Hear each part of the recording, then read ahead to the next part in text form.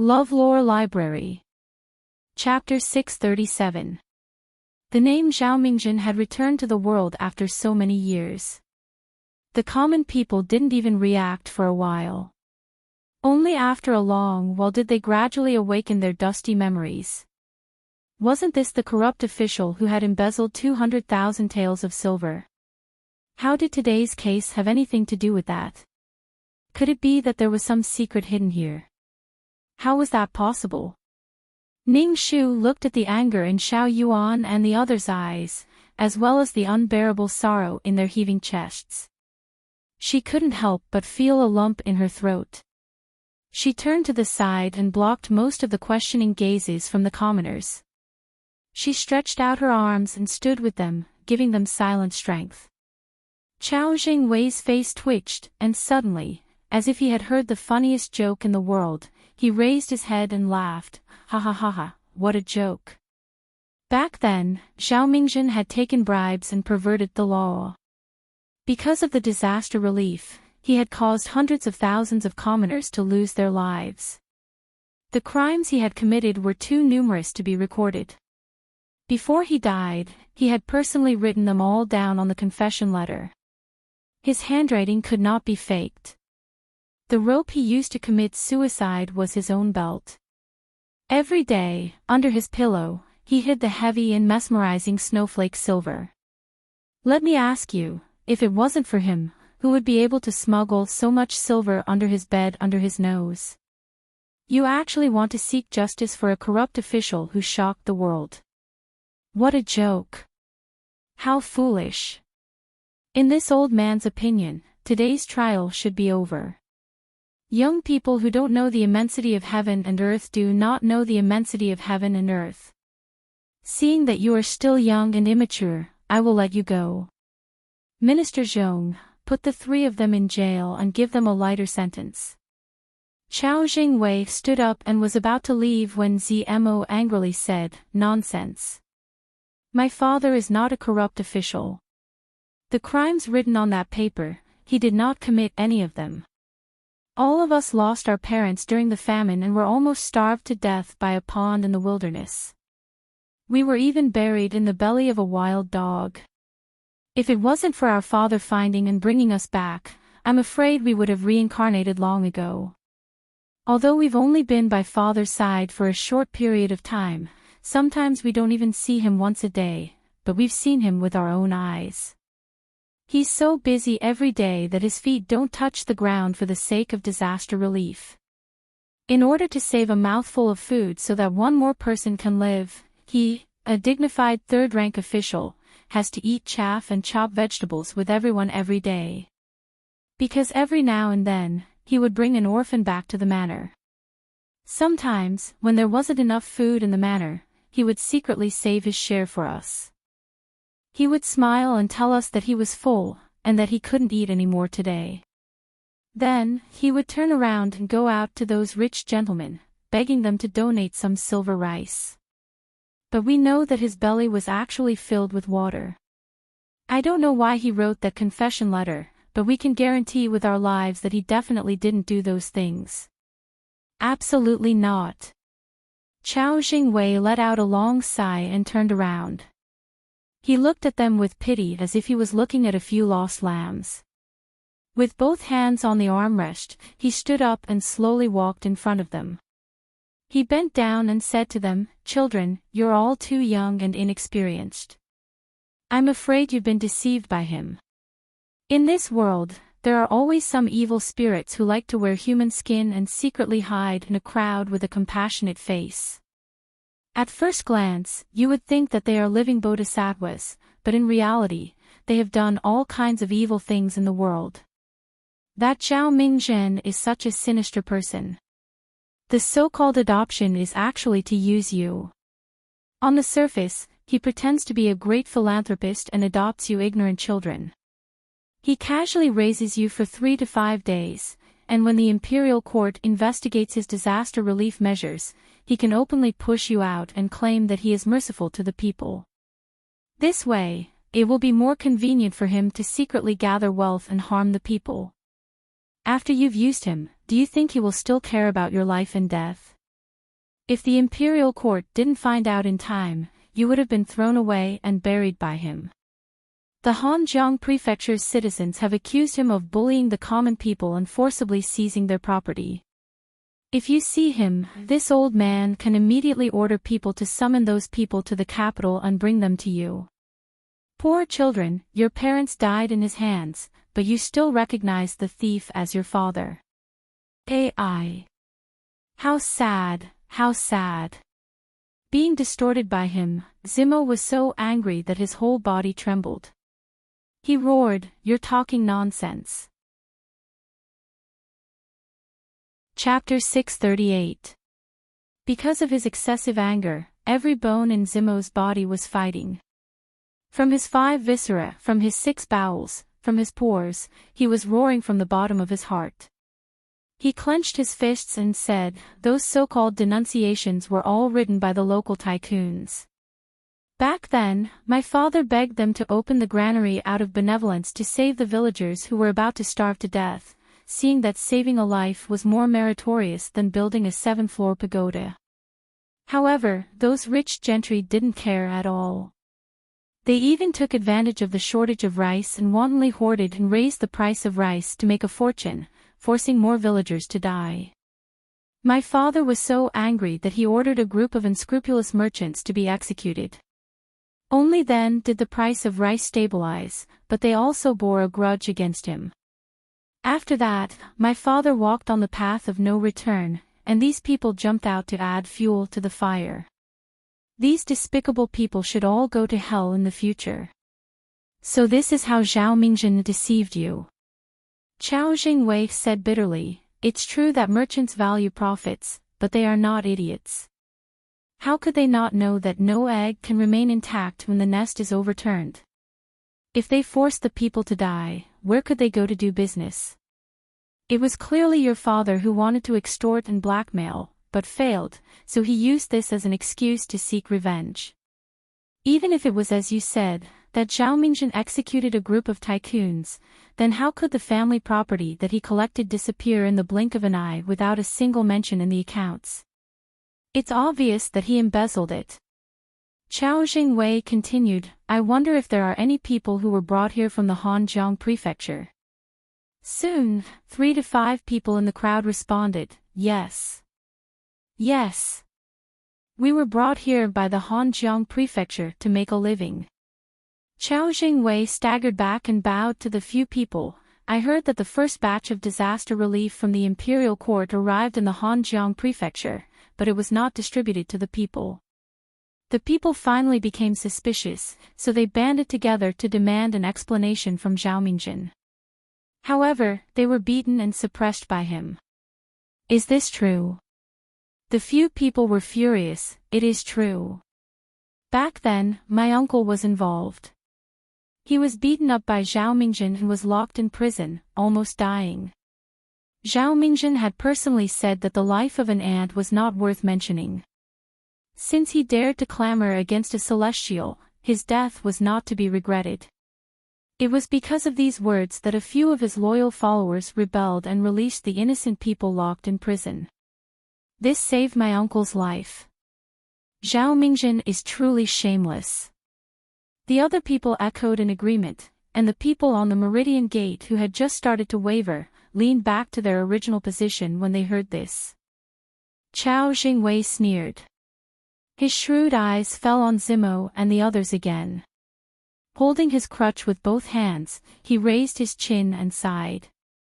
"So, children, you have been deceived. It's not too late to mend the pen after the sheep is lost. Repent and be saved as soon as possible." "Nonsense. Nonsense." The 3 children were so angry that they were trembling all over. Blood surged up from Xiao Yuan's wounds again, but in the face of such a vicious Qiao Jingwei, other than the pale and powerless word "nonsense," they could not refute with a single word. They could only let more and more evil intentions come from all directions and completely drown them. Rotten eggs and cabbages were smashed from the revelry crowd. "Bastard, shut up and get lost." Shi Yan frowned in pain and raised his hand to wave the umbrella, protecting the children who were about to collapse behind him. Before the evil carnival was about to begin, a round of applause sounded from under the iron umbrella. The voice of the person under the umbrella was like jade hitting copper, crisp and clear, deafening. Uncle Chow is indeed a man with iron teeth and copper teeth. You can turn black into white, the truth into a lie, and the dead into a living thing. No wonder His Majesty once praised Uncle Chow as a national treasure and a pillar of the country. Ning Shu really admires you. Chao Jingwei narrowed his eyes and looked at the little girl in front of him who was a few years younger than his daughter. His face darkened as he said, "What, did I just say something wrong? Or do you suspect that I have colluded with the people of the Hanjiang Prefecture and colluded with them?" Ning Shu shook her head and said, "Of course not. Otherwise, there would be another person of the Hanjiang Prefecture who would immediately expose this lie. Uncle Chow, the loss would outweigh the gain." So, the people were indeed injured by Zhao Mingzhen's order, and those cruel words did come from his mouth. Chao Jingwei immediately sneered, "Then what nonsense do you have to say?" Ning Shu met his fierce eyes without fear. Her eyes were shining like obsidian, showing her sharpness. "But who says that what you see with your own eyes must be true, and what you say must be true? What seems to be true can't be false." Chapter 639. In the courtroom, Zhong Yan, who had always disliked Ning Shu, mocked, "What do you mean by true or false? You're just pretending to be mysterious. If Zhao Mingzhen was innocent, then why did he hide the truth from the Hanjiang Prefecture when the disaster first started? Why did he only reveal the truth when there were starving people along the way? Zhao Mingzhen deserves to be banished to the 18th level of hell and never be reincarnated." Ning Shu did not take him seriously at all. She looked at the rotten egg on her body that had been affected by the disaster. Her snow-white brocade was stained with a muddy and stinky yellow. It was as if she was looking at someone's broken and untimely life. Yes, this person seems to have been doing wrong all his life. She slowly said, "To put it nicely, he is impartial and upright. To put it bluntly, he has an eccentric temperament, doesn't know how to be flexible, and can't be tolerated by the world. He is obviously a talented scholar and was born in a prominent family. If other people had half of his capital, they would have already achieved meteoric success and become a high-ranking official. He, on the other hand, endured 8 years in the Hanlin Academy before he became a registrar. After a few years, he barely became an imperial censor. In the end, he did not cherish it. In less than half a year, he offended all his peers in the court and was sent to the remote and desolate Hanjiang Prefecture to be a magistrate. This is the first big mistake. After arriving at the Hanjiang Prefecture, he still did not know how to put away his edge and keep a low profile. In order to stimulate the people's livelihood, he ate and slept in the open all day long.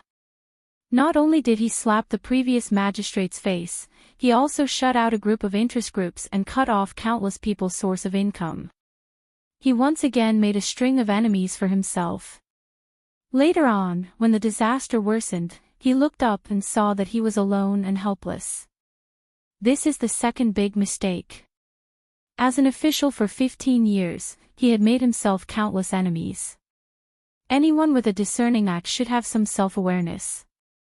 However, he still maintained a laughable naivety, hoping that the reports on the disaster, which could not speak and walk, could fly directly to the emperor. He did not know that not to mention a few reports, even if there were hundreds or thousands of reports, they would probably be burned to ashes as soon as they arrived in the capital. This was the third mistake. After a few days of hard work, he finally received the relief funds from His Majesty. He was as happy as a fool, but he did not expect that there would be a mistake as soon as the life-saving money landed. The 200,000 taels of silver disappeared overnight. The huge secret behind it made his hair stand on end. He clearly had the opportunity to go to the emperor and prove his innocence, removing himself from this matter. But when he saw the people he regarded as his eyes starve to death, one after another, they kept running to death, the soft-heartedness in his heart defeated the safety of his family. It made him betray the reputation of his family, bury the lives of his blood-related wife and daughter, and trample all the principles and reputation that he cherished most in his life under his feet. He took the initiative to become the scapegoat of others, and from then on, he would be nailed to the pillar of shame for the rest of his life. He clearly made mistake after mistake, but from the beginning to the end, he did not know where he was wrong, even to the extent that he was willing to die. He was truly the number one fool in the history of the Great Yu dynasty for more than 200 years. Hearing this, the faces of all the officials present changed. Chao Jingwei's calmness completely disappeared. He angrily pointed at her and said, "Ning Shu, what nonsense are you making up?" Hot blood surged in her chest. Ning Shu threw out the pieces of silver, one real and one fake, from her sleeve, smashing them heavily in front of the people. She spoke very quickly, wishing she could pour out all the anger she had hidden for 10 years on behalf of the Zhao family, on behalf of Zhao Mingjun, who had died unjustly. What I am saying, Uncle Chao should know very well in his heart.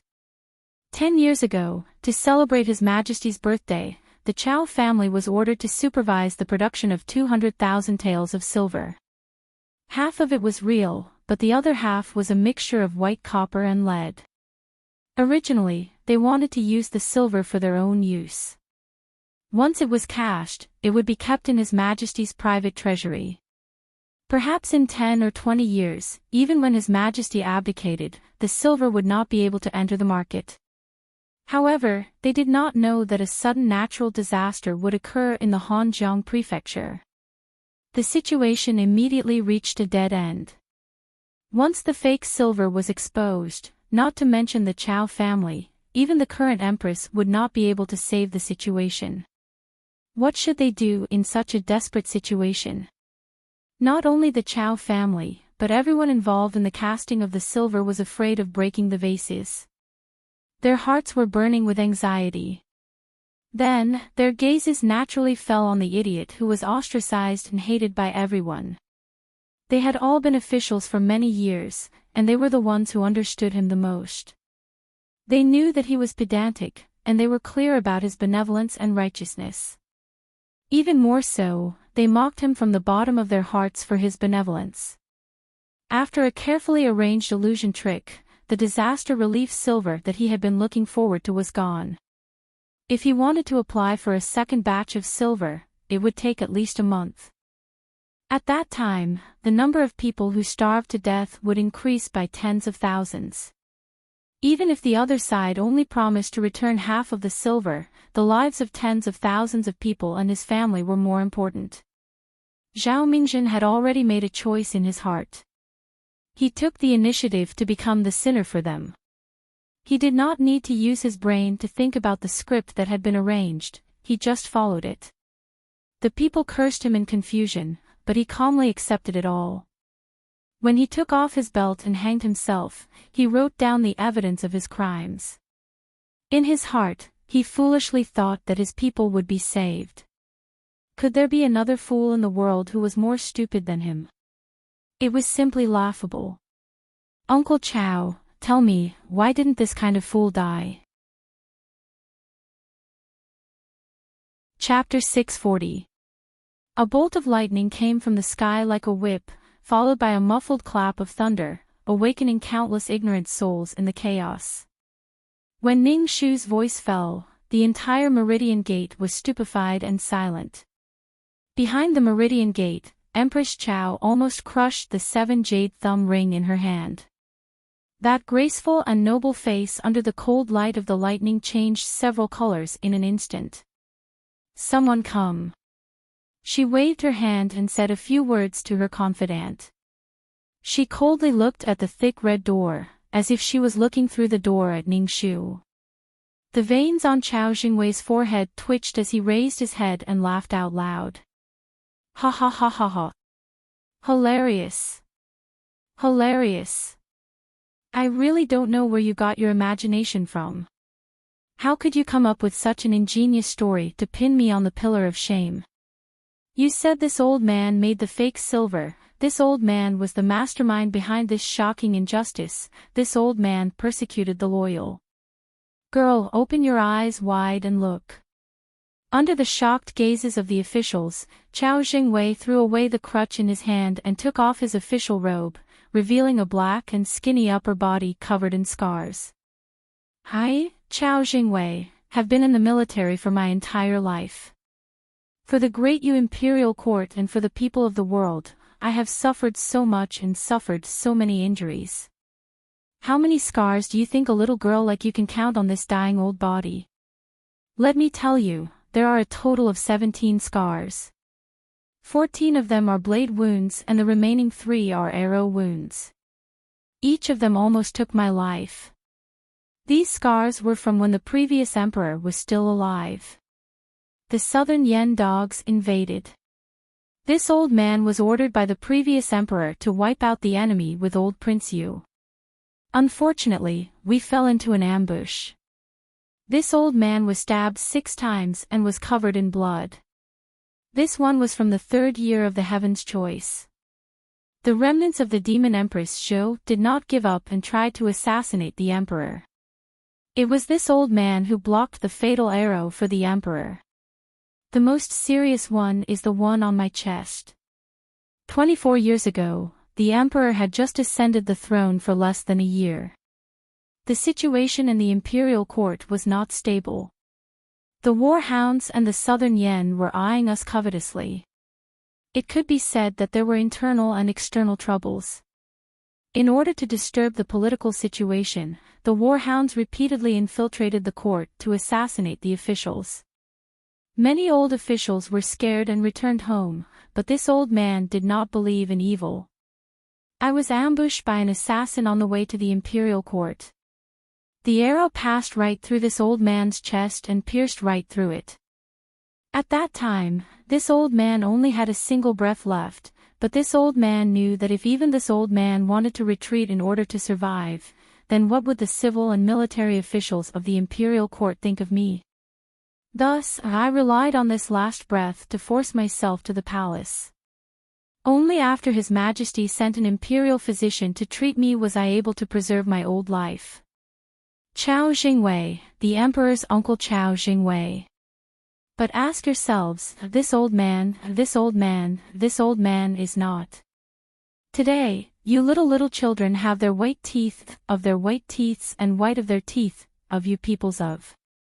By of you, I of you, of you, of you of you. When the scars on his body were revealed, Chao Huayu's sinister eyes finally revealed a taunting smile. It was as if he was mocking Ning Shu for daring to compete with a big tree, overestimating herself. Ning Shu's expression changed. She immediately turned around to look at Shi Yan. Receiving the signal, Shi Yan nodded and handed the umbrella to Zigui before quickly disappearing into the crowd. The 3 of them clenched their fists in nervousness. Their hearts were beating like drums. No one knew what to do. The weather was hot and humid. It was like everyone had been placed in a giant steamer. Ning Shu's forehead was covered in sweat. She knew that standing in front of her was an unprecedented enemy. His strength surpassed everyone she had met before. But because of this, she could not retreat. She silently straightened her back, which was not heavy at all. She was like the only stalk of orchid in this vast land, slender and unbending. Because in this silent tug-of-war, the one who first showed fear was destined to lose. Facing Ning Shu's silence, Chao Jingwei raised the corner of his mouth and pressed, "Where is the evidence?" Ning Shu's shoulders tensed. Zigui anxiously shook Ning Shu's sleeve. Ning Shu silently lowered her long eyelashes. Chao Jingwei took a step forward and raised his voice to ask, "This old man is asking you, where is the evidence?" He smiled coldly and said, "You can't take it out. Then today, you and these traitors are framing this old man, framing my Chao family. What do you want?" Do you want to take advantage of His Majesty's illness to cause chaos in the court and bring disaster to all of Great Yu? Chapter 641. But, I've heard of a secret. Before the Southern Yan's diplomatic mission arrived in the capital, the seemingly weak and harmless Princess Hsien, who is your mother, had met with the vice emissary of Southern Yan in private and reached an unspeakable agreement. Could it be that your Ning family has already been bribed by Southern Yan and has become a traitor? Guards! Bring in the witnesses. Today, as a court official, this old man is willing to ask the common people to bear witness and carefully interrogate your Ning family's traitors for my Great Yu dynasty. One huge accusation after another was placed on Ning Shu. Their goal was very simple. They wanted to push Ning Shu and the Ning family into a dead end and eliminate her in one fell swoop. When the prepared witnesses were brought in, the situation was completely reversed. The common people were in an uproar. Careless. Ning Shu's heart suddenly stopped. She raised her head and saw Empress Chao leisurely appear on top of the Meridian Gate Tower. She looked down at her with a smile, as if mocking her for overestimating her own capabilities. This empress has been in charge of the 6 palaces and has been the mother of this world for 25 years. Do you think this empress is a vegetarian? If you want to be a good person who sets things right and can even throw away your own mother's life, then this empress has many ways to make you lose everything. If you sympathize with that stupid Zhao Mingjin, then this empress will fulfill your wish and let you be the second him. Have a taste of what it is like to be a good person. Zi Gui stood in front of Ning Shu and shouted. She used her eyes to beg her to quickly retreat. She used her life to help her escape, but was pulled back by Ning Shu. Ning Shu gently shook her head. She looked around. Several hundred guards had already pulled out their bayonets and surrounded them. Chao Jingwei wildly shouted, "Audacious Ning Shu, quickly put down your weapons and admit your guilt. If you are willing to kneel and kowtow to this old man 100 times and admit your crimes, then this old man may be kind enough to ask Her Majesty to leave your Ning family's traitor with an intact corpse." Ning Shu was extremely angry, but her heart was calm. She quietly looked at Chao Jingwei, as if she wanted to see through his twisted human skin and his ugly heart. It was said that ghosts were frightening, but she had been in the underworld for 300 years. She had seen all kinds of demons and ghosts, but in the end, the most frightening thing was still the human heart. Chao Jingwei's eyes were bloodshot, and it was as if he had fallen into a frenzy. You still refuse to admit to your crimes. Men, break this witch's legs for this old man. This old man wants her to kneel at the Meridian Gate for 3 days and 3 nights to beg for forgiveness. I want her to kneel until she dies. Under such frightening pressure, Ning Shu seemed to have heard the funniest joke in the world. Her lips slowly curled into a smile as she raised her eyebrows and said, "My daughter's status is low, so kowtowing 100 times isn't a big deal. However, is Imperial Uncle sure you can accept it?" What do you mean? Ning Shu looked in a certain direction in the distance and smiled faintly. Nothing much. It's just that Imperial Uncle kept asking my daughter for evidence just now. I'm afraid that you thought you had already destroyed all the evidence from back then. Even the last bit of evidence hidden in the Supreme Court storehouse was burned to ashes yesterday. However, there is a saying that goes, 100 secrets can lead to an oversight. I don't know if Imperial Uncle has heard of it before.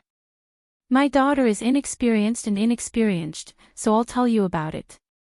This saying means that one is arrogant and conceited, thinking that everything is under one's control. There is also a saying that goes, the net of heaven has a long arm, but it never escapes.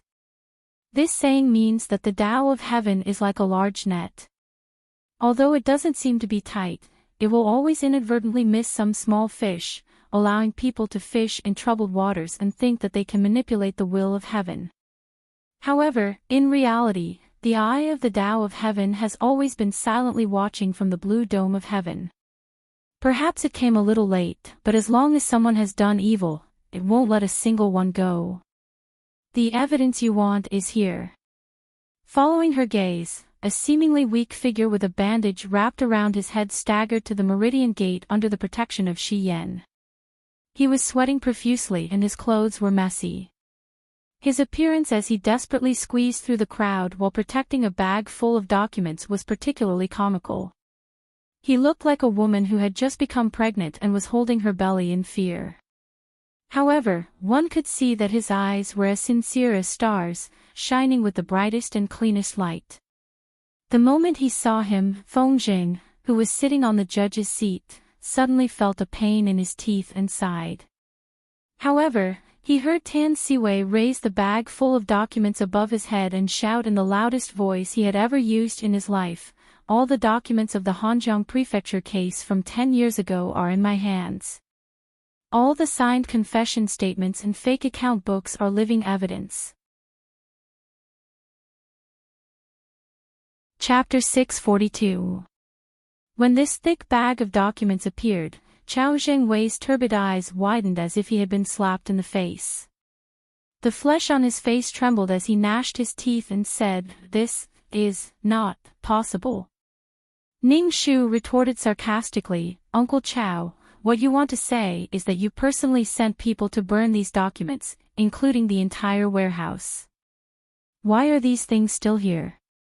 This is what I meant by, 100 secrets have a flaw." A few years ago, under His Majesty's instructions, the Supreme Court had secretly set up a secret storehouse to make copies of all the old and important cases over the years. This was done in secret throughout the city.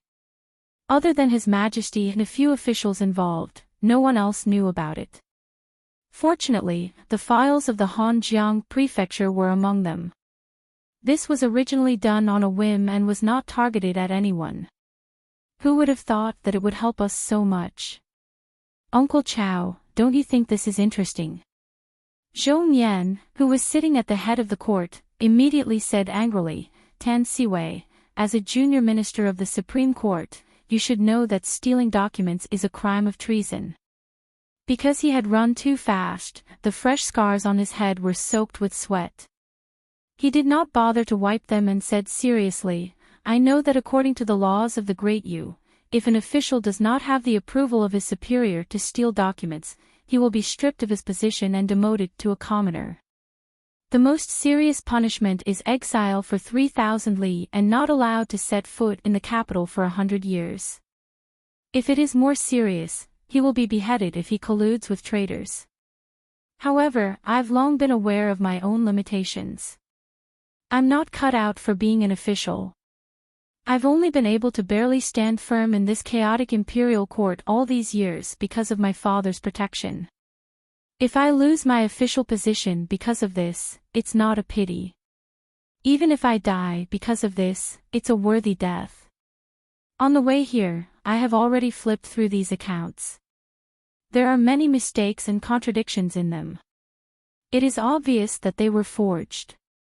This is enough to prove that Zhao Mingjun was framed. If there is anyone who does not believe me, you can come forward and refute me. Tan Siwei, you.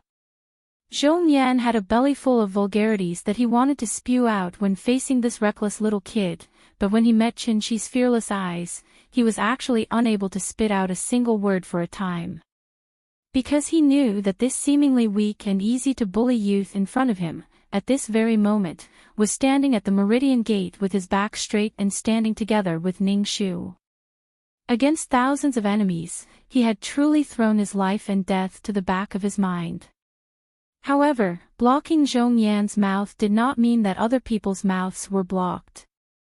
Chao Jingwei lowered his wrinkled eyelids like a rattlesnake that had been forced to a dead end. He slowly tidied up the robe that he had just taken off and raised his chin high. If you say that Zhao Mingjun was wronged, then she was wronged. You said that this old man deceived the world to gain fame, so I deceived the world to gain fame. How would this old man know that these tattered account books weren't your handiwork to frame this old man? The words shameless had been engraved into his bones. Tan Siwei, who had a stomach full of books and classics, could not find a single word to describe his shamelessness. Ning Shu was almost disgusted by this face of his. However, when a person was completely shameless in private, he had reached an indestructible state. Feng Zheng, who had been silent all this time and wished that he could drill into a crack in the ground and pretend that he did not exist, only wanted to quickly retire and return to his hometown. He did not want to get involved in any muddy water. Suddenly, he let out a long sigh and staggered. He supported his old bones and stood up with 3 stumbling steps. He picked up a handkerchief and wiped away the sweat on his forehead. His bones looked extremely brittle, as if they would fall apart with a gust of wind. He slowly said, "Please forgive me. Allow this old official to be so bold as to interrupt." When His Majesty ordered the establishment of the secret treasury, this old official was also involved. If you want to verify the authenticity of these account books and documents, it is very simple. All you need is a basin of charcoal. These transcribed papers were specially made at His Majesty's order. In order to prevent forgeries, a secret mark was made at the bottom right corner of each paper. Normally, it would not be seen at all. However, if placed on a charcoal fire for half the time it takes to burn a stick of incense to brew a cup of tea, the true identity will be revealed. In this old official's opinion, these documents cannot be faked. Chao Jingwei had expected that anyone would betray him, but he did not expect that it would be this greedy and cowardly old thing. He was unable to restrain his anger and said, "Feng Jing, do you want to rebel?" Feng Jing slowly adjusted the black gauze hat on his head and smiled with his eyes that were good at appreciating Western beauties. He said, "This old Feng is wearing an official's robe handed down from the ancestors of the Great Yu dynasty. On my head, I wear an official's hat bestowed by His Majesty. This old Feng only wants to be loyal to His Majesty, and the one I should be loyal to is His Majesty. Whether I rebel or not, even in front of the Empress, I cannot talk about it, let alone Imperial brother-in-law. Don't you think this is reasonable?" These words were extremely shrewd and ruthless. They directly pierced Chao Jingwei's chest, directly pointing out that Chao Jingwei had regarded himself as the emperor. This was a treacherous heart that deserved death. Ning Shu couldn't help but laugh out loud. Chapter 643. As expected, a despicable person had to be dealt with by a despicable person. To deal with this kind of shameless jackal, one had to be an experienced old fox. Ning Shu raised her head to look at the dazzling yellow light hidden on the city gate tower. Her lips curled. Calculating it, the time had come. Enough. Sure enough, when both sides had their own opinions and were arguing fiercely, the situation was becoming more and more chaotic and out of control. Empress Chao, who had been hiding behind the scenes, had her expression change when she heard the palace maid's report. "What did you say?" "That evil creature dared to take advantage of this consort's absence to bring people into the inner palace to steal His Majesty. How bold of him!" she roared as she looked at the mess below the city gate tower. Her sharp nails dug into the vermilion railings, almost snapping off her jewel-studded nails. She finally couldn't hold back her anger and roared. This consort said, "Enough." This consort just watched this entire trial from the city gate tower. You have both witnesses and evidence. This consort will believe that Zhao Mingjun was framed. Just by relying on a fake account book that no one knows who instigated, you want to push the suspicion onto the imperial uncle. Even if you flip through all of the legal records, there's no case of such a hasty conviction. Unless you bring out the real account book, today's farce will end here. There are many suspicious points in Zhao Mingjun's case. Postpone the investigation. This consort guarantees that the wronged official Zhao will be cleared. Everyone at the Meridian Gate is to immediately disperse. If anyone dares to stay and talk nonsense, this consort will punish them for serious crimes. Seeing that Empress Chao was impatient and wanted to cover up this matter, Ning Shu sneered in her heart. It seemed that the impatient fourth prince had taken action. That's right. Who would easily let go of such a great opportunity? Every prince that coveted that throne had a giant beast that could swallow everything in their hearts. Empress, you want to leave now. It's too late. You want to cover up this matter in a hurry and find a scapegoat to take all of the blame for the Chao family. Everything will be over and the Chao family will be able to sit back and relax. This is truly a good plan. However, you're underestimating all of us here. Since we've decided to carry out this plan today, we must play this show to the end. Ning Shu said in a clear voice, Empress, please wait.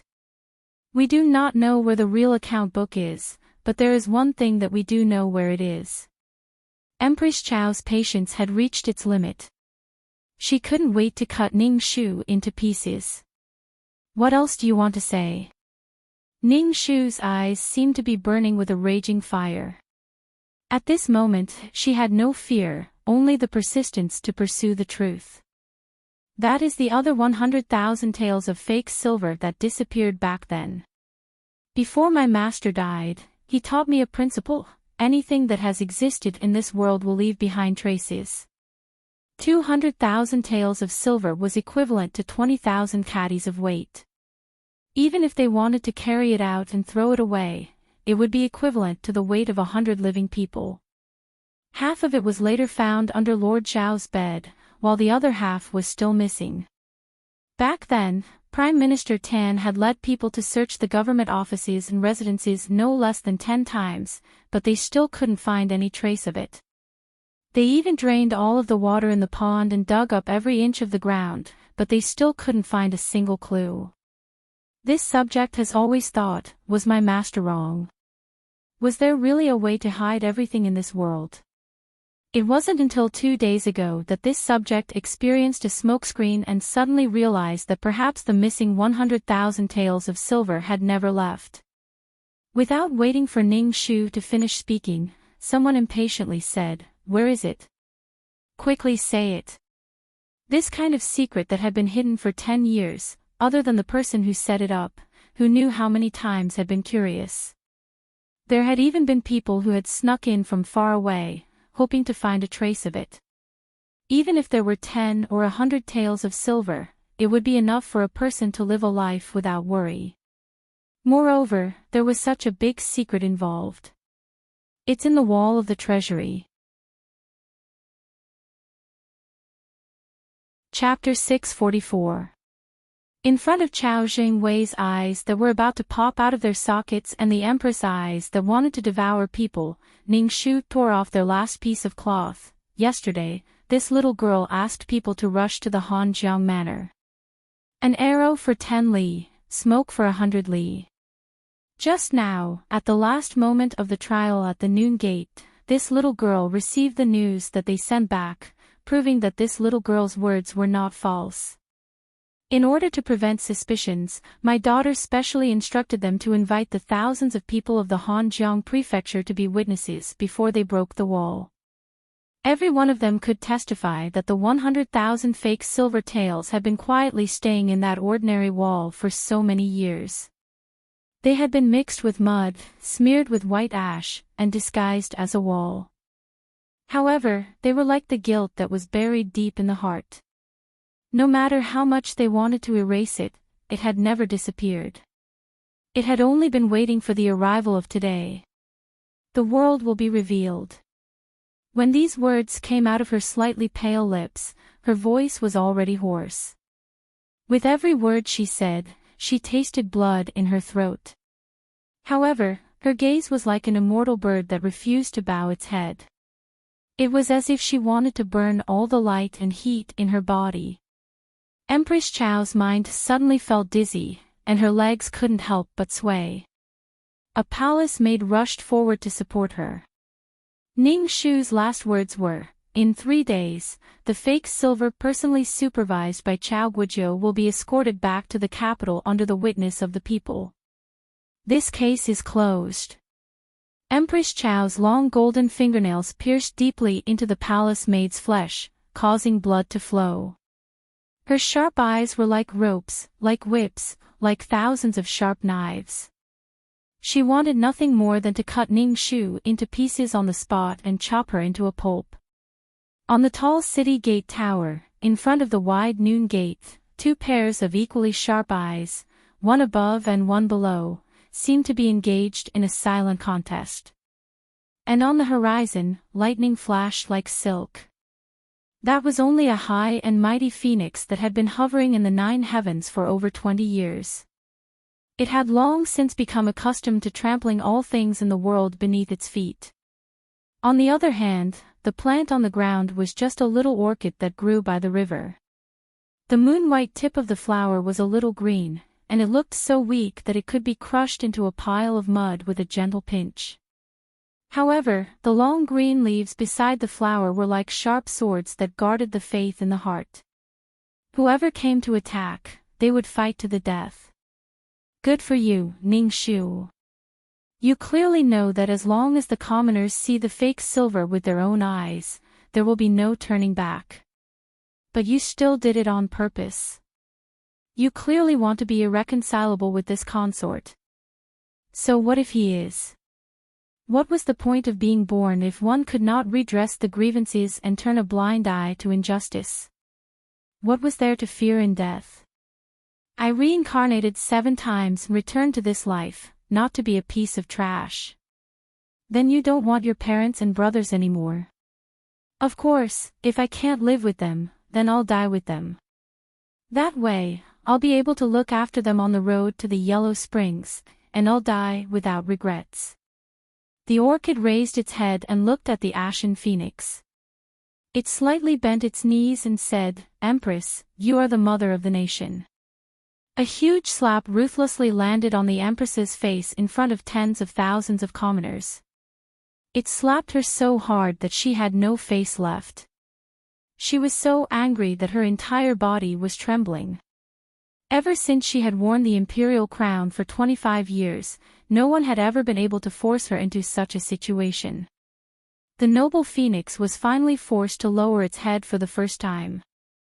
She looked at the gray and defeated eyes of her brother, who was born from the same mother. She also looked at the tens of thousands of burning eyes below the city gate tower. Her voice was squeezed out from her throat. The former magistrate of Hanjiang, Zhao Mingjin, was indeed framed by someone and suffered an unjust injustice. Today, this consort has specially issued an imperial decree to redress the injustice and choose a day to bury the entire family. In addition, 10 years ago, Imperial Uncle Chao Jingwei failed to supervise the production of the tribute silver. There is no way to refute this. Quickly confess the truth of your crimes. Chapter 645. This old official pleads guilty. Chao Jingwei's iron-made knees finally collapsed. Along with his bent knees was his once insufferably arrogant self. Now that things had come to this, it was too late to take back the spilled water. Whether it was one person or the entire Chao family, both the Empress and Chao Jingwei had made their final decision. Chao Jingwei cried, "That 100,000 taels of forged silver is indeed related to this old official. This old official cannot absolve himself from the blame. This old official has let down His Majesty, let down Your Highness, and even more so, let down all my colleagues and the people here. This old official no longer has the face to live in this world. Please, Your Highness, on behalf of His Majesty, grant this old official the death penalty. I only ask that Your Highness allow this old official to plead before you cut off this old official's head." Although this old official was involved in the forging of the silver, this old official was too busy to pay attention to it due to the relapse of my old injuries. I was deceived by a scoundrel and only found out about the twists and turns today. If this old official had known about this earlier, how could I have let Lord Zhao cry out injustice and die? His forehead hit the ground with a bang, and soon, a patch of red blood appeared. The thick liquid dripped down his wrinkled face and onto his body that was full of scars. It was as if the old wounds had come back to life, and it was incomparably dazzling. Soon, an official stepped forward to plead guilty, reporting to Your Highness, this was this humble official's doing. It was this humble official who dared to take advantage of the imperial uncle's trust in this humble official to do this despicable thing in secret. Later, I was afraid that the case would be exposed, so I killed Lord Zhao. The imperial uncle was kept in the dark from beginning to end and had no idea at all. This humble official has been suffering from inner torment these past few years and has not been able to eat or sleep well. This humble official does not dare to hide this any longer and will atone for his crimes with death today. After he finished speaking, he actually took the sword from the guard's waist and placed it horizontally in front of his neck. In front of the tens of thousands of people, the scarlet-red sword fell to the ground.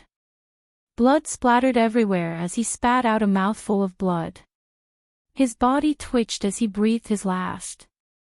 Empress Chao sighed and said with grief and indignation, so that's what happened. Imperial uncle, oh imperial uncle, how could you be so foolish and let this subordinate deceive you until now? Now that the main culprit is dead, the case is closed. However, imperial uncle's negligence cannot be refuted. Even if you are this consort's elder brother, this consort cannot forgive you. Today, this gong will place righteousness above family, strip you of your position as deputy prime minister, and remove you from your position as a relative of the emperor. From now on, you will be demoted to a commoner and exiled to Jingzhou, never to return to the capital again. Do you have any objections? Tears streamed down Chao Jingwei's face. This old official thanks Your Highness for your mercy. Chao Huayu's eyes were red and he was about to rush out to plead for mercy, but Chao Jingwei gave him a sharp look and shook his head to persuade him to stay back. He clenched his fists unwillingly and stepped back to his original position. As Empress Chao raised her hand, several Dragon City guards stepped forward and took off Chao Jingwei's official hat, stripped off his official robe, cut them all in half, and threw them into the crowd, which led to a burst of cheers. Seeing Chao Jingwei unharmed being taken away by Yang Chengwei and about to be exiled, Ning Shu's eyes widened in shock. She couldn't believe this fake farce, and her stomach churned. A scapegoat that came out of nowhere, and with a few words of demotion, and a few drops of crocodile tears in front of tens of thousands of people, it was actually so easy to resolve this grievance that even the heavens had been wronged. From now on, the coffin was closed and there was no more talk about it. Even the place of exile was deliberately chosen to be the place where the Chao family had risen to power 100 years ago. This kind of perfunctory, this kind of shamelessness, was this world's justice, in the eyes of this group of people, just a joke. What did the hundreds of lives of the Zhao family count for? What did Zhao Mingjin's lifetime of integrity count for? What did Yuan Wanting's 10 years of waiting and generously dying count for? Chapter 646. Shi Yan was so depressed that he wanted to curse. Zigui's eyes were already red. He did not dare to look at Mississippi. For this case, Miss almost gave up everything and stood here with the determination to die. But this was the result she was waiting for. Why? She hated it so much. Zimo glared angrily and breathed quickly. Xiaoyuan closed his eyes tightly and his face was ashen. Qinqin's shoulders twitched. She sobbed and murmured, "Headmaster died for nothing. Everyone died for nothing. It's not worth it. It's really not worth it." Her chest was blocked by a ball of cotton wool, making it hard for her to breathe. Ning Shu unwillingly clenched her fists. Her fingertips were deeply embedded in her flesh, but she did not feel any pain. There were tears floating in her eyes. From a distance, she looked at her father who rushed over after hearing the news. Thousands of words were stuck in her throat. She could only say, "Father, I'm sorry, a few strands of silver hair swayed around his temples. Separated by layers and layers of people, Ning Deyuan lovingly waved his hand at her, just like he had done countless times when they were children. His eyes were red as he smiled, as if he was saying, "Silly girl, why are you crying? Your mother won't blame you. Even if we go to hell together, what is there to be afraid of?" Ning Shu's eyes shook. Finally, a drop of tear fell from the corner of her eye. She was not reconciled. She really could not swallow this. She had done everything she could, but she could not control the outcome. Was there really no other way? Was there really no other way? When Yang Chengwei pretended to put the shackle on Chao Jingwei's neck, he slowly got up and deliberately walked past Ning Shu. At the moment when he passed by, Chao Jingwei raised his drooping eyes and coldly glanced at her. It was as if he was mocking them with extreme disdain. He was laughing at them for running around for days and even risking their lives. In the end, wasn't it all for nothing? He was laughing at them for trying their best. In the end, what could they do to him?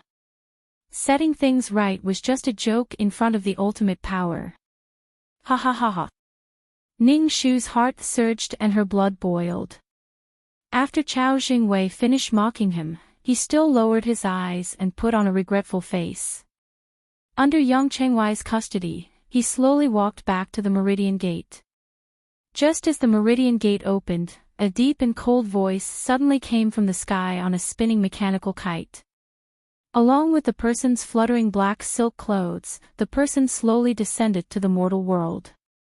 That voice was cold and languid, and it carried boundless arrogance as it entered into the ears of everyone present in an unstoppable manner. "Wait, this king hasn't arrived yet, so how can you say that this case is closed?" Before the several thousand Yang Chengwei could even raise the bows in their hands, the late guest had already lightly tapped the ground with the tip of his foot and landed lightly on top of the city gate tower. He stood 10 zhang away, facing the Empress from afar. Then, he cupped his hands slightly and said to the Empress, "Xiahou Qing, Crown Prince of Nanping, greets the Empress." Behind him, Jiu Si and the others flew down from the other two kites. They held their blades in both hands and surrounded Xiahou Qing in the middle, protecting him tightly. "It's him. She didn't see wrong. He really did come." The moment she saw that figure, Ning Shu's gaze couldn't help but be fixed there. It was hard to look away. "Xiahou Qing, you didn't tell me in advance that you were coming." But her heart calmed down quietly, and her lips curled up into a smile that was as smooth as spring. She knew that he wouldn't let her face these demons and monsters alone. He would fight alone. When she saw him, Empress Chao could no longer maintain her last mask and almost tore it apart. She leaned to the side to avoid Wan Min's curious gaze.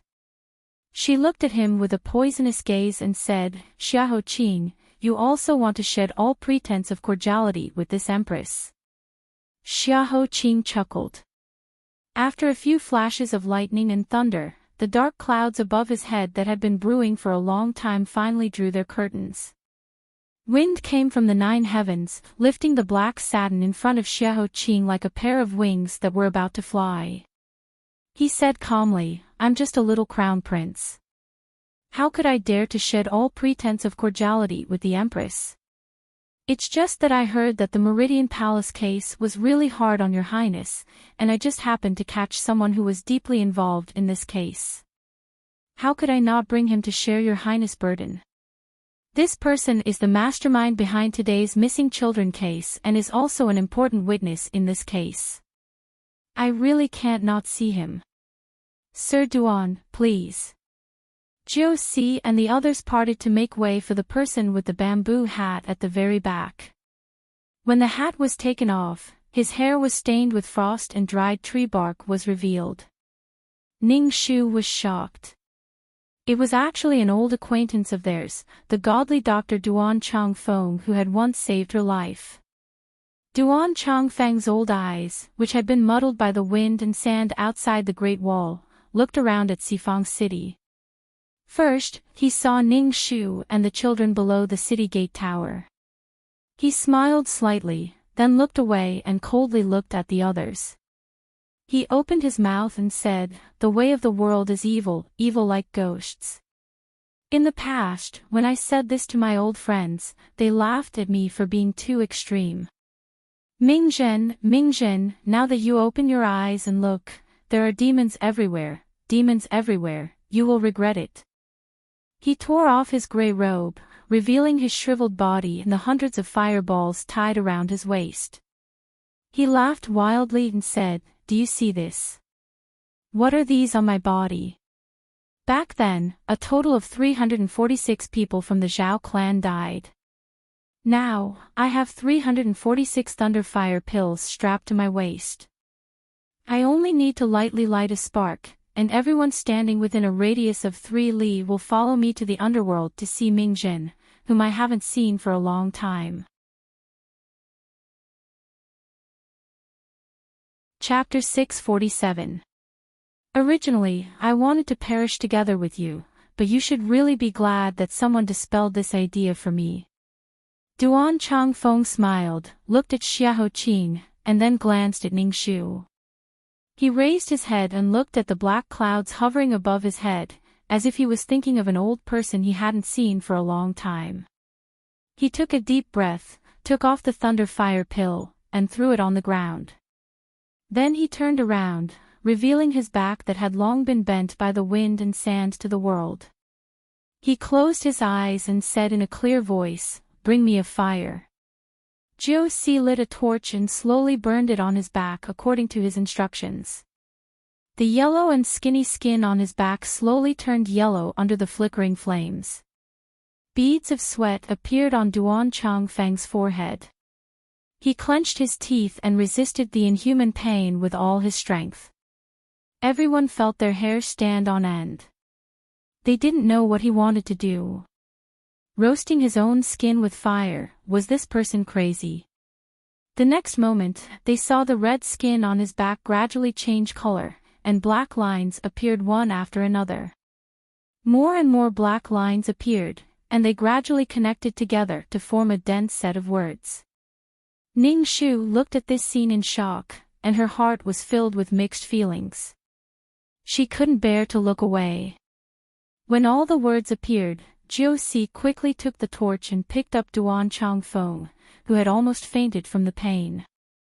"Mr. Duan, are you okay?"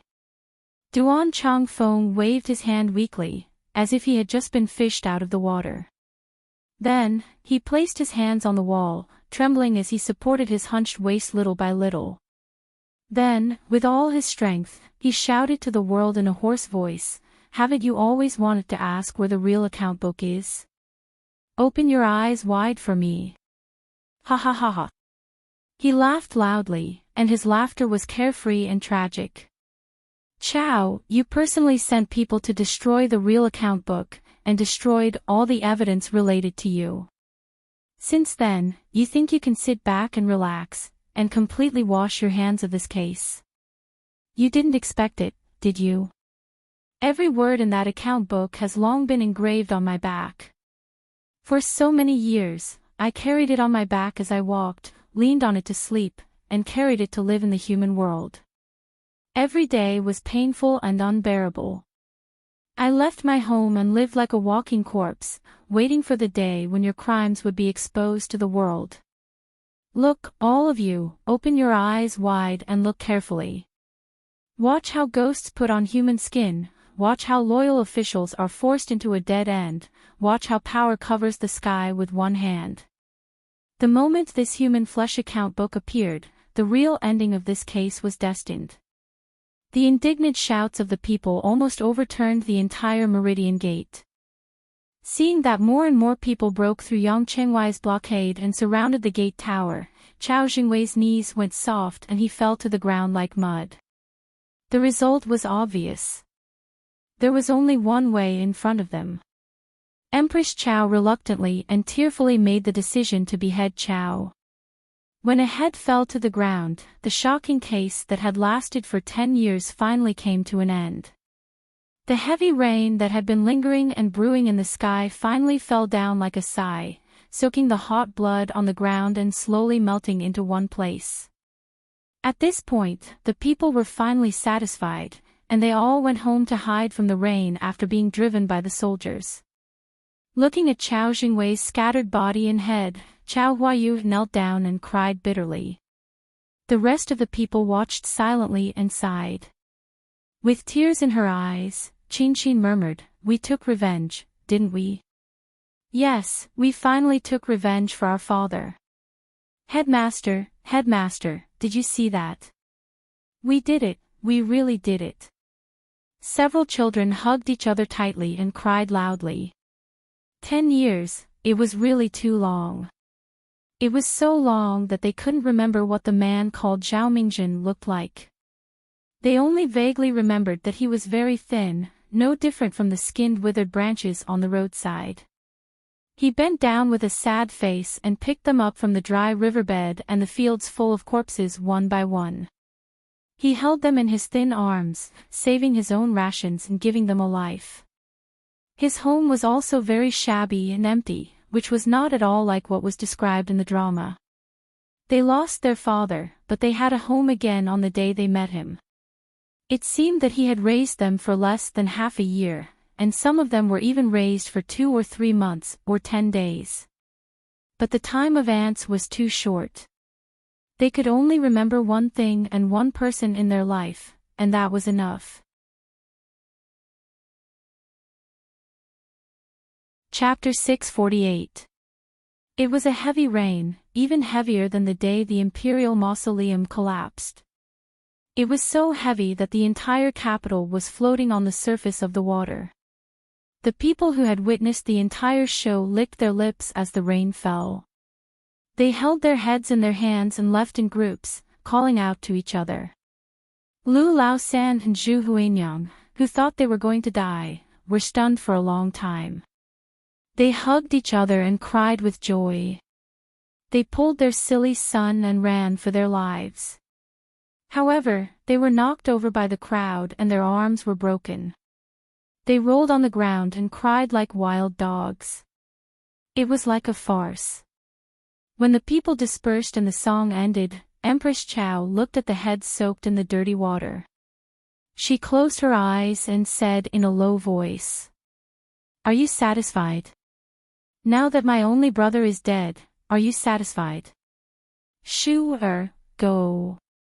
Ning Diyuan was anxious and subconsciously pushed Ning Shu out. "Father."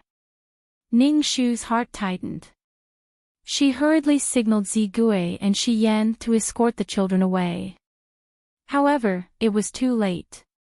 Empress Chao opened her eyes again. Her eyes were as violent as a devil's. "Come, surround this place. If you want to leave, you must die." 6,000 Yongchengwei obeyed the order and sealed the Meridian Gate. They surrounded Ning Shu and the others like dragons and snakes. They pointed their swords at them. Thousands of archers quickly climbed to the top of the gate tower. They drew their bows and aimed at them from all directions. They really couldn't escape even if they had wings. Hundreds of arrows pierced deep into her eyes. Ning Shu's heart beat like a drum. She raised her arms to protect the trembling Xiaoyuan and the others behind her. "Empress, you can't." Today, the reversal of the Meridian Gate case shocked the world. In a few days, it will spread throughout Zhuzhou. If we clear Zhao Daren's name and lose our lives here, you will become a terrible person in the eyes of the world. Then your action of putting righteousness before family will be completely wasted. Empress, please reconsider. However, Empress Chao had fallen into extreme anger. She lost all reason. She angrily said, "Who said I can't? Just now, you used the tens of thousands of commoners as your support, used their mouths and eyes to oppose this consort. You forced this consort to personally order the execution of her own brother. Do you know how much pain that was? Seeing my own blood relative being beheaded and dying in the Yellow Springs, my internal organs are dripping with blood and my flesh is being cut off. Ning Shu, Xiahou Qing. Why did you force me to this point? Now that everyone has left, the sky above the Meridian Gate is empty and quiet. We are the only ones left. Ben Gong will let you all experience what it feels like to see your loved ones die tragically on the spot. Ning Shu, Ben Gong will be the first to start with you. Mend, strangle Princess Hexin for this consort. Kai Bin, the Empress' trusted maidservant, accepted the order and immediately removed the screen in front of her, revealing the frail and weak figure that had been hanging on the beam long ago in front of Ning Shu. Her eyes were closed, her hands were hanging down, and there was a white silk around her neck. Apart from the slight rise and fall of her chest, there was no other sound. Only her feet were supported by someone. There was no doubt that once the last bit of support disappeared, He Xian would die on the spot. The moment he saw He Xian, Ning Deyuan's eyes turned red. He pulled out the old sword that hadn't seen blood for more than 10 years and crazily rushed into the crowd. You dare! Let go of my wife, let go of my daughter. This old man will fight you today. Chapter 649. Even if Ning Deyuan was skilled in martial arts, how could a single person fight against an army of 10,000? Even if he had Xiahou Qing's help, there were too many people, too many. Ning Shu's eyes were filled with tears as she watched him fall into Yang Chengwai's hands. On the city gate tower, Empress Chao looked up to the sky and laughed happily. I was just thinking about what excuse I should use to sentence you to death to shut the mouths of the world. Now that you've taken the initiative to come to me, it saves me a lot of effort. The Ning family of the Duke's public house offended their superiors and attempted to assassinate me. They are guilty of the most heinous crimes and should be executed. Chao Huayu held Chao Jingwei's head and shouted crazily, "Aunt, kill them. Kill them all and send them to the underworld to be buried with my father. Kill them." Yang Chengwei raised his sword high. Ning Shu's face was pale. The rain had already drenched her body so early in the morning. Her mind was cold and there was only fear left. No, let him go. Empress, the one who disobeyed you is me, the one who became your enemy is also me. I beg you to kill me, don't touch my father. Kill you? Ha ha ha, wouldn't that be too easy for you? I want to keep your dog life in your eyes. I want to let you watch your family die one by one in front of you and let you have a taste of the world's greatest sorrow.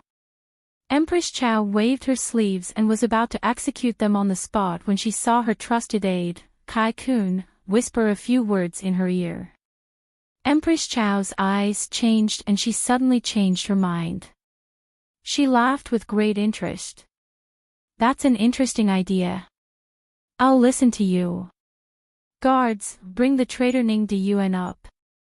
She stood on top of the tall city gate tower and looked down like a ruthless god of death.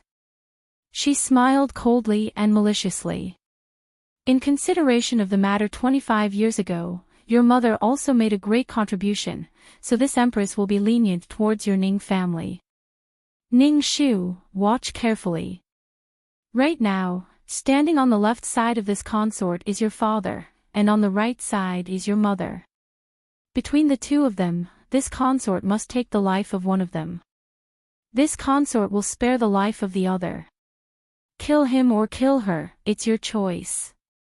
A sudden clap of thunder from the horizon penetrated her ears and into her skull. Ning Shu's head buzzed. The heavy rain brought her back to the dark night where there was no daylight.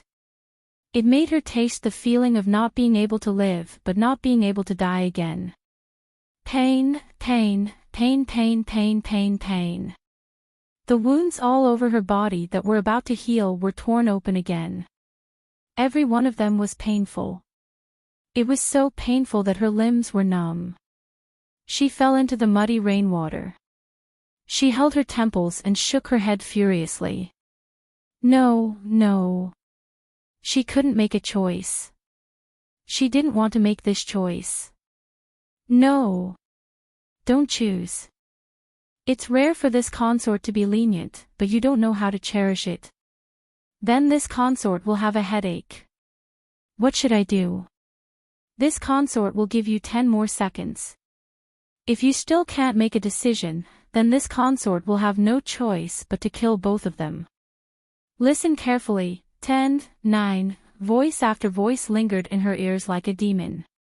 It was like an invisible giant hand was laughing nastily and pushing her step by step to the edge of collapse. Ning Shu almost went crazy. She desperately closed her eyes and covered her ears.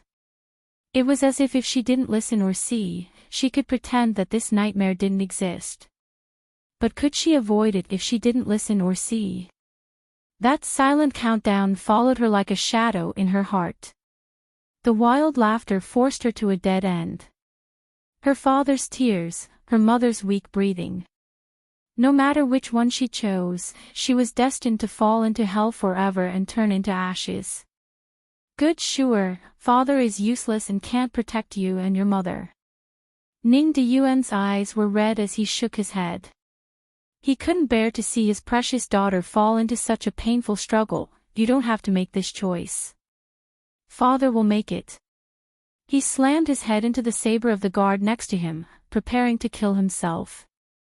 The guard dodged in time and used the back of the saber to chop him to the ground. Father, don't. Ning Shu was already sobbing. Her eyes were completely red and she seemed to be in a daze. Father, don't choose. I'll choose, she murmured. Suddenly, she snatched the soft sword from Zigui's hand and held it across her own neck. Then in front of everyone's shocked gazes, she slit her own neck. She weakly lay in the cold rain. Bright red blood rushed out and dyed the cold rain red. Zigui's sorrowful cries filled the sky. Ning Deyuan's eyes almost split open as he fainted on the ground. Empress Chao laughed happily. Does it hurt? Pain is right. This consort wants to feel the same as you. No, that's not enough. This consort wants you to feel pain 10 times, 1,000 times, 10,000 times. Come, Ning Shu is dead. Kill the Ning couple as well.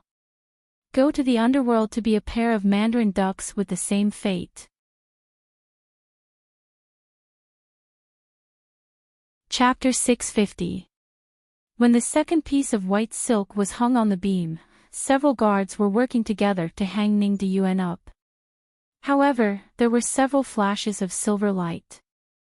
The guards only had time to widen their eyes as a line of blood appeared on their necks. They weakly let go of the white silk and fell straight to the ground. Empress Chao's expression changed. Who? It was Xiahou Qing, who had been silently watching from the side, who gently coughed. He slowly walked into Empress Chao's line of sight from the other side of the gate tower. He said in a low voice, Xiahou Qing's eyes may be blurry and I can't see things clearly, but I still have a breath left. Empress doesn't seem to care about this Shitzi at all. You? Empress Chao didn't hide the contempt in her voice at all. It was even filled with resentment. Xiahou Qing, it's true that you are extremely intelligent. If you were in perfect condition, this Empress would indeed be somewhat wary of you. But aren't you about to die? The poison of the plum blossom kiss should have already spread throughout your body. At most, in a month, your 5 senses will disappear and your intestines will rot. You are just an arrow at the end of its flight. Otherwise, when that Ning family's fox spirit committed suicide, you wouldn't have been so indifferent. Since it's like this, what else do you have that is worthy of this Empress's attention? Don't worry, when the Ning family is all dead, the next one will be you. Xiahou Qing's mouth twitched as if he was interested. He said in a low voice, why does Empress know so much about this poison? Could it be that the poison in my body was caused by Empress? Empress Chao sneered, "You want to get information from this empress? This empress won't do as you wish. Xiahou Qing, you think that you are clever and resourceful. In reality, you have been played by this empress for the past 20 years. If you want to know the truth, wait until you meet that poisonous woman in the Yellow Springs. I'm afraid that at that time, your tears will fill the entire river of forgetfulness." "Ha ha ha, come, what are you waiting for? Move." This consort doesn't believe that these 7,000 elite soldiers won't be able to take Xiahou Qing's head. Xiahou Qing gently rubbed the yellow jade finger bone in his hand and smiled slightly. "Xiahou Qing of the Nanping Wang estate would like to test Her Highness's skills." "How arrogant. You are courting death." 6,000 swords and 1,000 longbows weaved into the mouth of a giant beast in the torrential rain, pouncing towards Xiahou Qing and the others. Empress Chao watched as they retreated in defeat, exhausted from running for their lives.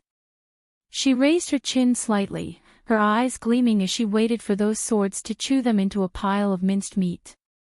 But in the next instant, an unforeseen event occurred. No one noticed what had happened to Princess Hiaxian, who had been hanging from the beam like a dead person. She suddenly opened her eyes and a silver light flashed in her mouth. It was as if thousands of needles had shot out, silently silencing the palace maids and guards around her. Her figure flipped in the air like a ghost and then she pulled the white silk that had been tormenting her into her hand. She was so close to Chao Ho that the white silk danced and wrapped around Chao Ho's neck like a snake. How could this be? This sudden change happened so quickly that Chao Ho only had time to widen his eyes in shock. His throat was already firmly grasped in the palm of someone else's hand. The Hixin Junju, who had been as delicate as a willow for decades, raised an eyebrow evilly. She smiled and said, "Many thanks to the Empress for trusting me so much and not guarding against me at all. Only then did I have the chance to make a move against the Empress." After saying this, Princess Hiaxian couldn't take it anymore and turned her head to vomit. Her entire body trembled. Cross-dressing as a woman really was poisonous. Being controlled by someone else, the situation instantly reversed. Empress Chao was as arrogant as she was angry now. "Who are you? Who are you?" Princess Hiaxian curved her eyes and smiled. She reached out with her hand and a mask that almost looked real fell to the ground. "This servant is just a small guard of the Nanping Wang estate, the first-foot soldier of my family's heir. I am also a ghost that was lucky enough to not starve to death in the Hanjiang estate 10 years ago. This Hui Mo is here to greet Her Highness." Chapter 651. With a strange cracking sound, the person standing in front of the dignified mother of the Great Yu Empire changed his appearance, turning into a 7-foot-8-inch tall young man. Xiahou Qing slowly smiled and said, "Hui Mo, how dare you be so rude in front of the Empress? Why don't you quickly apologize?" Hui Mo embarrassedly scratched his head and hurriedly said yes. Then, he tightened the white silk and pushed it to the front of his shitsi. Xiahou Qing slightly smiled and said, "Empress, swords have no eyes. If they accidentally stab you, it will be a sin. I think it's better to retreat first. What do you think?" Empress Chao's mind buzzed and a huge amount of anger accumulated in her chest. She almost spat out a mouthful of blood. So you guys planned this all along." Then, Ningshu, "Empress, why did you call this little girl? This little girl will listen to your orders." A crisp voice slowly climbed up from the ground. She looked at the dirty water and dazzling bright red on her body with disgust. But now, she didn't have clean clothes to change. What else could she do? Endure it. No. Die. Ningshu blinked at Zigui, Qinxin, and the others who were still in shock.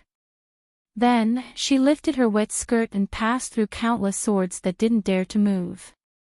She climbed up the city gate tower. It's too lonely to walk on the Yellow Springs Road alone. How can I bear to part with Nyang Nyang? Moreover, Empress rarely has such an elegant mood. If this little girl doesn't cooperate with Empress to finish the whole play, it will be too unappreciative.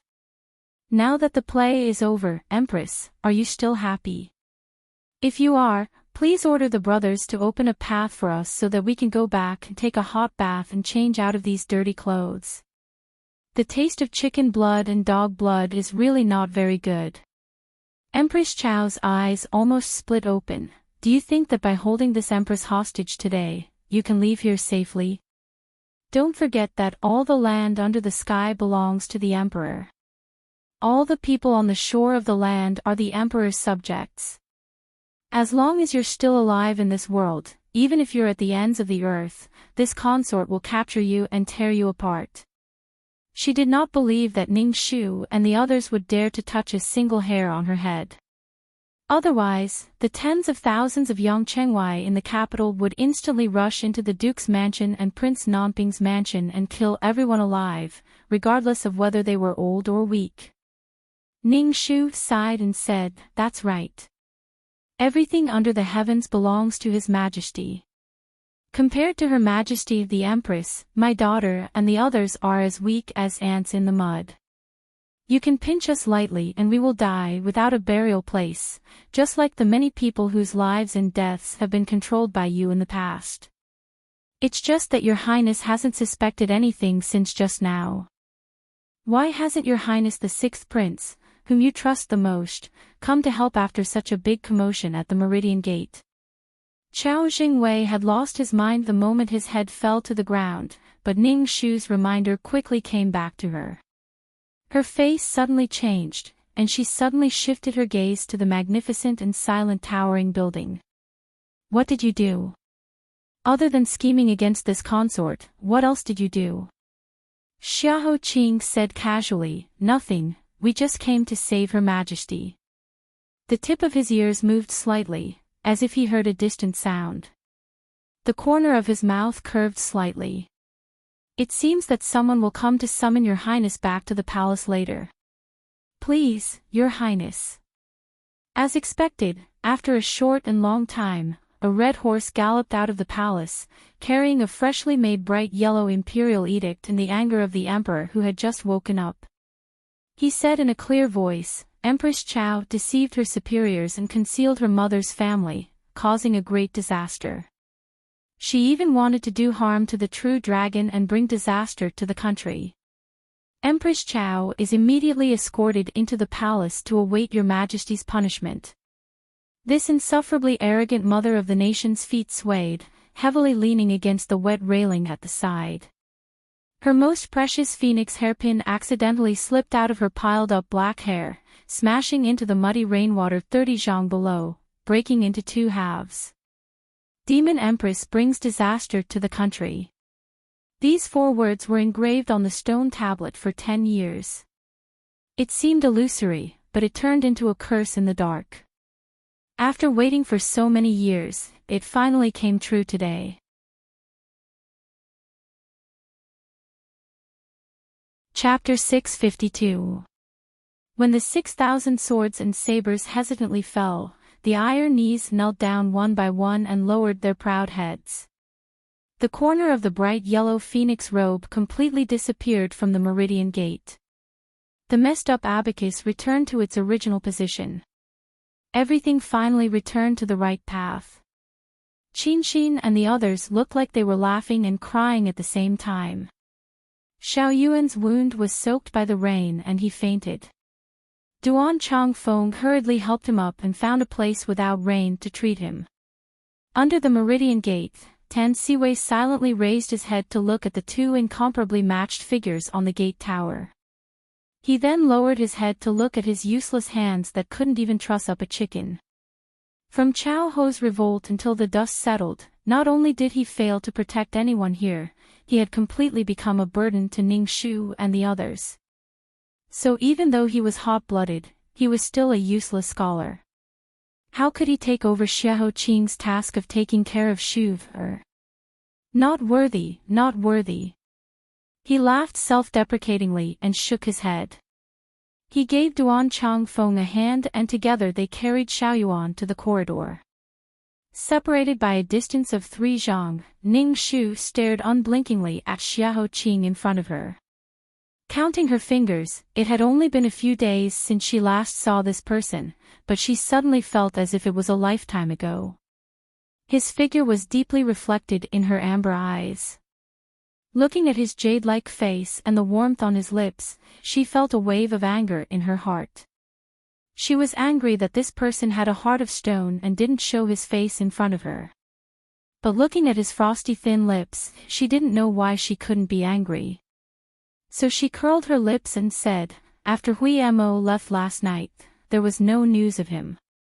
So it was you who sent him to sneak into the celestial prison and pretend to be my mother?" "Yes.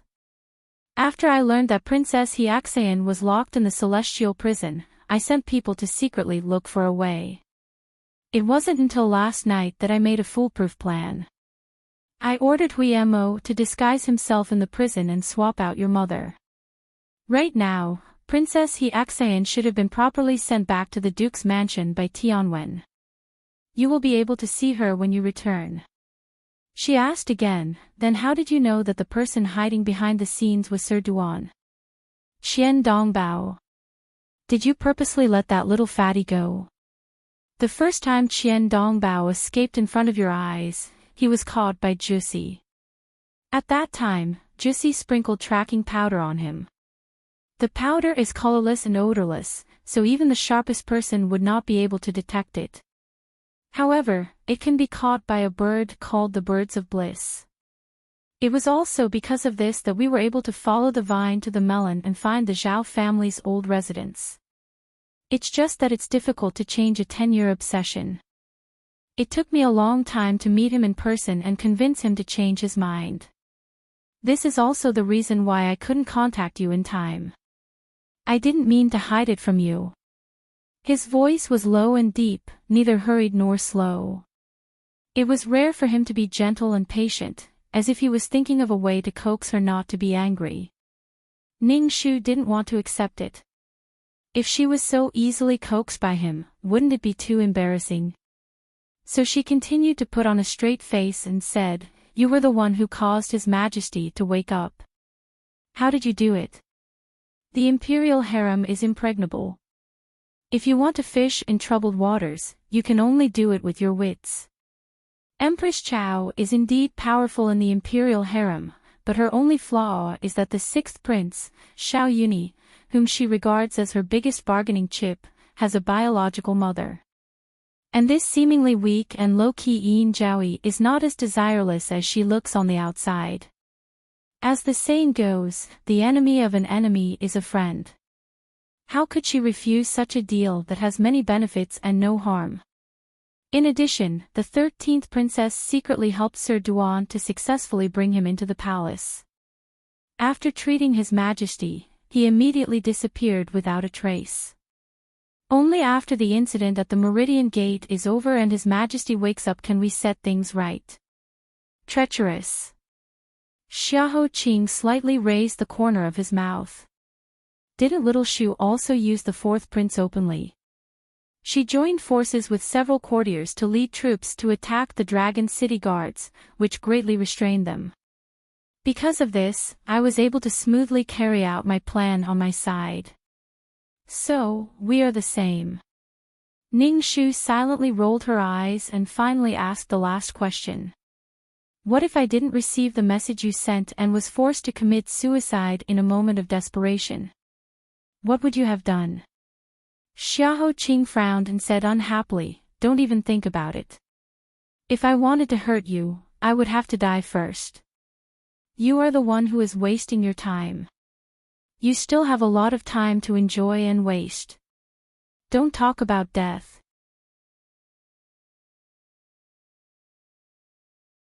Chapter 653.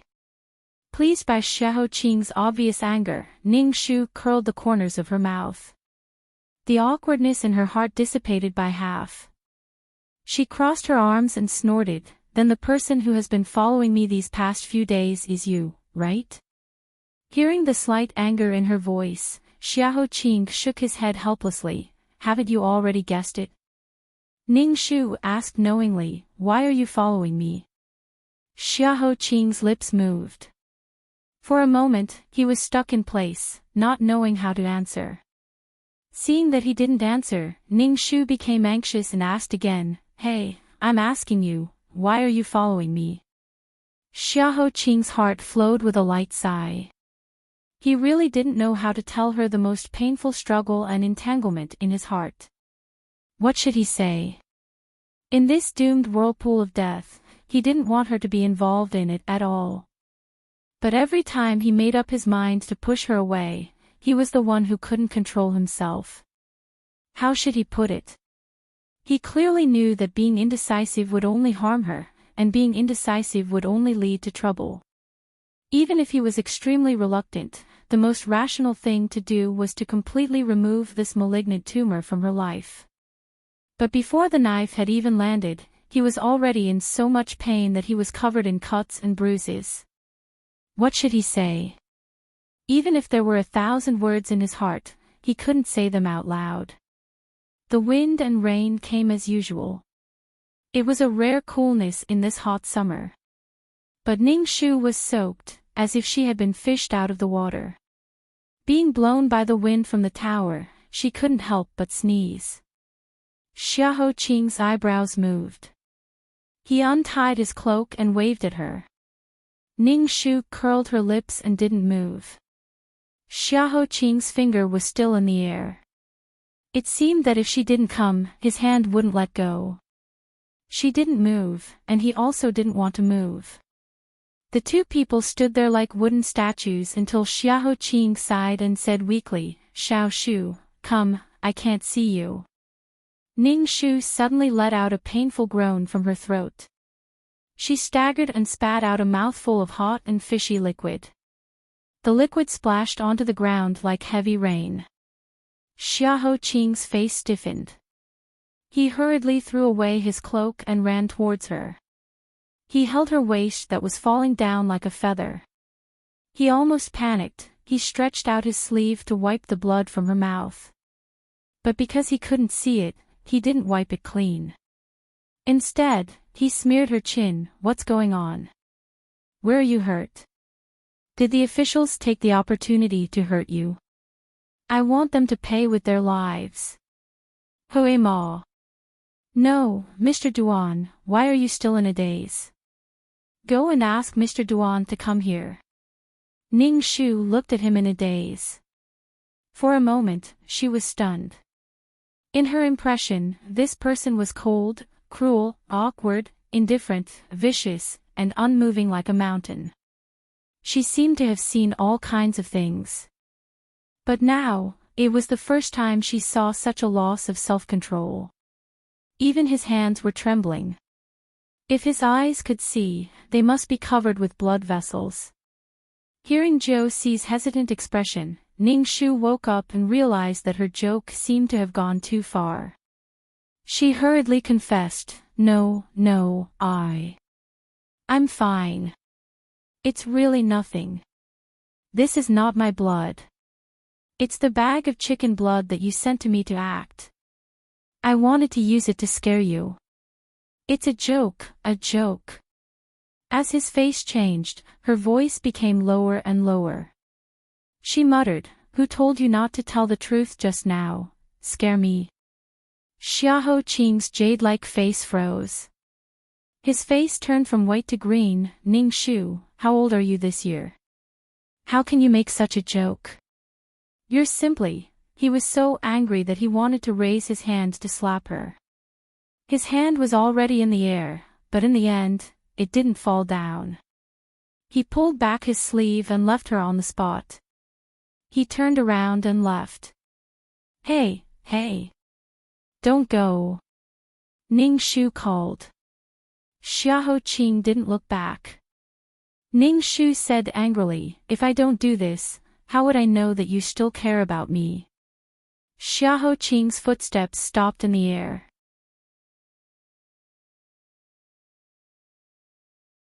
Chapter 654. Looking at his tall back, Ning Shu stood up and said, "To tell you the truth, my memory has recovered. To be more precise, the last 2 days in White Horse Village have been slowly recovering, so I know all the things you wanted to hide from me. I also guessed your little tricks. I didn't say anything because I wanted to see what you would do. In the end, you really didn't tell me anything." The 100 needles in her heart began to stir, rolling and stirring, making her sad, angry, and heartbroken, making her sour, depressed, and restless. Thinking of this, her heart became sad again. She wanted to throw a tantrum, so she repeated, "You didn't tell me anything." Hearing the hidden trembling in her voice, as if she was trying hard not to cry, Xiahou Qing's heart suddenly softened. His throat slid, and the tiptoe he raised fell back to the ground. He slowly turned back and walked towards her, whispering, "I'm sorry, it's my fault, I didn't tell you. Also, I'm sorry, I'm dying." Her guess was true. Ning Shu's heart suddenly throbbed with pain, and the tears in her eyes finally overflowed. Fortunately, the rain outside was too loud, and the water vapor was too heavy, covering a lot of it. She looked away and blinked fiercely. How much longer? 3 months is always enough. Jiu Si looked up at him in surprise, but didn't say anything. Ning Shu said, "The truth." Xiahou Qing nodded, "Yes." Ning Shu still didn't want to believe him. "What if you lie to me?" Xiahou Qing said, "Then let me owe you a debt for the rest of my life, like an ox or a horse for you to drive. How about that?" Ning Shu nodded, "That's more like it." She wiped the fake blood off her face, bit by bit, and took a deep breath in the rain. She stiffly raised the corner of her mouth and pretended to be relaxed. 3 months, that's 90 days, 1,080 hours. That's not too little. Xiahou Qing also laughed. "Yes, I'll be able to make it in time for your 17th birthday. I'll definitely prepare a generous gift for you then." Ning Shu raised her eyebrows and questioned, "Then why did you try to push me away and push me to Tan Xiaoqing? Who do you think I, Ning Shu, am? Could it be that it had to be a man? If you're going to die, I'll just replace you with a new one. I don't care who it is. You're looking down on me too much." The more she spoke, the angrier she got. She turned around and left. Xiahou Qing flew over and grabbed her wrist tightly, pulling her into his arms. "I regret it." He apologized, "I've never looked down on you. It's just that after knowing you, I realized that I was as timid as a mouse. I'm afraid that you won't have a good life in this world after I die. But, Xiao Shu, I regret it." The suppressed tears finally couldn't help but fall down her cheeks. Ning Shu wiped her red eyes with her sleeves and gritted her teeth. "Xiahou Qing, I, Ning Shu, am not as weak as you think. If I, Ning Shu, like someone, even if I can only spend a moment with him, I'll have no regrets in this life. If I don't like him, even if he's a celestial being, he'll have nothing to say. Let's make a promise," she said. "Before you die, I won't care about any other man except you. We'll live well for the next 3 months. But if you die after 3 months, I'll be sad, but I still have a long life ahead of me. I won't die for you. I'll be sad for half a year at most. After that, I'll definitely forget about you and continue to investigate my case. I'll find a good man to marry and be his wife, the mother of my children, and the grandmother of my children's children. I'll enjoy my life. When I die of old age, I'll go to the Yellow Springs and tell you how wonderful and interesting my life is. When the time comes, don't be too jealous." Xiahou Qing hugged her trembling body. "Then I'll wait for you on the road to the Yellow Springs to show off to me. Don't come too early. At least 83 years, remember." She grabbed his sleeve. "Deal. Deal."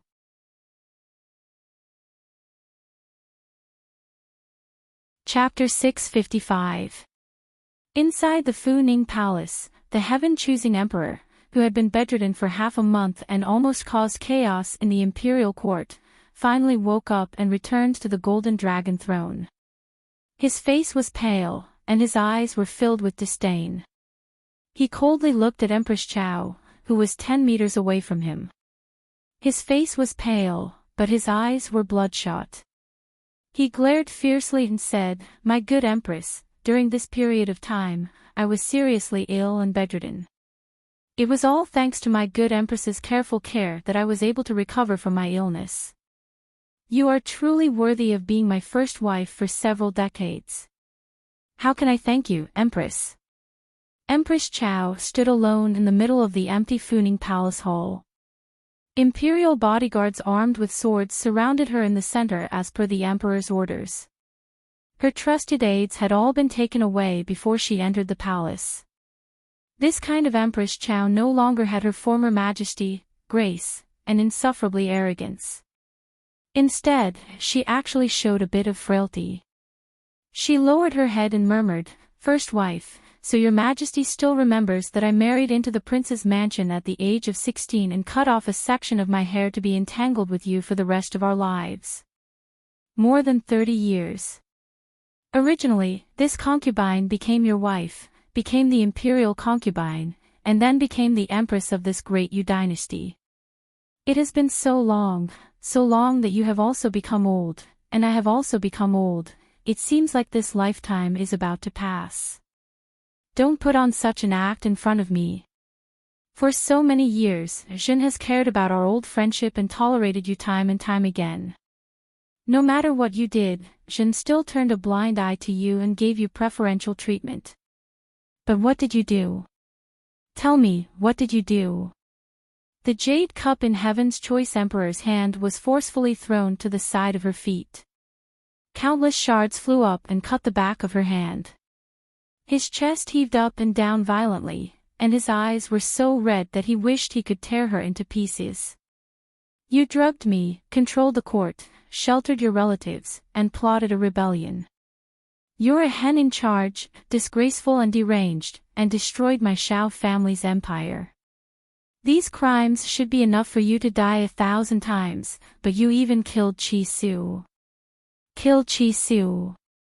Chizu." Empress Chao's face twitched in astonishment. Her footsteps faltered, and her eyes were filled with sorrow and hatred. It was as if she had finally realized that she was a fool who had been kept in the dark for many years. She raised her head mockingly, as if she was crying and laughing at the same time.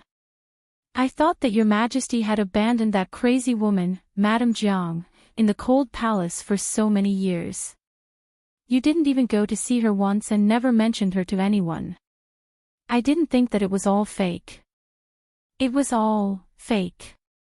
All of this was a show you deliberately put on for me to see, right? Is that so? It's funny that I thought you had already let go of her. It turns out that you were lying to me. All these years, you've been thinking of ways to protect that bitch." "Shut up." Heaven's Choice Emperor angrily pointed, "This emperor will not allow you to humiliate her like this. Guards, if the empress dares to slander Jiang Fei again, immediately slap her 50 times. Empress Chao was completely enraged. She sneered and said, "You won't allow me to humiliate her, so I will humiliate her. What can your majesty do to me?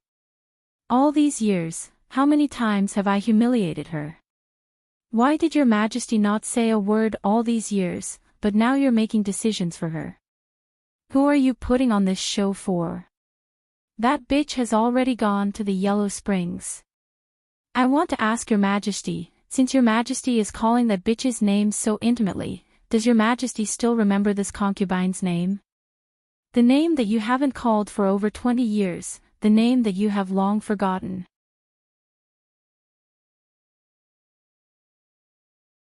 Chapter 656. She thought that when the man in front of her heard her question, he would at least be moved. Even if it was just a tiny bit, it would at least make her stubbornness for so many years not seem so laughable. Unfortunately, there was none. This man who had once shared a bed with her and whose life was intertwined with hers impatiently said, "Empress, don't take Zhen's patience as indulgence. Zhen did not directly kill you because of our past friendship. If you continue to speak nonsense, don't blame Zhen for being ruthless." Friendship. Empress Chao smiled bleakly. She felt cold from the inside out, leaving behind only sorrow. What friendship? It's all bullshit.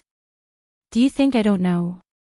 Back then, you only married me for the sake of Empress Xiao Zhou to control the court. The Zhou clan had no rivals at that time, and my Chao clan was the only clan that could help you. Thus, you clearly didn't like me, but you still wanted to marry me and worship me in the Wang Fu as a Buddha. I knew everything, but I was stupid. I fell in love with you, so I deliberately covered my eyes and ears and acted like a fool. In fact, I knew that the one in your heart had always been her, Jiang Chizu. Thus, after you finally ascended the throne, the first thing you did was to invite her into the palace as a concubine to accompany you.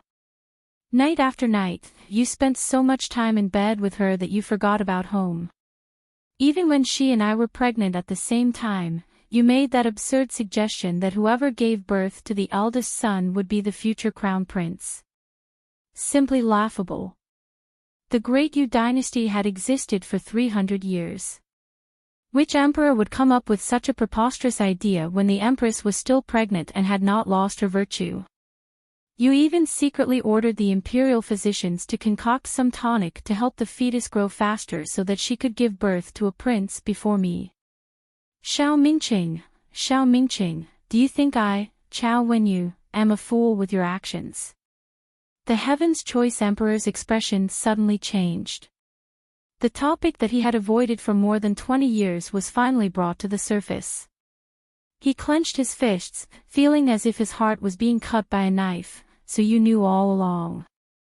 If you were dissatisfied, why didn't you say it at the time and secretly did those things? In the end, it caused me to lose 2 princes. 2 princes.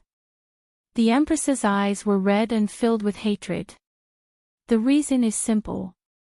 After knowing what you did, my heart that was covered with lard was finally washed clean, and I recognized you. You want her to climb to the highest position by stepping on me and my child's bones. I won't let you have your way.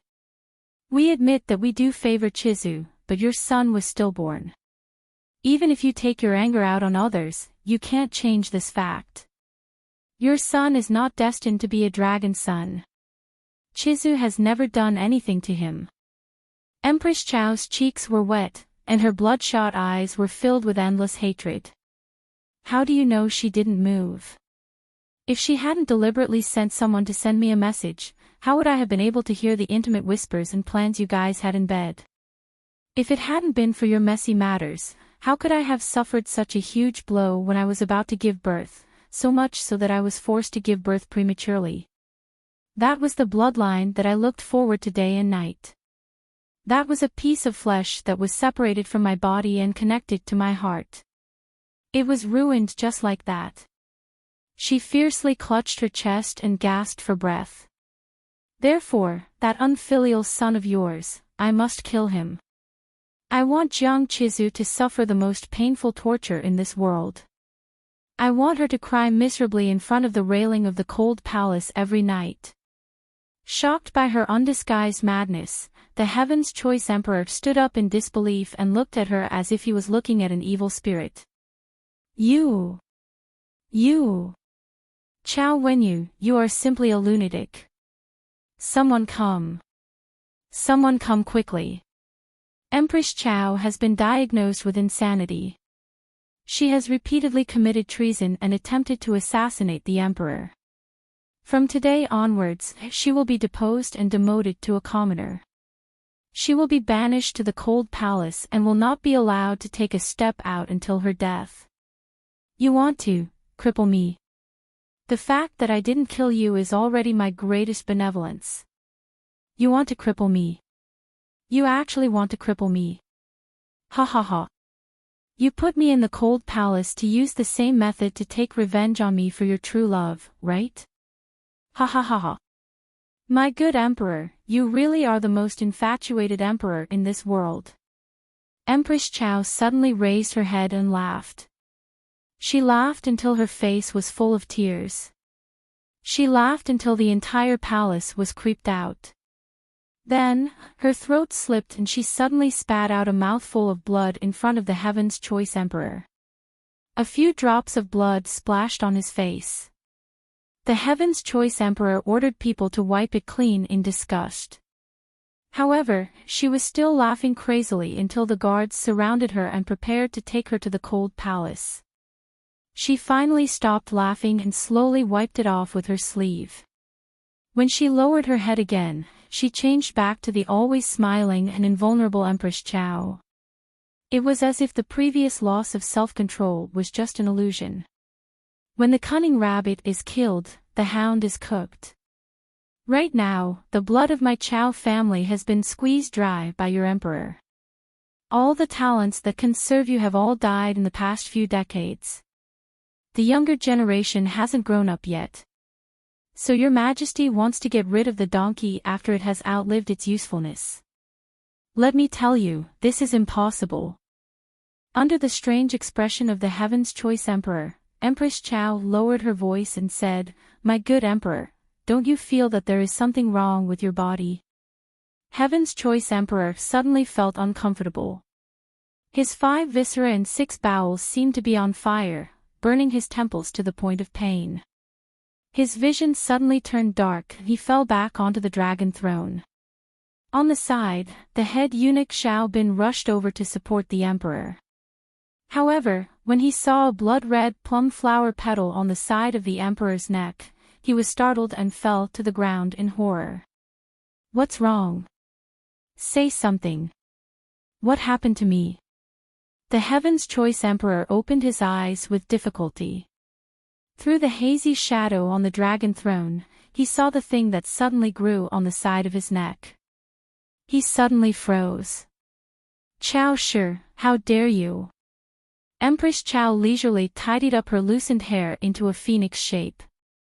Then, she lifted her bright yellow skirt and unhurriedly walked in front of the Heaven's Choice Emperor. You didn't expect this, did you? For so many years, this thing has been in the hands of this concubine. Originally, this concubine didn't have the heart to use it on your majesty. Unfortunately, my husband, you forced me to do this.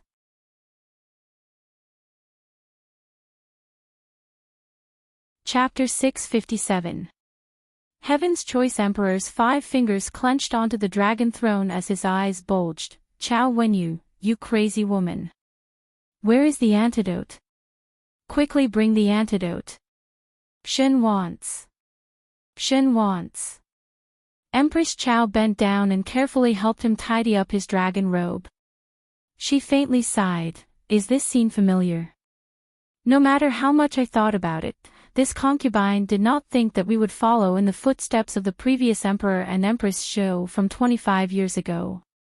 Your Majesty, right now your eyes look like you want to kill this concubine, right? It's too late. Don't forget how the previous emperor died. When this concubine breathes her last, it will be your Majesty's day of national mourning. Meeting her horrified and smiling eyes, Heaven's Choice Emperor unconsciously retreated. He wanted to avoid this crazy woman, but he could not avoid her. She stretched out her arms and tightly hugged Heaven's Choice Emperor from behind. She placed her chin on his neck and stood at the top of the jade steps, looking down disdainfully at him. Your Majesty, this position is too high and too cold. You are too lonely by yourself. Let this concubine accompany you for a long time and walk to the end together. In this life, only you and I are destined to be together. Heaven's Choice Emperor covered his burning heart and neck. Xuemei's entire body froze. Perhaps because of fear or something else, she could not say a single word. The guards had already been ordered away by Chao Wenyu to seal their mouths. This empty and gorgeous Funing Palace Hall was like a place of death. Only Heaven's Choice Emperor's stiff throat kept making caw-caw sounds, mixed with Chow Wenyu's crazy laughter, echoing in the palace hall. After dealing with the last guard, Zhao Bin was already soaked in the rain. He closed his eyes and let out a long sigh. He tiredly waved his hand and ordered his trusted eunuchs to take away the innocent corpses. He raised his head and looked at the huge dark clouds that still covered the capital. For a moment, he was terrified, as if the dark clouds would not disperse. The eunuchs did not dare to ask how these imperial bodyguards had died because they had unfortunately spied on some kind of heavenly secret. They lowered their heads and hurriedly covered the corpses with white cloth and moved them onto the cart, seizing the time to transport them out of the palace and clean them up without anyone noticing. No one noticed that a young eunuch, Lian Song, had appeared in this hurried line of footsteps. With his head lowered and shoulders slumped, he followed them out of the palace. The heavy rain continued for a day and a night, until the surface of the Chaobai River was about to overflow to the shore, causing the people downstream to panic and prepare to flee for their lives with their children in their arms. Only then did they find their conscience and put away the Thunder God Hammer to stop the Electromirror, reluctantly sparing the human world.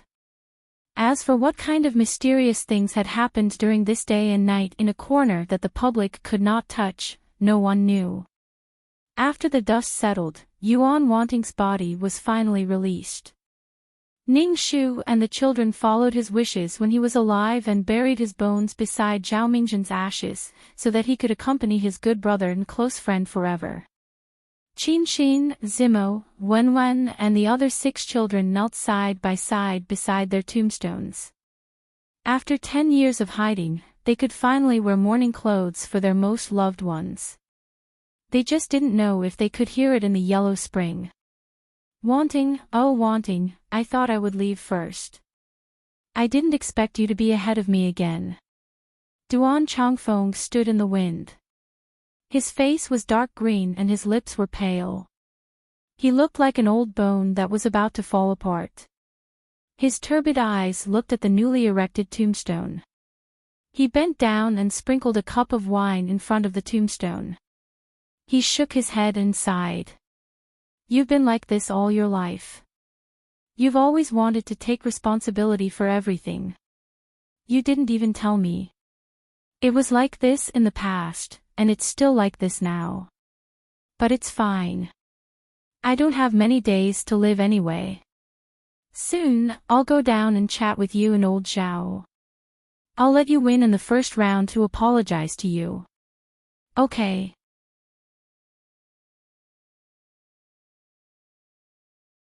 Chapter 658. Ning Shu, who was silently comforting the children, was stunned when she heard this. She stood up and carefully looked at Duan Changfeng's yellow and skinny skin. Even the light in her eyes was dim, like an oil lamp that had been flickering for decades and finally reached its end. Her heart sank. Mr. Duan, you... Duan Changfeng waved his hand indifferently and nodded gratefully to Xiao Qing. If it weren't for your help, I would have long rotted away. Now that he was nearing the end of his lifespan, he had to return what he had stolen. Now that Mingjin's grievance has been exposed to the world, the debt of gratitude has been paid. In this world, I no longer owe anyone anything except for one person. I have wronged her in my entire life. It's time for me to go to the Yellow Springs and apologize to her. As he spoke, his eyes unconsciously looked at Ning Shu. His eyes were filled with nostalgia and regret, as if he was looking at an old friend he hadn't seen for many years. Ning Shu's heart moved. Mr. Duan, are you talking about my master?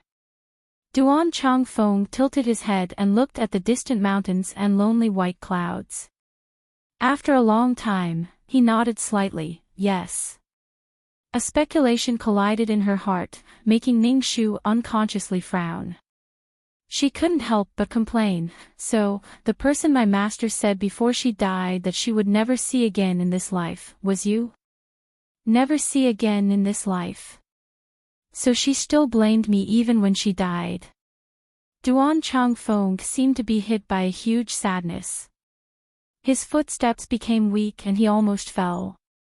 Xiao Qing heard him and supported him. "Little Shu, let's listen to Mr. Duan first before you make a decision." Duan Changfeng waved his hand. "Don't blame her. It was my fault. I wronged Xiao Xi." His eyes were filled with sorrow and regret. He clutched his chest and coughed heavily for a long time before leaning against a large locust tree and slowly recounting the events of the past. "Your master and I were fellow disciples of the same sect. You could say that we were childhood sweethearts, and we both studied under the frost-robed holy hand. Cold cloth divine hand." Hearing this name, Hui Mo couldn't help but excitedly interrupt. "Is it the legendary cold cloth divine hand Qin Ran? He's my idol." Duan Changfeng nodded, his expression full of bitterness. "That's right, our master is a strange and eccentric divine man. He is an expert in the art of divination, the Book of Changes, the 8 trigrams, curing diseases, and poisoning. It seems that apart from martial arts, there is nothing in the world that he doesn't know. Even farming, cooking, and brewing tea, he can do something different from others. His greatest hobby in life is to study all kinds of techniques that he doesn't know how to master, and then after mastering them through a comprehensive study, he will show them off to us. Among them, the one he was most proud of was that he had developed a set of methods for investigating corpses and solving cases that were completely different from the collection of innocents. It was unprecedented. It could be said that he was an out-and-out old urchin. We were all picked up by him from the side of the road. He didn't have high requirements for us. He only asked us to choose any one of his skills to study. So eldest senior brother chose divination, second senior sister learned the 8 trigrams, I learned master's medical scriptures, and youngest junior brother fell in love with growing flowers and plants. Master was happy to see this. Only the art of investigating corpses and solving cases not only requires hard work, but also requires a naturally sharp root of wisdom, so no one practiced it until Master picked up Xiao Xi. Only then did he have a successor. At this point, every skill of his had a successor. Master was very happy and taught us almost everything. The only thing he forbade us to do was to go down the mountain and get involved in the secular world. If we violated this rule, we would be kicked out of the sect. He said that the secular world was too chaotic, and people's hearts were treacherous. Once someone with a weak mind got involved, they would be crushed to pieces. But, every little boy who just grew up and didn't know the immensity of heaven and earth, how could he restrain the restless heart of the secular world?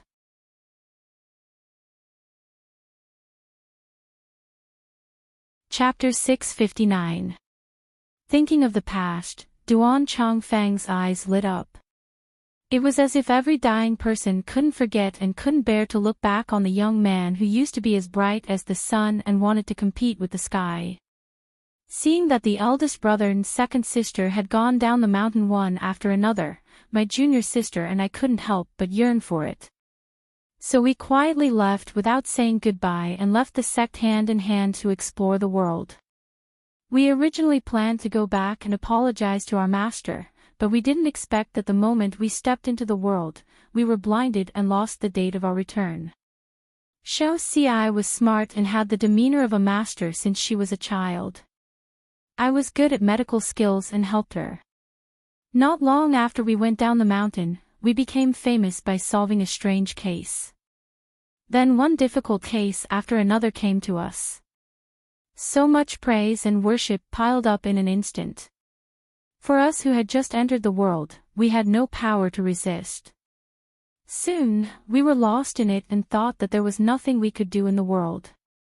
After that, we came across that case. Ning Shu vaguely remembered her master's advice when she was a child. Mr. Duan, are you talking about the case where my master was almost killed by someone more than 10 years ago? My master had been brooding about that case for many years and warned me many times to be vigilant of people. Yes. At that time, we received a request for help. It said that a young girl was humiliated by a local squire and was forced to hang herself.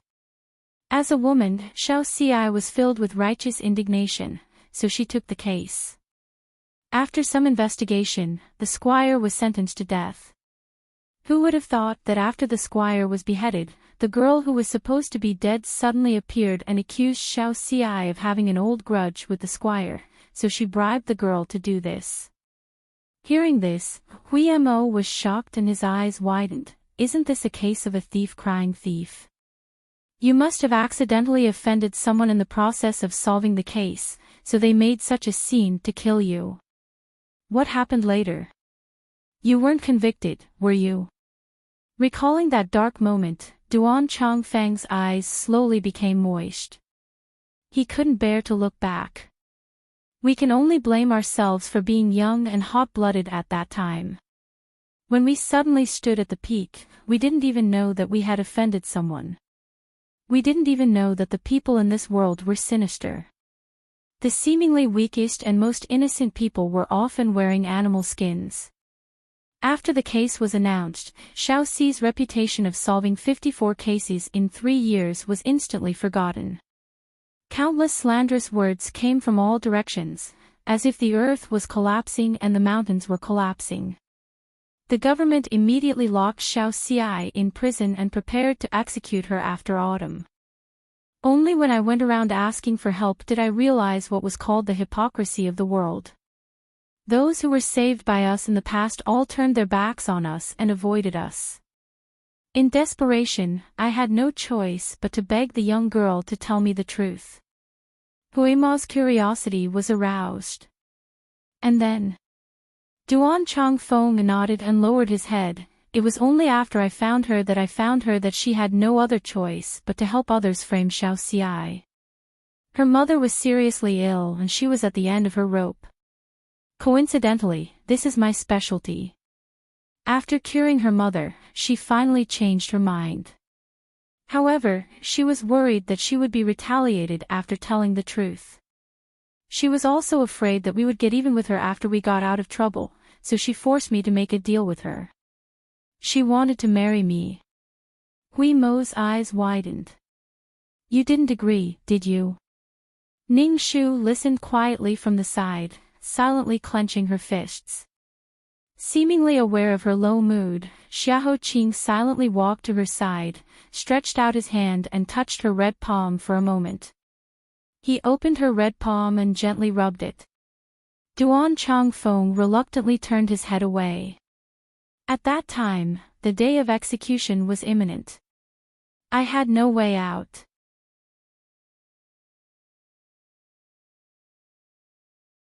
Chapter 660.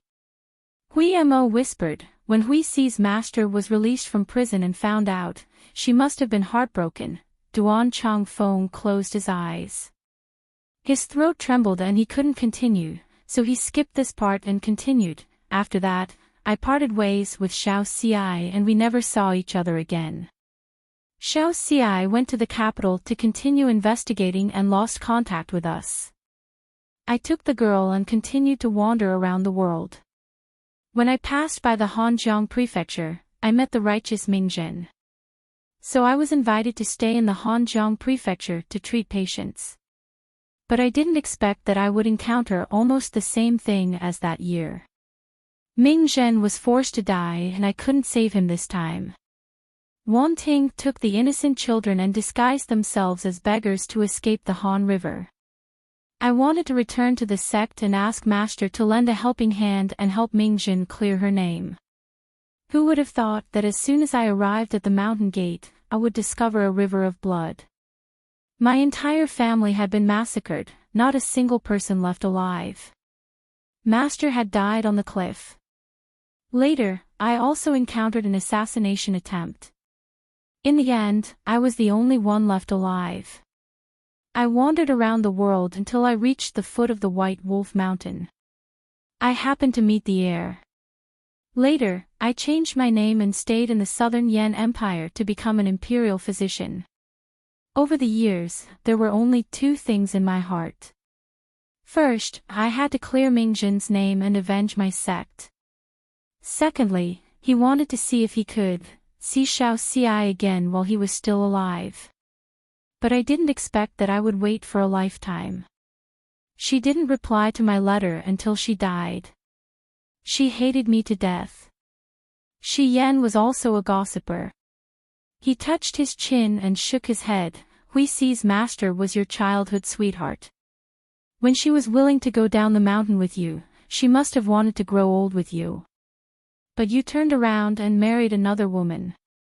It would be strange if she could let it go. Hui Mo couldn't help but refute, but there was nothing we could do. If Sir Duan didn't agree to marry that woman, Hui Xi's master would have died. Ning Shu's violently fluctuating emotions finally couldn't be suppressed. Her eyes reddened as she said, "My master hates you, not because you married someone else, but because she would rather die than let you go against your own heart and be separated from another person for her sake. Your wishful thinking saved her life, but she will have to live in heavy guilt and shackles for the rest of her life. She doesn't just hate you, she hates herself more. If I were her, I would rather live one day in love than live the rest of my life in regret." Duan Changfeng felt as if he had been struck by lightning. A huge teardrop fell from the corner of his eye, and the white hair on his temples seemed to be covered with a layer of snow. No wonder when I parted with her that year, I gave her a life-saving item. I could have used half of my life to exchange for her life, but she didn't use it until she died. So that's why. I have known her all my life, but I have never understood her. In the end, I have wasted my life. Ning Shu thought of the nights when her master was still alive, and the melancholy that was like a fishbone stuck in her throat and could not be expressed in words. She knew that she should not blame Mr. Duan, but in the end, she still could not calm down. In silence, she felt a slightly cold hand spread open her 5 fingers and tightly grasped her. He could understand the sadness in her heart, and he could also hear the regret in her heart. He and she would bear everything in this world together, and each of them would share half of the burden. Now that fate had ended, the incense in front of the grave had burned to the end. The children cried until they were exhausted. In order to survive, they had hidden here and there for many years, and now they had lost their closest teacher. They looked around and found no relatives, and only Duan Changfeng was left to rely on. Fortunately, the injustice of the Zhao family was redressed, and the ancestral home could be recovered, so they temporarily settled there. Before leaving, Duan Changfeng thought of something important, so he stopped and said, "There is something that may be related to your life. I must tell you the truth. A few years ago, when I heard that Xiao Xi died of illness, I secretly returned to the Central Plains. After paying my respects to her grave, I returned to the sect to organize my master's belongings. I suddenly discovered a secret. Perhaps the massacre of my sect was not only because of Mingjin's case, but also because of another possibility, the kiss of the plum blossom."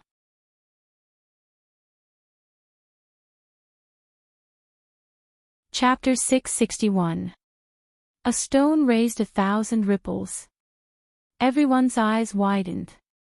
Ning Shu was even more impatient than Xiaoho Qing. "What do you mean?" she said impatiently. "Please enlighten me, Sir Duan." Duan Changfeng said, "I only guessed this not too long ago. At that time, I was afraid that my whereabouts would be exposed, so I didn't look at it in detail. I only recalled the past when there was no one around and repeatedly pondered over my master's notes. I mentioned before that my master's greatest hobby was to study all kinds of arts that he didn't understand. He would then master them to a higher level and show them off to us. According to the records, before he accepted us as his disciples, there was a period of time when he was very curious about the witchcraft of the southern border. He even deliberately wandered in the southern border's thousands of miles of confusing land for 2 years and brought back 2 pairs of very magical goo worms. One of them was the life substitution goo that I left for Xiao Xi. Zigui's heart skipped a beat and he subconsciously looked at his Mississippi. Ning Shu's eyes flashed and she asked, Is the other pair the plum blossom kiss? My master's notes didn't actually mention it in detail. He only said that these two goo worms were very mysterious and strange, especially the second one that he didn't want to talk about. My master named it the plum blossom goo. It uses blood as bait and flowers as its shape. It is dangerous and ruthless. It can control life and death from 1,000 miles away. It is the most insidious thing in the world. If it falls into the hands of someone with ill intentions, it will bring disaster to the world. I accidentally refined this thing and regretted it. Therefore, I deliberately destroyed it in hopes of saving the heavenly river. However, I accidentally lost one on my way back to the mountain.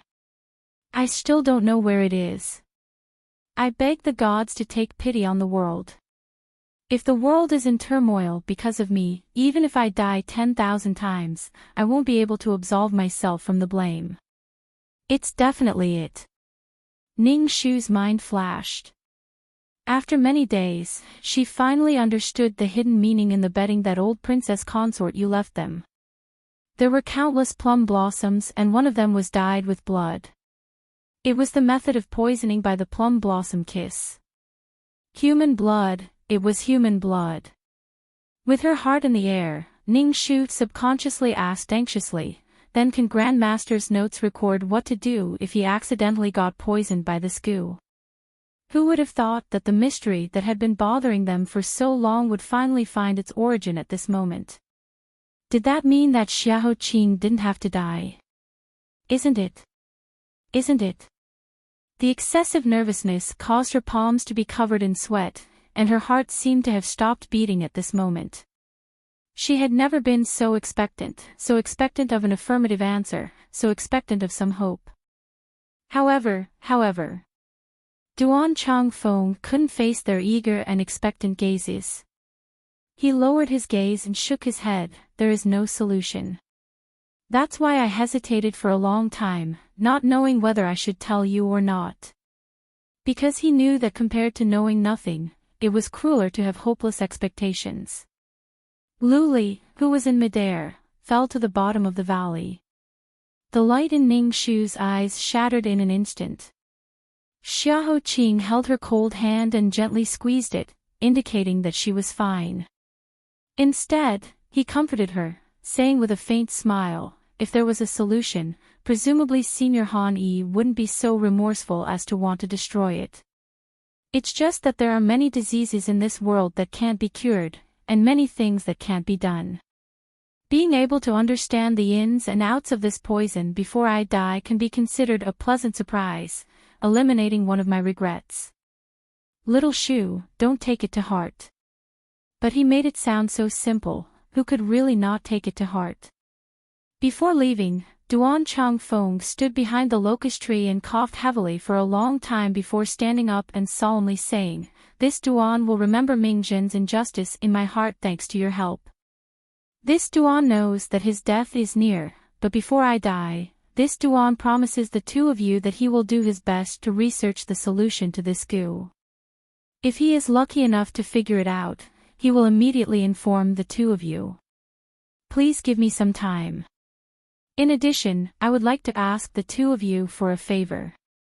This Duan knows that his time is near, and his abilities are limited. If possible, please help me continue to investigate the whereabouts of the plum blossom goo. I want to know if the destruction of my sect was caused by it, and who was the executioner behind it."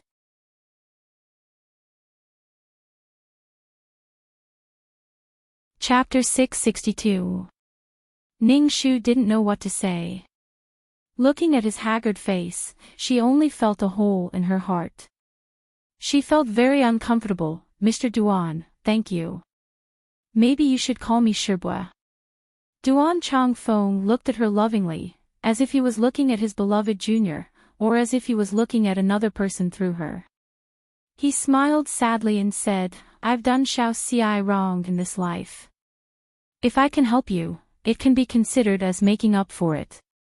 I will follow my master's footsteps to enter Nanjiang again. Time is tight, so I won't talk to you. Goodbye." Before he left, he poured a cup of wine in front of Yuan Wanting's and Zhao Mingjin's tombs and said, "Old friend, take care in your next life." Just like when he came, he floated away silently from the end of the world, unable to find a place to return to in this life.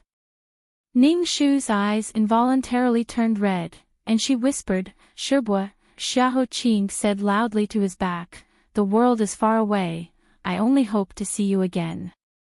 Duan Chongfeng strode forward and waved to them with a smile, "The world is far away, I only hope to see you again."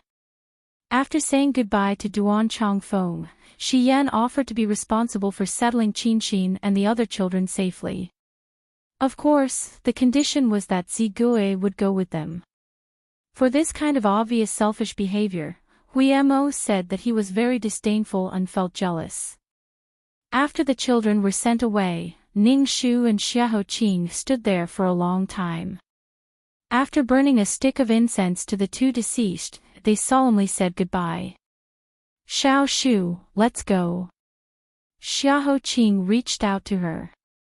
Ning Shu's clear eyes looked at the large white hand with distinct joints. She smiled and shook it. "Okay." Ning Shu said, "It's so hot today, I'm about to melt." "Yes." He reached out and motioned Jiu Si to pass the paper umbrella to him. Then he tilted it in the direction of Ning Shu. Ning Shu said again, "I'm thirsty, I want to eat watermelon." Xiahou Qing said, "Okay, Hui Mo will buy it." Hui Mo. Ning Daji continued, "I also want to peel the lotus seed heads to eat." The old man's lotus seed heads from last time were pretty good. The lotus seeds are fat, white, sweet, and tender. It's very fresh and refreshing. It's perfect for cooling down the heat. Xiahou Qing, Hui Mo, go buy it.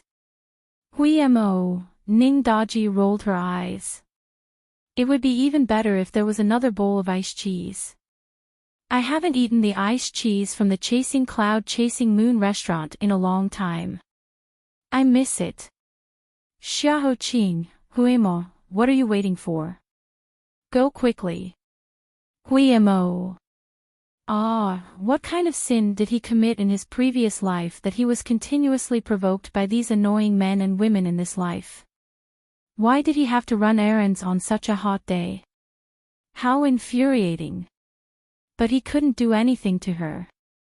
Sob, sob, sob. He could only lower his head and listen to King Yu of Zhou's order, working like a cow or a horse to make Bao Si laugh. Ning Shu couldn't help but laugh when she saw that he was so angry that he couldn't beat her. Xiahou Qing said softly, "Are you happy now?" Ning Shu raised her head and looked at the person who was holding the umbrella for her. It was as if someone borrowed a cloud from the sky and asked her to step on it under her embroidered shoes. Then she floated up to the sky. There was a hand gently plucking the strings of the zither. The sound of the zither filled her heart. She couldn't hold back her smile anymore. "Yes, I'm very happy." Hui Mo's efficiency was not bad. Soon, he brought a watermelon for them to taste on the way. After cutting the watermelon, Hui Mo smiled enthusiastically, but he was actually gritting his teeth. He said to Ning Shu, "Lady Ning, taste it carefully." Then he continued to work hard to buy another watermelon. Ning Shu didn't hold back at all. She enjoyed it with a smile. She ate 2 pieces and gave one to Xiahou Qing. She was very happy. After this case, the reputation of the Chao family fell to the bottom. His Majesty has woken up. He must be very angry. Chao Ho should fall from power.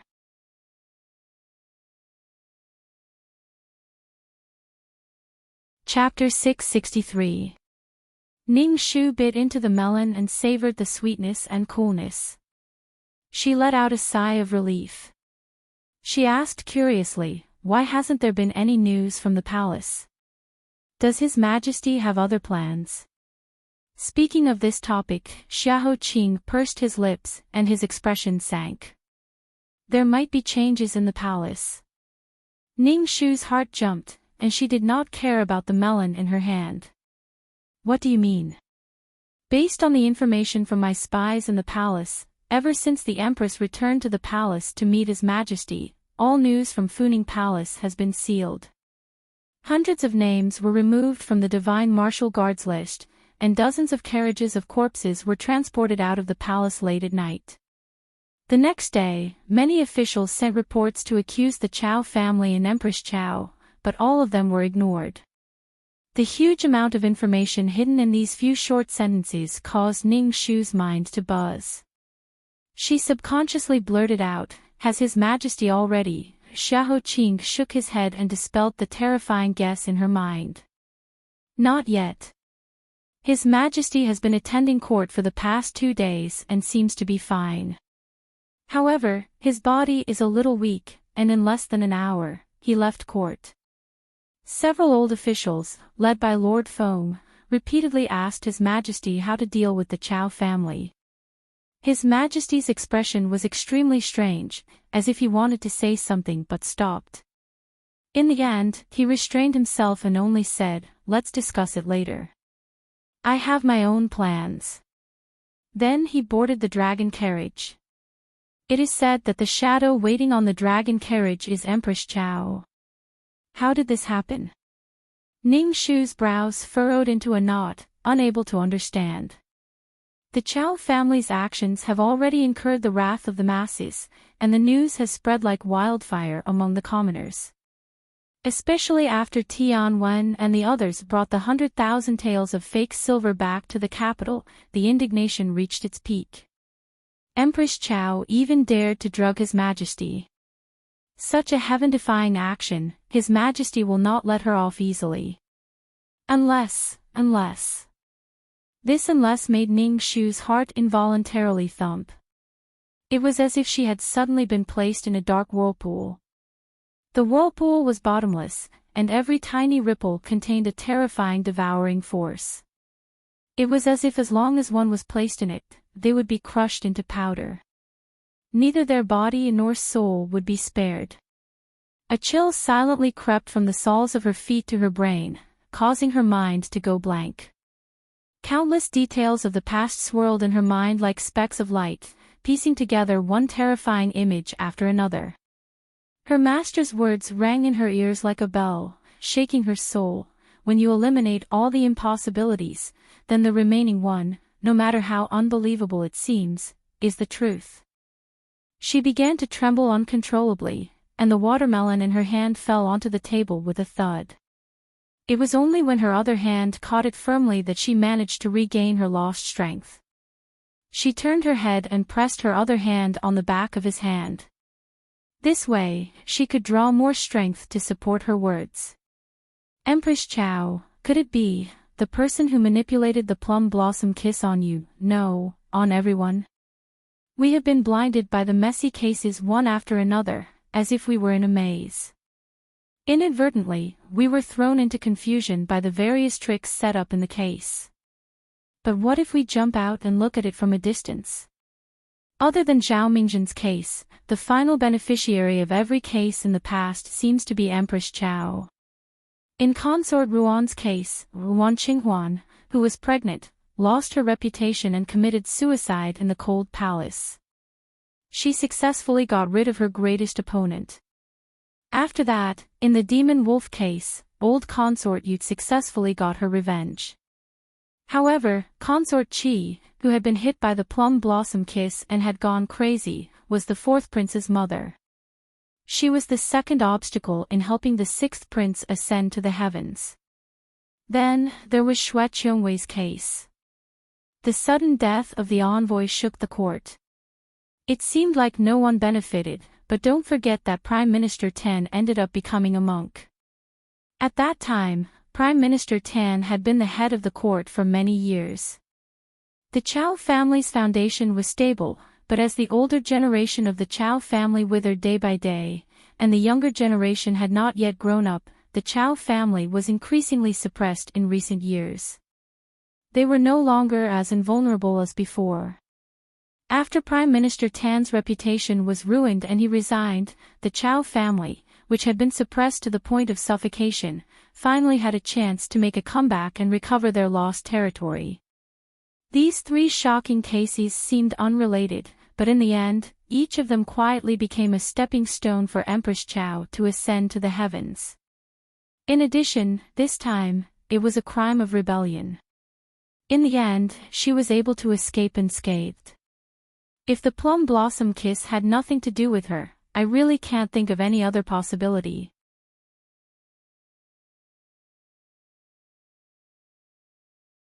Chapter 664. The summer in the capital was always hotter than other places. The chirping of cicadas outside the carriage was filled with impatience. It was as if there was a large furnace not only in the sky but also underground. However, at this moment, when Ning Shu personally tore apart the layer of cotton in front of her, she fell into an ice cellar that had been hidden for a long time. The bone-chilling cold came from all directions and condensed into a thick layer of ice, trapping her, him, and everyone else in this situation. Every pore of her was stimulated by the cold, but her thoughts became clearer because of it. So my 3 failed marriages have an explanation. Cloud Leaf was accidentally implicated by Consort Wan and was used as a chess piece. Consort Wan was willing to commit suicide in the end because she had reached an agreement with Empress Chao, using her life in exchange for Cloud Leaf's safety. Qi Huijin died because he was too dazzling. When the Chao family had no successor, he gradually grew into the pride of the capital and became the face of the Liu and Ho families. No matter what, the Chao family had to kill this tiger that was about to grow into a child. As for the cause of young General Song's death, perhaps it really was an accident, or perhaps there was some hidden discord that we have yet to find out. Heavens, I should have thought of it earlier. I should have thought of it earlier. If she had thought it through earlier, perhaps everything could have been salvaged. She wouldn't have had a 1-month contract now. There was only 1 month left. Her chest was filled with heavy rain. She couldn't control it and wanted to flood out. She wanted to ignore everything and drown the entire city. However, she didn't dare because she knew how sensitive the person in front of her was. Even if she leaked a trace of emotion, it would be caught by him. Therefore, she pretended to be angry and took a bite of watermelon, swallowing the sourness in her heart. Then she pretended to sigh in annoyance. All day long, I didn't expect to be pecked in the eye by the goose. Master must be scolding me in the underworld for not learning enough and disgracing the school. Xiahou Qing smiled faintly. The curve of his mouth was like a swallow flying over a beam. I didn't know the true face of Mount Liu. It was just fate that I was in this mountain. I fell deep into it and was deceived until now. You and I are about the same. We are a perfect match. Ning Shu rolled her eyes at him and quietly wiped the tears from the corners of her eyes. She chuckled and said, "Who's a perfect match for you?" In your dreams. Xiahou Qing raised his eyebrows and said, "It's too late to regret it now." Ning Shu squinted and teased, "If those young girls outside see that the fairy-like air of Xiahou has such a rogue side, how will they react?" I'm afraid his jaw will drop. The smile on Xiahou Qing's lips deepened. He leaned back and leaned his elbows on the shoe-embroidered cushion behind him. His voice was as lazy as the cicadas outside. "So, are you jealous?" His skin was already very white, and under the contrast of the black cloth covering his eyes, it was even more frighteningly white. Her lips were slightly red because of the watermelon she had just forced into her mouth. The snowy white, the deep black, and the bewitching red. His posture made Ning Shu's heart beat like a drum at a glance. She was completely out of order. Blood rushed to her cheeks. The person in front of her was not an immortal. He was obviously a demon. Moreover, he was the kind that specialized in bewitching people and seducing their souls. However, if she was subdued so easily, she was afraid that she would never be able to raise her head in front of this person again. Ning Shu rolled her eyes and also raised her eyebrows with a smirk. Isn't it because heir of Xiahou heard me mention the advantages of each of the 3 husbands and was jealous first? Xiahou Qing pressed his lips and suddenly got up and pulled her into his arms. Thousands of black hair hung down. His voice was like autumn rain and spring flowers. Are you jealous? Do you want to taste it?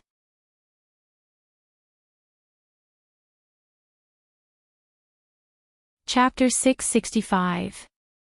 Yes, I guess. Ning Shu's vision was blurred and her throat was dry and parched. Before she could finish her sentence, her mouth was blocked by something sticky. At first, she was startled and her heart was beating like a drum. However, when she came back to her senses and greeted him with a smile, she found that his body was trembling slightly. Even his ears were red. Because of his white skin, the redness was even more alluring. That's right, this person was known to all the immortals and ghosts in the heaven realm and hell realm. He was famous for being cold and pure. Before the row of female ghosts could touch his hand, they had already been thrown into the river of forgetfulness. Therefore, King Chu Jiang, who was rumored to have cultivated for at least 1,000 years, was actually so inexperienced. Could it be that this was his first time? As if he had noticed her snickering, Xiahou Qing's hand that was holding her waist tightened in anger. The distance between them was inseparable, so that she could no longer be distracted. When her lips were swallowed, Ning Shu's cheeks turned red as she felt his hint. She closed her eyes and focused on receiving the thoughts he was transmitting to her, until the bamboo curtain was rustling, and a noisy child rushed in, Shitzi Yi. I'll buy the lotus, aw. I didn't see anything. Hui Mo's face was as red as a lantern. He wanted to run away, but it was too late. He saw his Shitzi Ye's face was dark and he lowered his voice. Hui Mo, the rockery in the mansion was smashed by the assassins a few days ago. I'll give you 2 days off, so you can clean it up. The unlucky child was as if he was struck by lightning. What? If he remembered correctly, there were dozens of rockery in the mansion. How could he clean it up by himself? What did he do wrong? Oh, his mistake was that he had ruined his Shitzi Ye's good thing. But, he really didn't do it on purpose. If he knew what they were doing inside, he wouldn't complain even if he was burned to charcoal outside. Even though Yi was not as wronged as him, sob, his shoulders trembled when he heard his master's cold snort. He hurriedly put down the fresh lotus he had just bought and walked away sadly.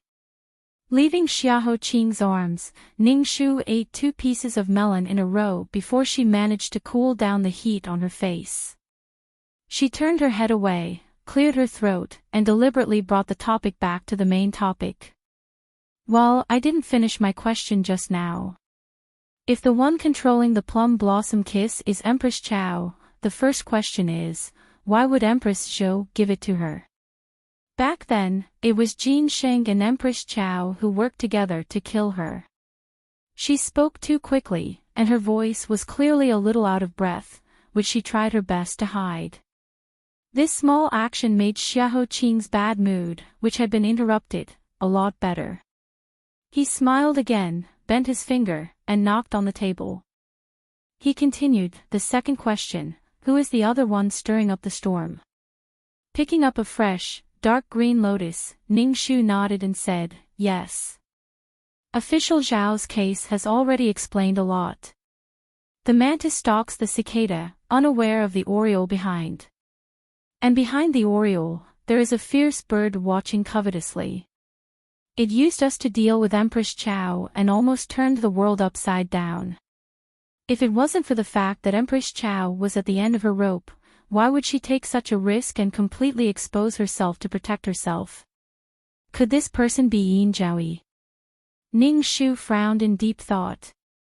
She then shook her head and said in confusion, how could she have such great ability? Xiahou Qing wasn't anxious at all. He slowly said, regardless of whether it is or not, the answer to the riddle should be close soon. Empress Chao played her last trump card and fought with her back to the river. There should be some movement very soon. There should be no harm in waiting for the good news.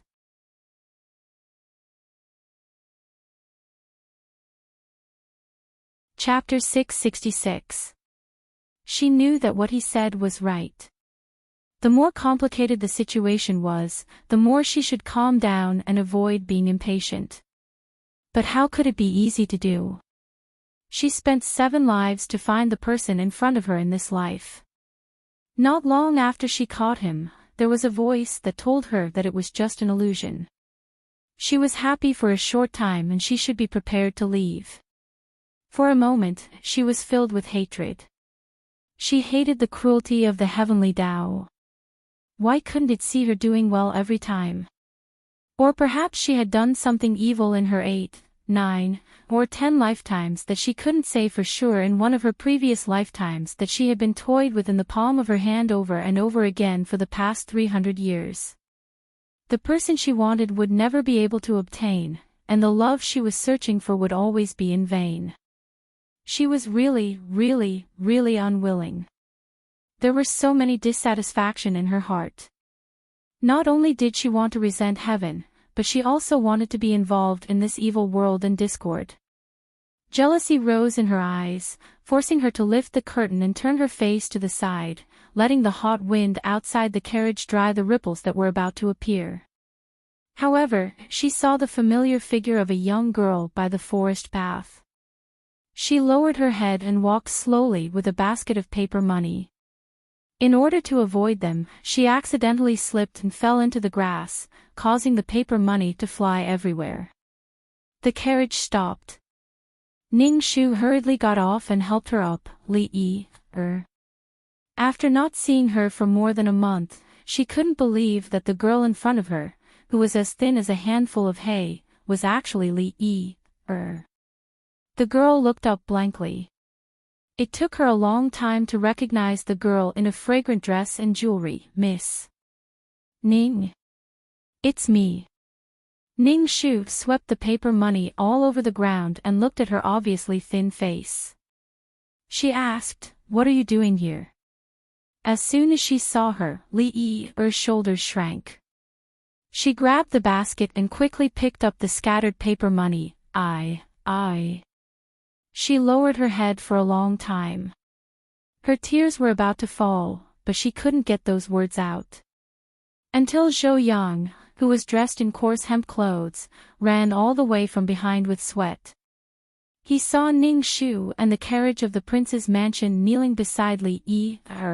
Greetings to all the noble ladies. We are not going to do anything bad. We are just going to deliver paper money. Ning Shu looked at him doubtfully. Zhou Yang held Li's trembling hand tightly. Her eyes were red. "Noble lady, please understand. Since Miss Shui passed away, washed her face with tears every day. She was sick for many days. When she recovered, she went to burn some paper money on Miss Shui's grave every day. She kowtowed for a long time. Today's weather is really hot. I advised her to come back later in the evening, but she still came when I wasn't paying attention. Today, she accidentally disturbed noble lady's carriage. Please do not blame her. This commoner and the others will leave now. Get up." He pulled up Li's arm, but unexpectedly, Li's face was already full of tears. She knelt deeply on the ground and refused to get up.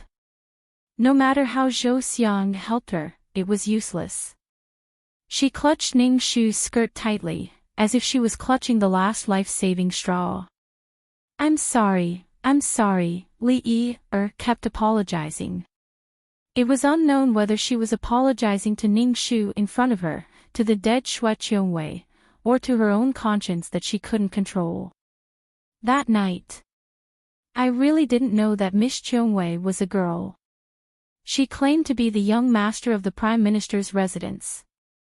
I thought that with her identity, Even if she was caught by the envoy, he would let her go for the sake of the Prime Minister's residence. But I was just a lowly commoner. If I reported it to the officials and made a big deal out of it, it would definitely add fuel to the fire and my family would not be able to protect themselves. So, I was timid. I hid myself in the woods, intending to wait until Miss Cheungwei came out, then I would thank her and apologize to her. But I didn't expect that the final outcome would be like that. That night, when she asked me to escape, I clearly promised her that I would come back. I clearly promised her that as soon as I escaped I would immediately call the officials. But I didn't do either.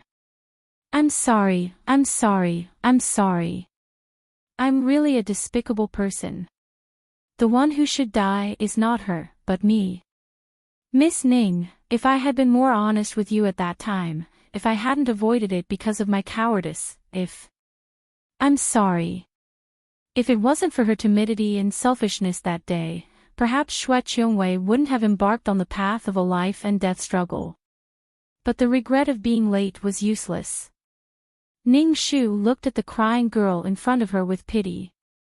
No matter how hard her heart was, she couldn't help but soften. She sighed softly and stroked the girl's messy hair to straighten it out.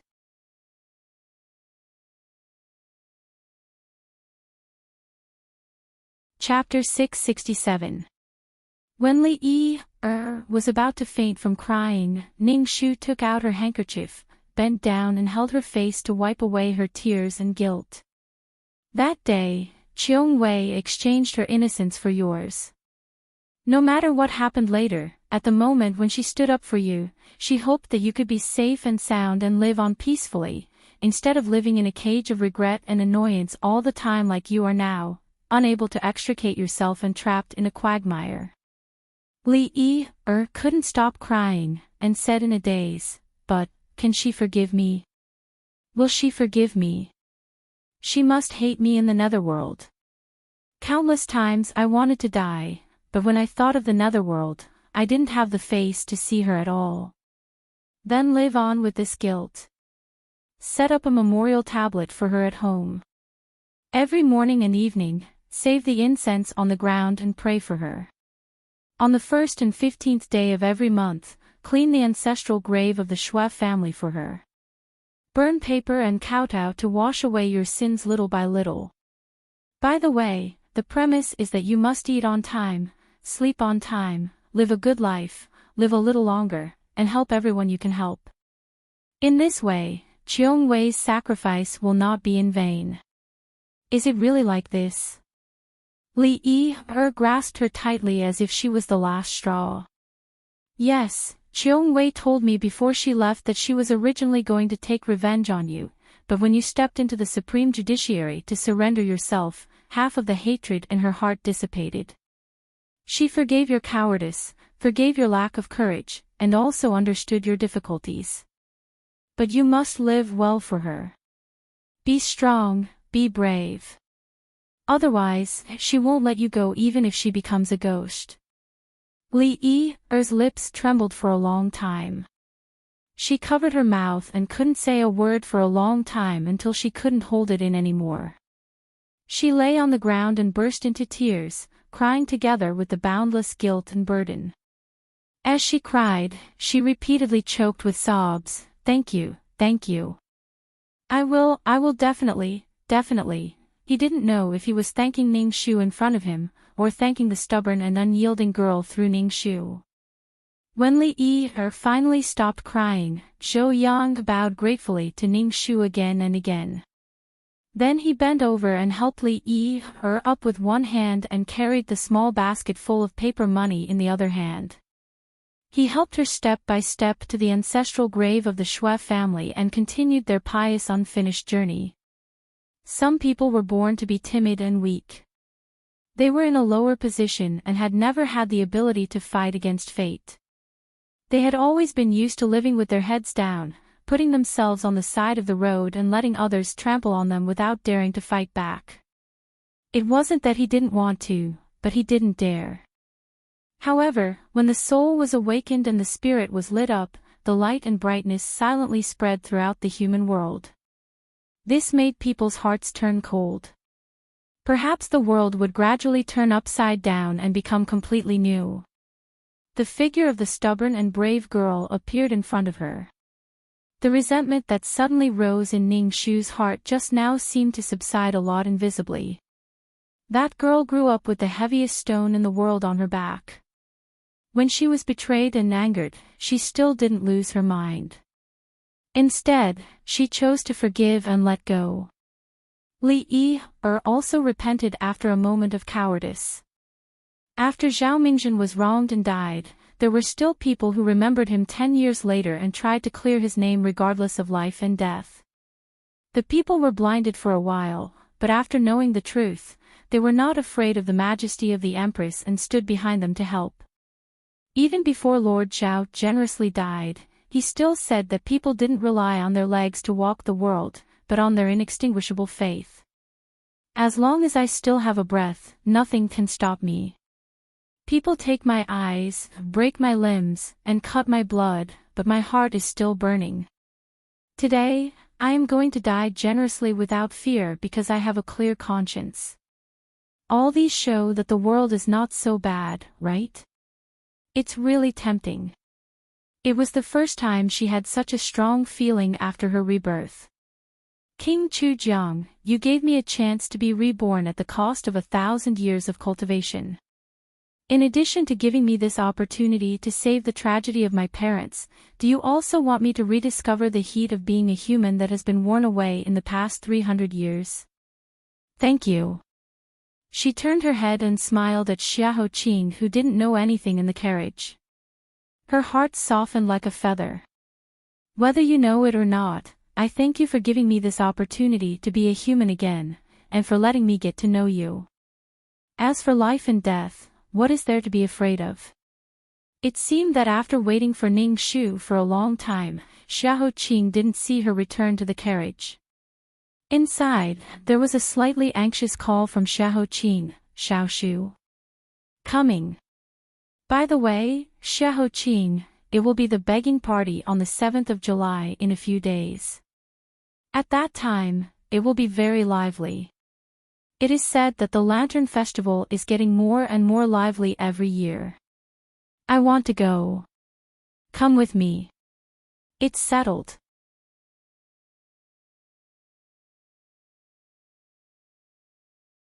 Chapter 668.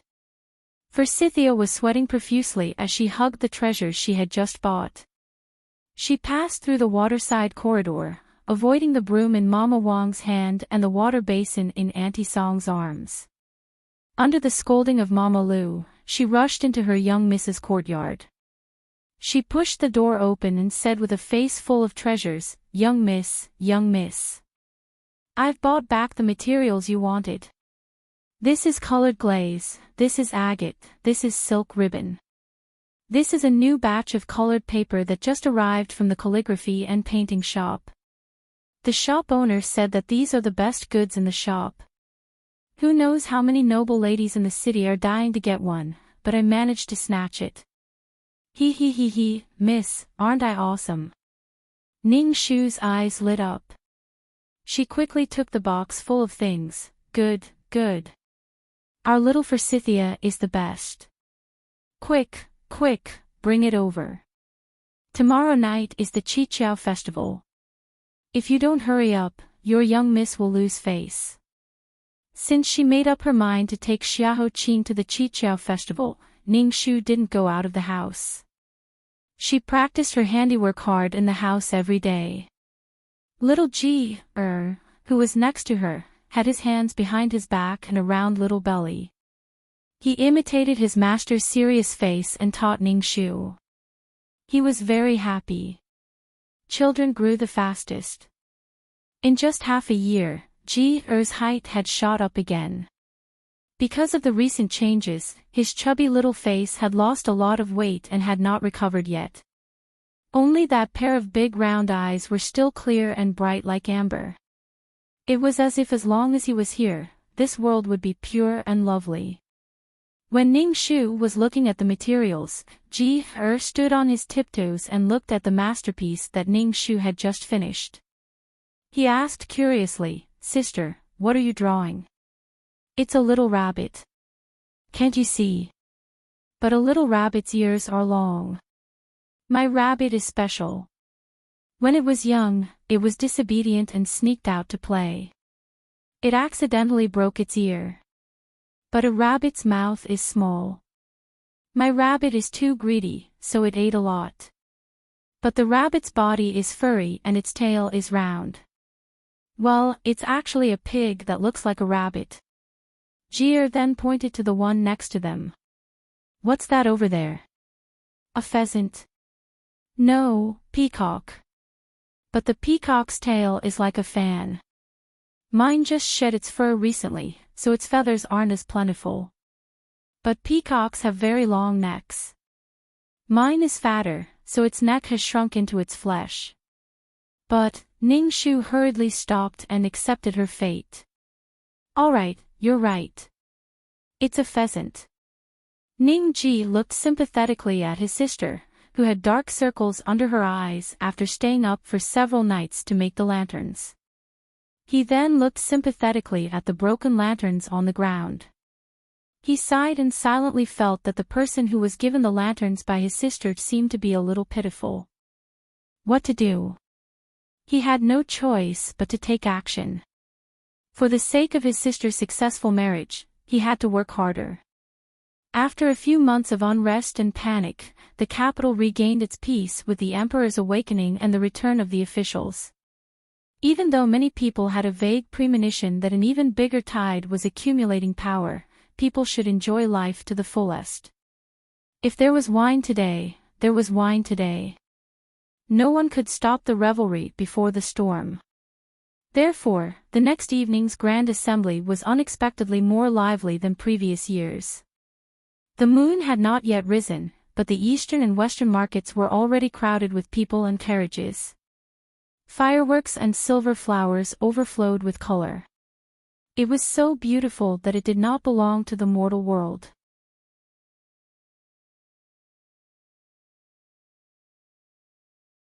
Chapter 669. Ning Shu held Ji-er's hand and got off the carriage. She was surprised by the bustling scene in front of her. Even before entering the eastern market, one could already see that it was packed with people. Regardless of gender, age, peddlers, or scholars, almost everyone had come to join in on this annual bustle. There were people throwing pots, people competing in poems, people guessing lanterns, people selling fresh flowers, jade hairpins, clay figurines, fans, food, and so on. The stalls formed a long line that one could not see the end of. On the streets of the eastern market, the girls' faces were covered with red rouge and fluttering skirts, which even the round fans couldn't cover. They decorated half of the capital. Accompanied by their families and sisters, they held the handmade lanterns in their hands. Their eyes were bright and shy. They stood on tiptoe in the crowd, anxiously and expectantly looking for the right person in their hearts. They only hoped to find each other in the thousands of people, and from then on, tightly entwined with the red string on their forefingers. Seeing this scene, Forsythia's mouth opened wide. "Miss, there are 100,000 people attending the begging assembly tonight." "No, it's possible that there are 200,000 people. If you can find the one you want among so many people, how difficult is it? I'm afraid that even if you're lucky enough to walk on the same street, you may not recognize each other and just pass by. That's why there's an old saying, if you can pass through the crowd tonight and find the right person, it must be the fate of your previous life. If you hand over the handmade lanterns and tokens, it will be the fate of your love under the witness of all the gods and Buddhas. You will be together until your hair turns white, and you can't be separated even if you want to. Today, the women who come to the begging assembly with lanterns say that they're here to compete for the first place, but in fact, they have made up their minds. Miss, don't you think so? The one who spoke was Bai Xiao. There were many people tonight, and with the young Ji, Xian was very worried, so she sent a lot of maids and boys to follow them. After saying that, Bai Xiao looked teasingly at Ning Shu, who was looking around, and teased her. Ning Shu's charming face reddened. She lightly patted him and angrily said, "I always thought that you were honest, but I didn't expect that you've learned to be so glib. Just wait until I return to the residence and I'll reduce your monthly allowance by half. Let's see if you can still make fun of people." Bai Xiao was not in a hurry. Instead, she laughed even more happily. "It doesn't matter if my monthly allowance is reduced by half. When I see Heir Xiaoho, I will definitely ask him to pay me back double. But miss, you are angry, which proves that I am telling the truth." Ha ha ha. Ning Shu's face turned even redder. Even Zi Gui, who had been obedient all this while, secretly pursed his lips and laughed. In the next instant, he was caught by Ning Shu. "Ah! Zi Gui, what are you hiding behind your back? So it's also a palace lantern, ah!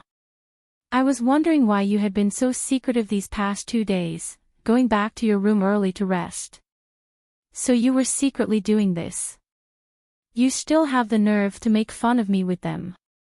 The master and servant bickered and laughed. When the laughter was over, they became worried. In order to make this lantern, she had been so busy these past 2 days that she forgot how lively the begging assembly was.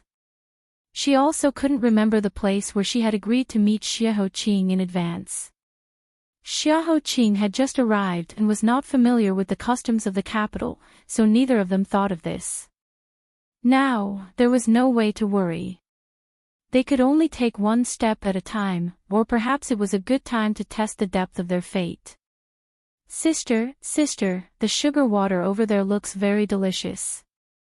Let's go and eat." Ji Er's eyes were already fixed. She couldn't wait and pulled Ning Shu into the crowd. Okay. Sister will accompany you to eat to your heart's content tonight.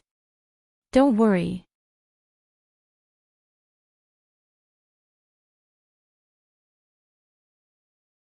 Chapter 670. Because Ji was truly frightened by the last case, in order to compensate him, Ning Shu specially accompanied him to eat from the beginning to the end of the street. Then, they changed to another street and continued until his small flat stomach was completely round. Ji let out a big burp before reluctantly leaving the sweet tea shop. Holding a bag of candied fruits, he walked forward with satisfaction. Tonight was really lively. Even Bai Shaoxing, who was usually in charge of the chasing cloud and moon chasing tower, rarely came out.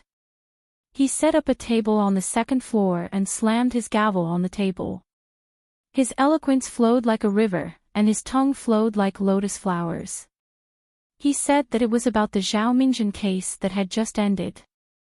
It was rare for Ning Shu to hear a few good words about herself from his mouth, and she was overwhelmed by the favor. Then, she heard that Xiahou Qing was also in his story, and was actually made into the best partner of the two of them. They worked together to protect each other, and together, they bravely broke through 10 years of grievances. It was really a beautiful story.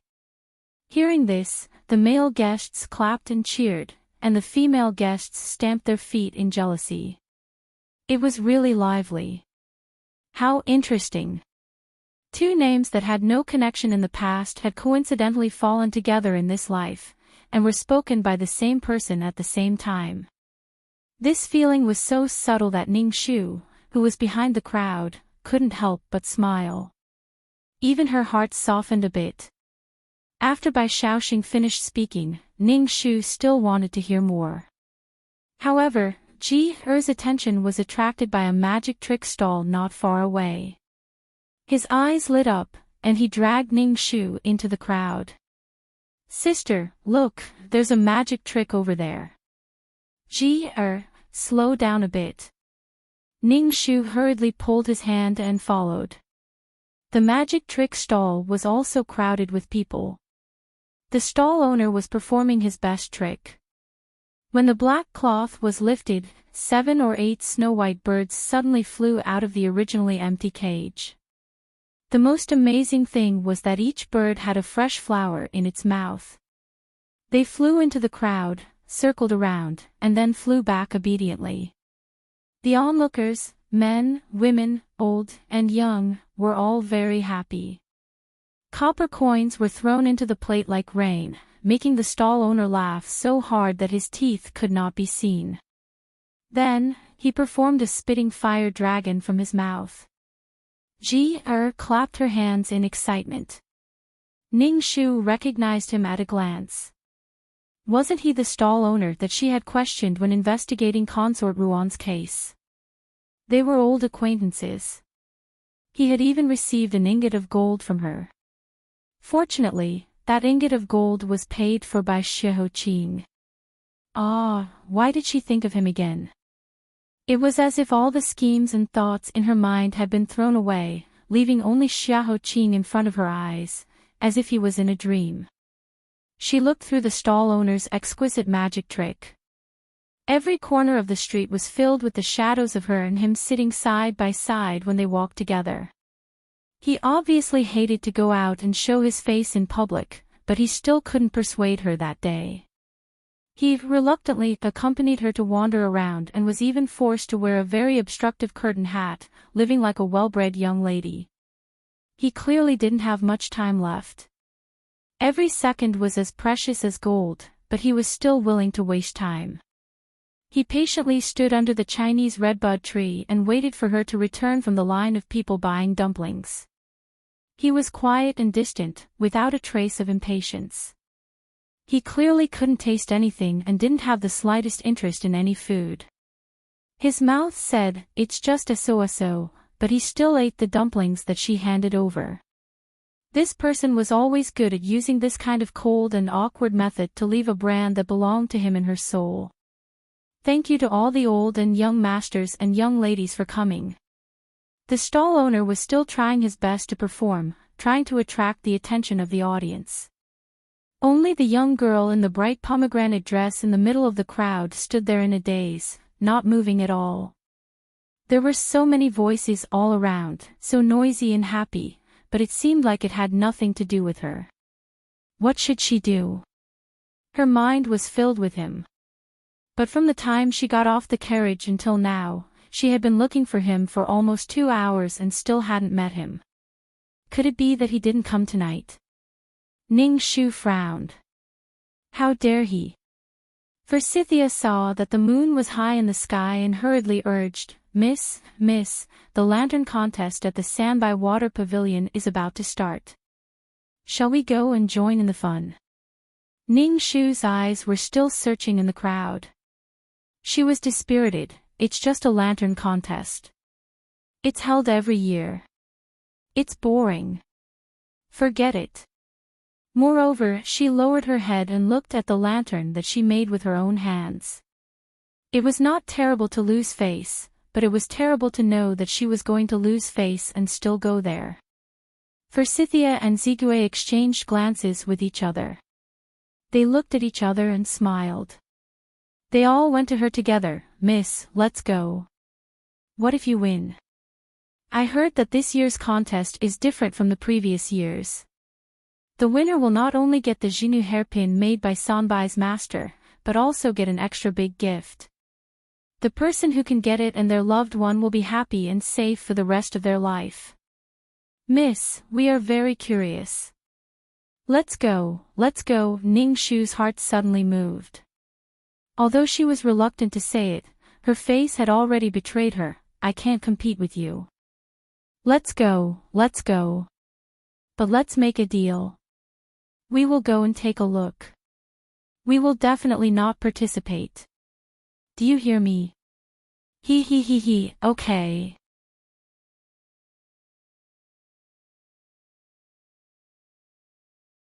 Chapter 671.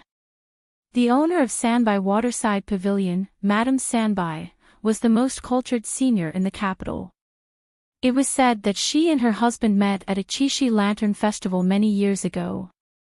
Since then, they had no doubts about each other and protected each other for 50 years.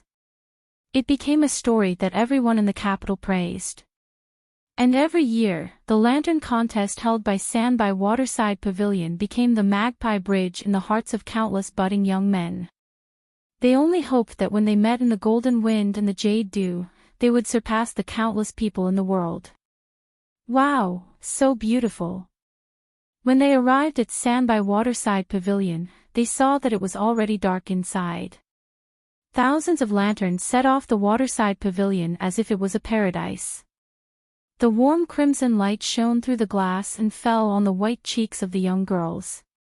It was like the sunset had dyed the clouds, causing a wave of exclamations. Tonight, the entire capital was in a dream. The lantern contest had already begun. Hundreds of young girls carried the dreams in their hearts as they took turns to display the lanterns in their hands. Ji-er was held in the arms of a servant and was very happy to watch.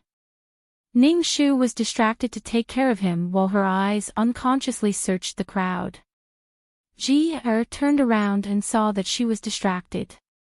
He said crisply, Jijie, are you looking for someone? Why aren't you looking at the lanterns? Ning Shu came back to her senses and said with a lonely smile, Jijie was just distracted. Which lantern does Ji-er like? Jijie will look with you. Ning Shu took Ji-er into her arms. She heard Forsythia suddenly stand on her tiptoes and say, Who is that? He seems a bit familiar. Ning Shu subconsciously looked back. Who else could it be but Shi Yan with wheat-colored skin who squeezed through the crowd? Her eyes lit up and Shi Yan also saw them. He showed a bright smile and waved his hand to squeeze over. He didn't have time to greet Ning Shu and consciously squeezed to Zigui's side, looking at her with a silly smile. Zigui's ears were slightly hot. He hurriedly glared at him and signaled for him to be serious. Shi Yan came back to his senses and embarrassedly scratched his head as he greeted Ning Shu. Forsythia was simply a worm in her family's young Mrs. stomach. She looked left and right. Why did you come alone? Where's your family's Shitzi? We've been looking for him here for 2 hours. Ah, it's like this. The heir apparent was originally going to come, but he was summoned to the palace by His Majesty at the last minute. He was really busy, so he specially sent me here to apologize to Miss Ning. I've been looking for you in the East Market for a long time, but there are too many people here, so I only found you now. Miss Ning, I'm sorry. My family's heir really didn't do it on purpose. Please don't be angry. Ning Shu smiled. Although she said there was no harm, the light in her eyes was extinguished. Immediately after, she began to worry. After the chaos in the palace that day, the situation in the palace was very unclear. Empress Chao had surfaced with the plum blossom kiss. The emperor's own safety was uncertain. Yesterday, the palace had sent out news that Yin Zhaoyi was unwell. Now, the emperor had summoned Xiahou Qing into the palace alone. It was difficult to predict whether the situation was good or bad.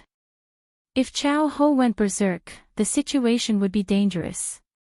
Her mind raced, and in a very short period of time, more than 10 countermeasures had flashed through her mind, but none of them could guarantee her own safety and help Xiahou Qing escape unscathed. But there was no time to hesitate. Even if she knew that there was a mountain of knives and a sea of fire in front of her, she couldn't leave him alone. Take good care of Ji-er. I'll have to trouble Shi Yan to come with me. Seeing that she was in a hurry to leave, Forsythia hurriedly called out from behind, Hey! Miss, where are you going? Before Ning Shu could answer, there was a loud exclamation behind her, Look, the lanterns can fly.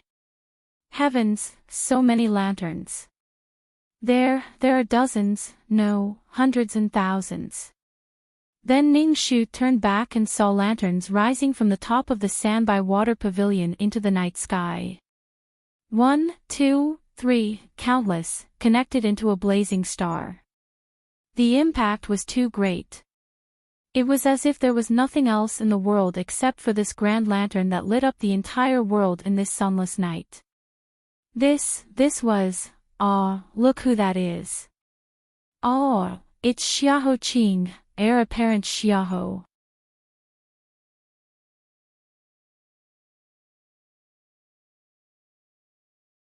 Chapter 672. As soon as that name appeared, it was as if the water in a pot of oil had been poured. In an instant, Ning Shu's eyes widened. In her pair of eyes that were filled with lights, the figure that she had been longing for walked out from the depths of the light. He was dressed in a watercolored robe, and under the illumination of the sky full of lights, his entire body seemed to be cloaked in light. Ning Shu had thought that she had long been accustomed to big scenes, but she didn't expect that the moment he appeared, she still stopped breathing and couldn't even move. She saw that person's robe fluttering in the wind, his face carrying the bright moon, his palm calloused and his knuckled hand carrying a plain lantern, and under the gaze of thousands of people, he took a step forward. Everyone present who witnessed this scene couldn't help but be amazed. Because since the establishment of this lantern contest, the tradition had always been that brave girls would painstakingly spend many days in effort to make a lantern as a gift to their beloved. It was as if they were openly presenting their hearts to their beloved in front of everyone's eyes. There had never been a man who did the opposite.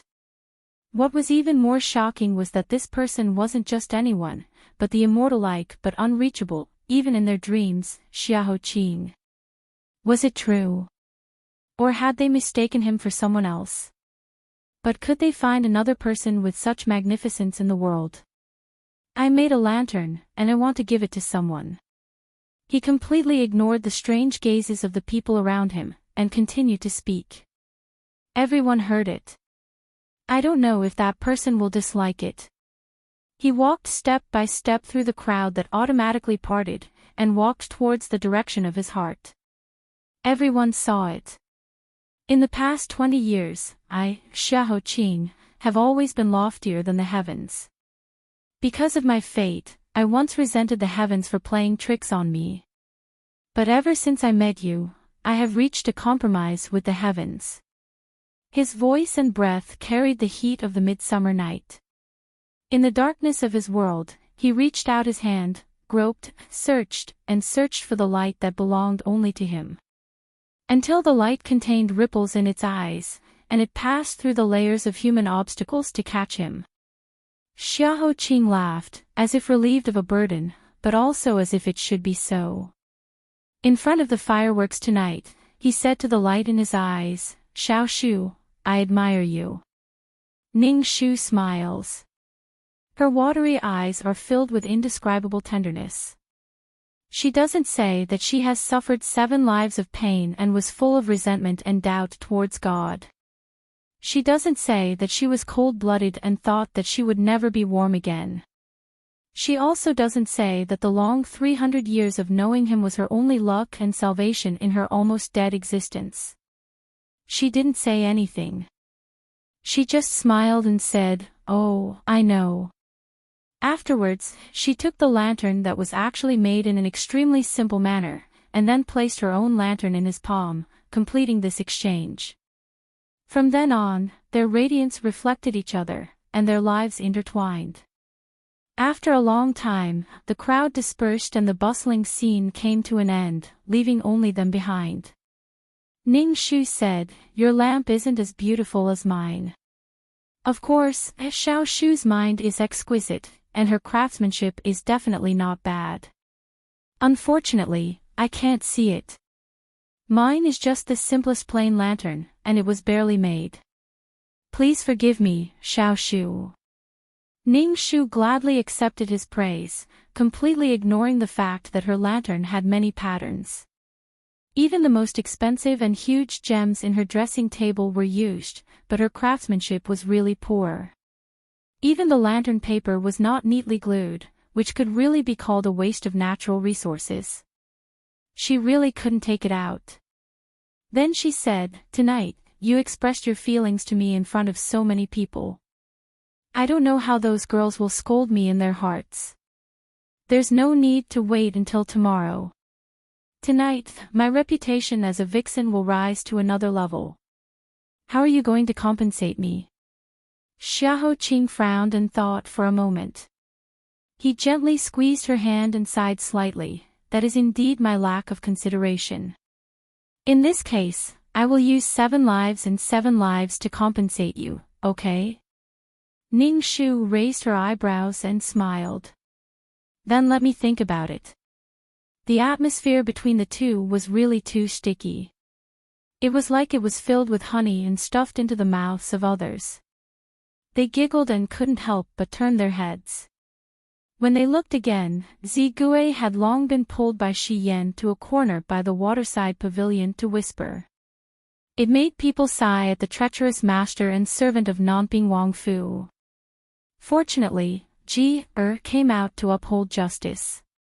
She forced her way in and separated the two. Then, with one hand behind her back, she pulled on Xiaoqing's sleeve and asked with a stern face, "You are Xiaoqing?"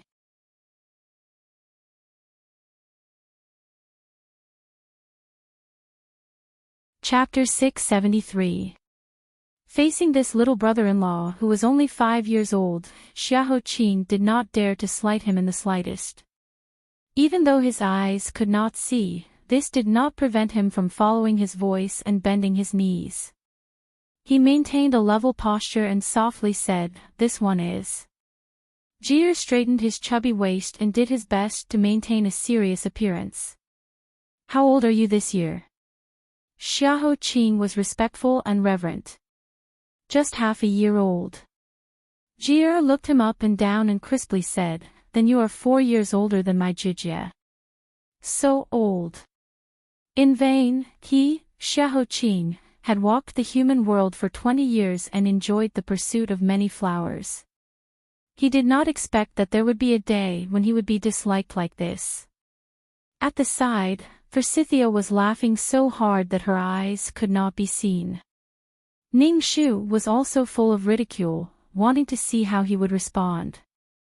Xiaoqing was not angry at all. Instead, he said very sincerely, "I am indeed a bit old and not worthy of your Jijie. Xiao Gongye, please forgive me." Jir nodded. The little rascal said, "Your attitude is barely acceptable. You have to know that my Jijie has many admirers. The people who want to marry her can line up from here to the city gate. Since you are aware of your shortcomings, you must show your sincerity in the future and treat my Jijie better. Even better. You cannot make my Jijie sad. Otherwise, I will have my Jijie kick you out."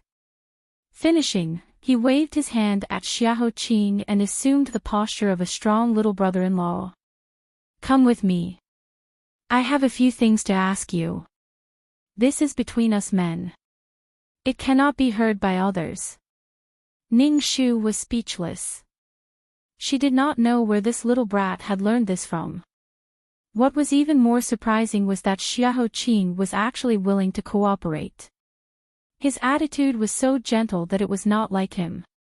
He allowed Ning Ji's soft little hand to pull on his clothes and led him to an empty flower tree to carry out this man-to-man conversation. There was a pothole under the flowering tree, but it was too dark to see clearly. Ning Ji almost fell down, but Xiaoqing scooped him up and threw him onto Xiaoqing's long legs. Ning Ji blushed and hurriedly supported Ning Kei's legs to stand up. He coughed like the headmaster, put his hands behind his back and began to ask, "They said you were going to die, right?" Xiaoqing didn't treat him like a child. Instead, he calmed down and frankly said, "Yes, I've been poisoned. My life is hanging by a thread and I'm in imminent danger. I could die at any time." Ning Ji frowned and said sadly, "Then what will happen to my sister after you die? How can you let her be a widow when she is so young and so pretty and so clever? Mama Zhou, who owns the flower garden in our mansion, is a widow. I often hear her crying secretly behind the rockery. She is so sad. How about you don't die first, or wait until you are old before you die?" He was still too young. His understanding of life and death was limited to the spring. The butterflies in the garden died one after another in the summer. However, they would come back to life the next spring, flapping their wings. Xiao chuckled. His brows and eyes were as distant and melancholy as the distant mountains. Young Duke, if I have a choice, even if the human world is waiting for me, I can give up everything and live one more day in this world. However, fate is often not in my control. Ningji was even sadder, but my sister likes you very much. You definitely don't know. Ever since my sister woke up from her injuries on her 15th birthday last year, she has been different. She is like a different person. Even though she smiles and treats us very well, she is especially lonely when she is alone. She is like a rock and doesn't care about anything. When she was engaged to those young masters and put on the wedding dress, there was no happiness in her eyes. It was like the headmaster gave me a homework assignment. I didn't like it at all, but I still had to force myself to do it. However, after knowing you, it gradually changed. Sometimes, I would play with her after school. I would actually see her holding a book in a daze and smiling. Sometimes, she would suddenly sigh and look very distressed. Oh right, she also secretly practiced drawing. In order to make that lamp, she pricked a few fingers and you couldn't see it. She really, really likes you.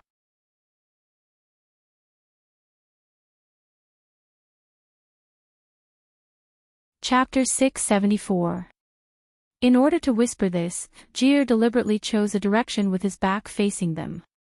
Ning Shu could not hear anything. After this mysterious exchange ended, Jir returned with Xiao Qing. Although that small face was still deliberately stiff, his chubby little hand had already taken the initiative to be held by Xiao Qing.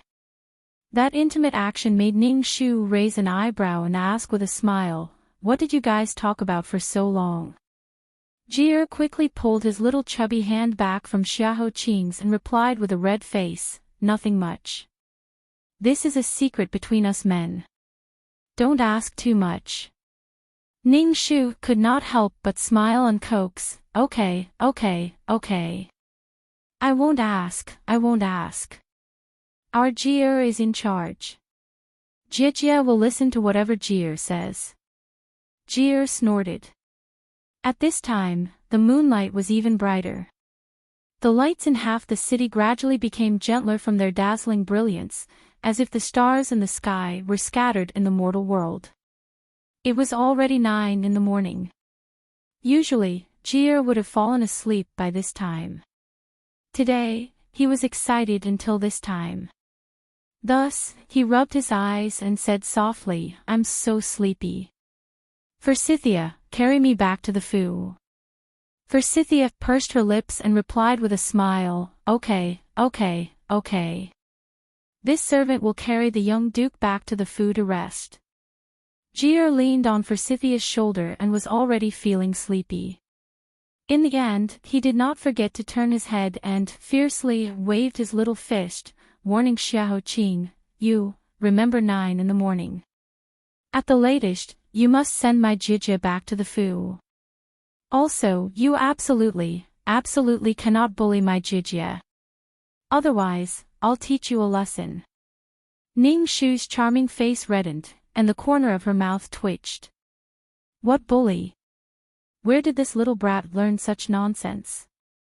Xiao Qing was amused. He curled his lips in Ning Shu's direction. Good, this one will remember this in my heart. Even if this one has 10 more guts, this one will not dare to bully little Duke's sister. Forsythia and the others couldn't hold it in any longer and revealed mocking smiles. No matter how thick-skinned Ning Shu was, she couldn't help but blush.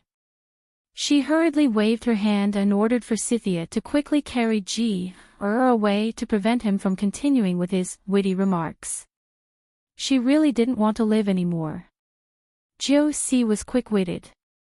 When Ning Ji was carried back to the manor, he signaled with his eyes, and everyone tactfully scattered to the side to guard their respective positions, giving them precious time alone. There was a large bamboo forest planted around the 3 white waterside pavilion. For tonight's lantern festival, there was a long string of lanterns hanging down from the eaves of the waterside pavilion like rattan flowers. The soft light covered the bamboo forest, and the quiet bamboo forest was covered with a layer of ambiguous poetry. Why was tonight so magical? She had clearly seen this person's appearance thousands of times, and her heart was tired of looking at it. But tonight, she stood in front of him and only quietly looked at him without speaking. Her heartbeat was already unbelievably fast, as if someone had stuffed a rabbit into her arms. It was jumping around randomly, but it was so soft and cute. Every time it jumped, it happened to be at the apex of her heart, making her intoxicated. What should she say? She quickly thought of what to say to interrupt her current awkwardness. Otherwise, if he sensed her embarrassment, it would be too embarrassing. She was Jing City's #1 fox spirit, but tonight, she had completely fallen into his hands. Her reputation was at stake. But before she could think of what to say, Xiao Qing was one step ahead. Xiao Shu, your heartbeat is very fast. Ning Shu was even more embarrassed. She blushed and quickly retorted, what nonsense are you saying? How can my heartbeat be fast?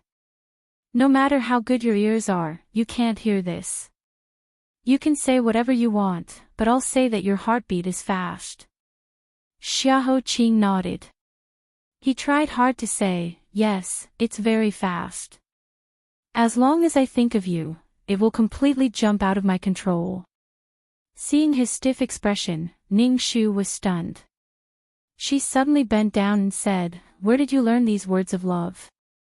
You're really inexperienced. Her smile curved. She stretched out her finger and gently poked his chest. Shi Yan or Tianwen, who learned it from? Shi Yan, right? Tianwen inquires about news on the streets every day. What kind of words of love has he not heard? He definitely wouldn't have taught you this. Before she could finish her teasing, a hand suddenly wrapped around her waist. Her waist was so thin that the hand only needed to gently wrap around it to bring it into the palm of his hand.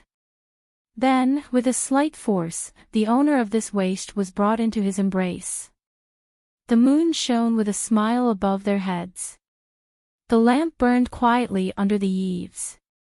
The leaves of the green bamboo rubbed against each other in the breeze.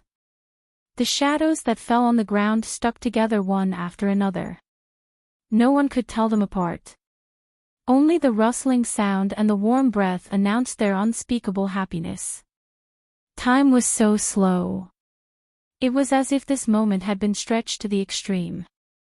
It was so long that the snow of Kunlun had melted in an instant and people had turned white. It was so long that even their souls were tightly stuck together and could no longer be separated. Finally, the bamboo leaves reluctantly separated from each other. They breathed moist and hot, but the gentle moon in the sky heard their whispers. I will try my best to survive. Good.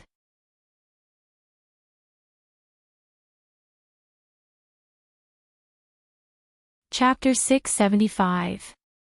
Beautiful figures, soft hands, and a bustling scene. Tonight's Jing City was so beautiful that it did not seem like it was in the mortal world. However, the imperial palace that was only a few li away from the Easter market seemed to be split in half by an invisible line, isolated from the rest of the world. The beast-like palace was so quiet that not a sound could be heard. The thousands of mouths seemed to be covered by an invisible hand. Everyone had their heads lowered and did not even dare to breathe. Fu Ning Palace was filled with lanterns. Silver, red, yellow, lilac, snow, cranes, spirit beasts, magpies, and all kinds of colors filled the entire palace, making it very lively. But in this graveyard-like palace, it was 100 times more terrifying. The Heaven's Choice Emperor sat in the center of the cluster of lanterns, enjoying Empress Chao's gentle gaze. It is said that it is lonely at the top. The emperors of the past all sighed with emotion that they ruled the world, but they also became lonely and could no longer enjoy the pleasures of mortals. Today is the Qixi festival and all the men and women in the city are indulging themselves, but we are sitting in this imperial palace and are very lonely. Therefore, this concubine specially spent an entire day to personally arrange these lanterns for you to enjoy the pleasures of the mortal world with the people. Your Majesty, do you like it? Heaven's Choice Emperor's eyelids were slightly lowered and his hands were tightly pressed against the armrest.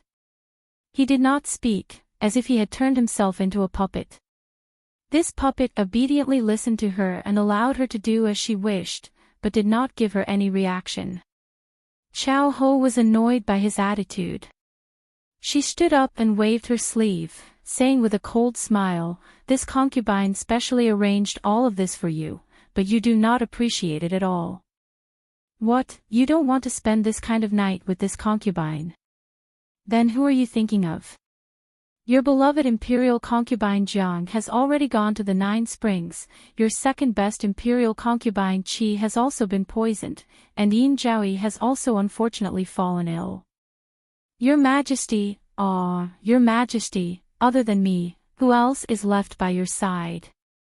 Heaven's Choice Emperor's face twitched, but he still did not speak. He did not even look at her. He was like a heartless living dead, silently resisting and humiliating her. Xiao Ho was completely enraged and her chest heaved up and down. "You mean that even if this concubine is the only one left by your side, you will not put me in your eyes? Xiao Mingqing, you're heartless." She angrily threw the wine in front of her to the ground and let the sweet wine soak the gold bricks under her feet. "Believe it or not, if you make me angry again, I will immediately order people to dig out your Qi Su's body from the dry well and burn it to ashes. Now, answer me, are these lanterns beautiful or not?" Heaven's Choice Emperor's vision went dark and his body trembled. After a while, he slowly squeezed out a word, "Beautiful." Xiao Ho finally smiled in satisfaction like a peony in its prime. She took out her handkerchief and assumed an affectionate posture before returning to the heaven-choosing emperor's feet. "Then does your Majesty like this concubine's arrangement?" "Joy. Pleasure." Xiao Ho sighed and sat on the dragon throne with Heaven Choice Emperor, admiring the lights in the palace. He murmured, "Xiao Mingqing, I don't care if you are willing or not, and I don't care how much you want to kill me. If I die, you cannot live either. Your life is firmly tied to mine. In this life, you and I are closely intertwined and cannot be separated." The emperor and empress sat together so intimately, their hands clasped together like tightly intertwined branches. They quietly admired the hundreds of lanterns around them. Other than the sound of the candles burning, there was no other sound. The candles burned out one by one, and the flames gradually disappeared. Finally, the pitch-black darkness returned to a deathly stillness. When Xiao Ho finally opened the door to Fu Ning Palace, she saw Xiao Yuni who had been kneeling outside for several days. When he saw Xiao Ho, Xiao Yuni's knees that had been kneeling so hard that they had lost consciousness swayed and his forehead hit the cold gold bricks on the ground. His throat seemed to have a large hole and blood flowed out. "Imperial Mother, Aken knows his mistake. It was Aken who betrayed us and was controlled by outsiders and almost caused Imperial Mother to be in danger.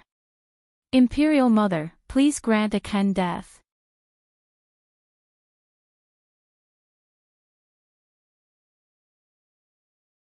Chapter 676. Staring at the child she had raised for so many years and watched him grow up, Empress Chao's gaze was extremely cold. She smiled faintly and lowered her eyelids. "Sixth Prince, what did you do wrong? Why are you so afraid? Instead, it makes me seem like a snake or a scorpion, like a demon. Sixth Prince, quickly get up. It's late and I have to go to bed. It's not good to be old. I can't read people's hearts and even my body is not as strong as before. Come, prepare the carriage for me." The calmer her voice was, the more terrifying it made people's hairs stand on end. Cold sweat kept seeping from Xiao Yunyi's forehead. He looked up abruptly and hissed at Empress Chao, who was preparing to prepare the carriage. "Mother, please listen to your son's explanation. Otherwise, your son won't be able to die in peace." Empress Chao suddenly looked back, her eyes cold. Her golden armor was pointed at Xiao Yunyi's forehead like a sword. She was furious. "Explain what?" "Explain that the son that this consort had painstakingly raised for 11 years did not protect this consort when this consort was in danger. Instead, he conspired with his birth mother to stab this consort in the back. He's not my biological son after all.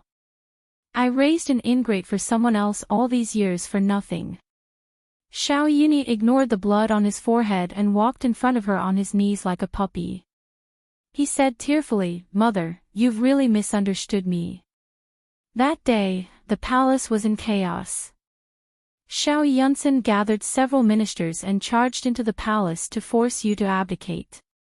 Your son was also deceived and was caught off guard. During the battle, I was seriously injured and fainted. When I woke up, I was already locked in a secret room by Yin Zhaoyi. Meanwhile, Xiao Yunsan had succeeded and Imperial Father had woken up.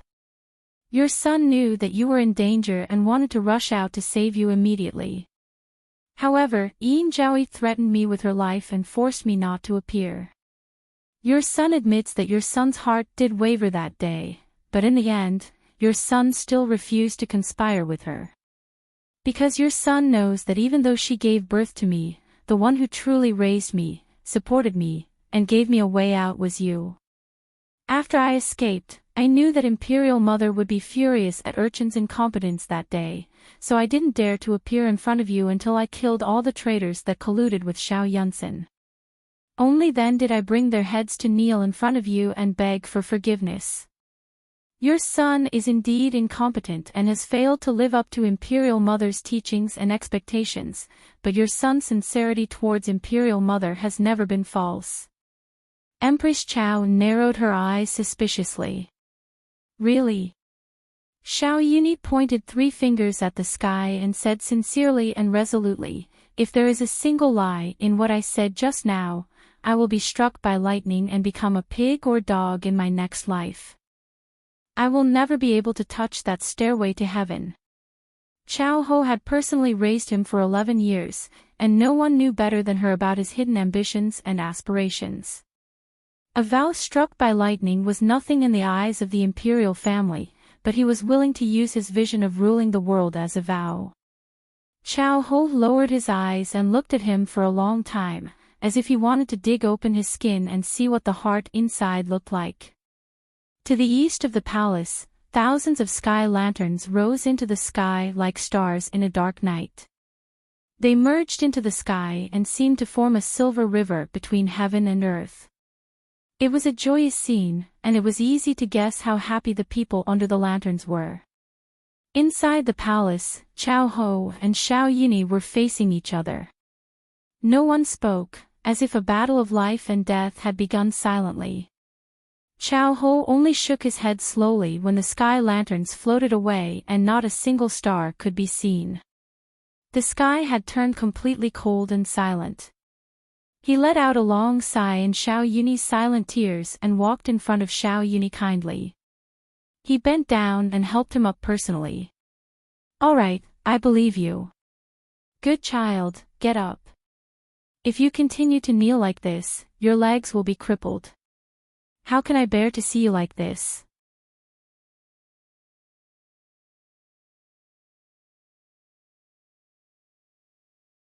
Chapter 677. Mother. Xiao Yunyi held on to Chao Ho's hands and stood up, his eyes brimming with tears. Just like when he was young, Empress Chao gently stroked the top of his head and sighed. Imperial Mother was angry before because of her deep love and deep hatred. When you were young, you struggled to survive in the imperial harem. You were punished by imperial concubine Qi time and time again, but there wasn't even anyone who stood up to plead for you. You just knelt outside Imperial Concubine Cheese Palace, your thin body as straight as a bamboo sheet. You were obviously very sad, but you forced yourself not to shed a single tear or beg. When I looked at you, I felt like I was looking at myself. Although we weren't mother and son, we were the same, stubborn and independent. We were also lonely and never lowered our heads. At that time, I thought that if you were my son, I would never let you suffer like that. That was why I wanted to raise you by my side, protect you and take care of you personally. But I didn't expect you to agree immediately after I asked.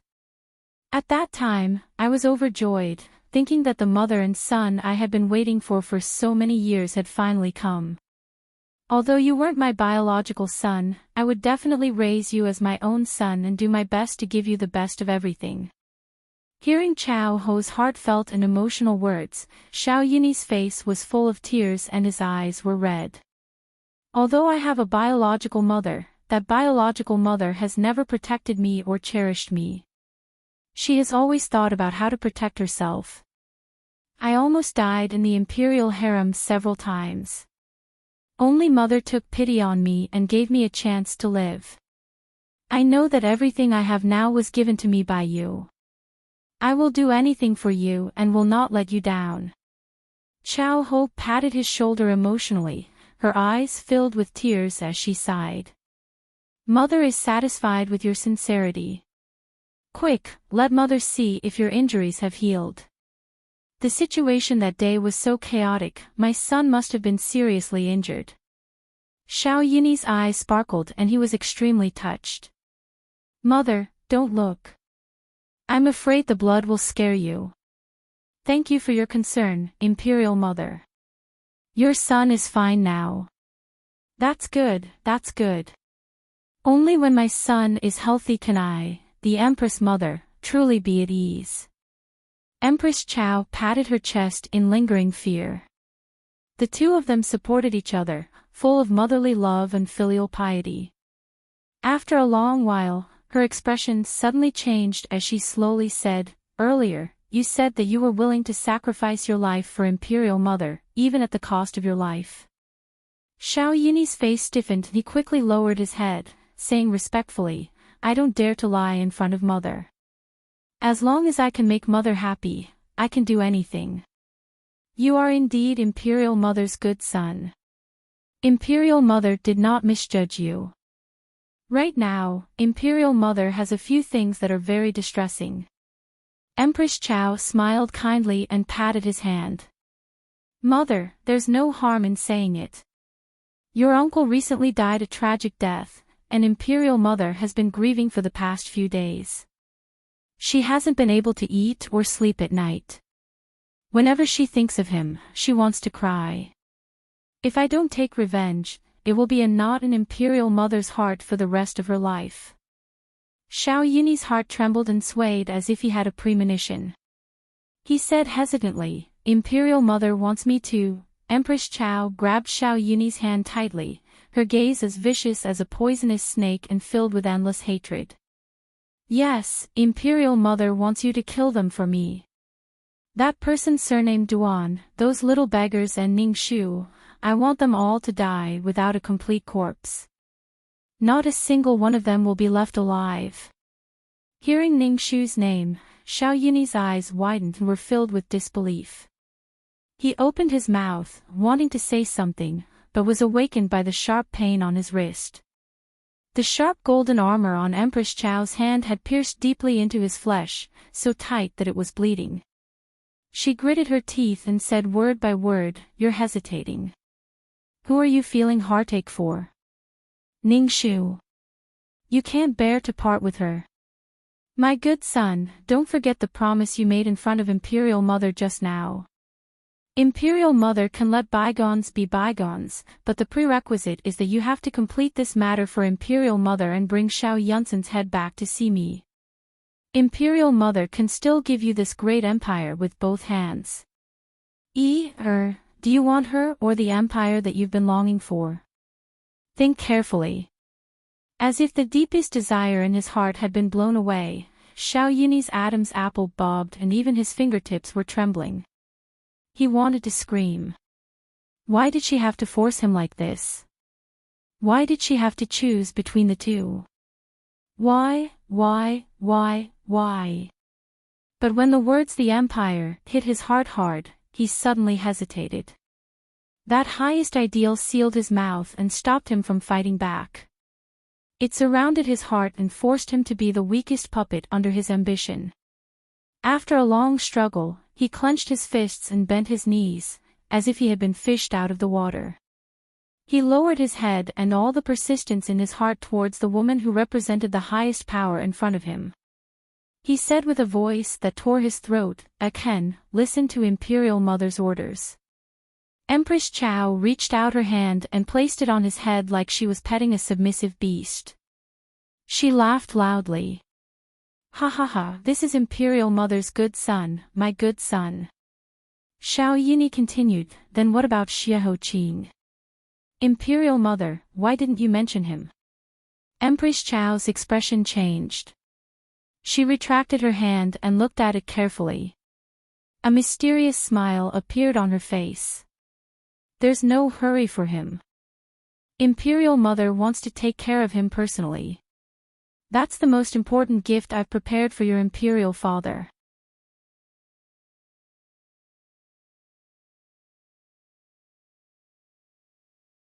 Chapter 678.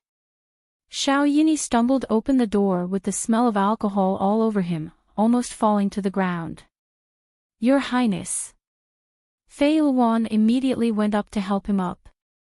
Seeing that half of his body was soaked and dripping with alcohol, her heart clenched and she hurriedly helped him to the bed, saying worriedly, "Your Highness, what's wrong?"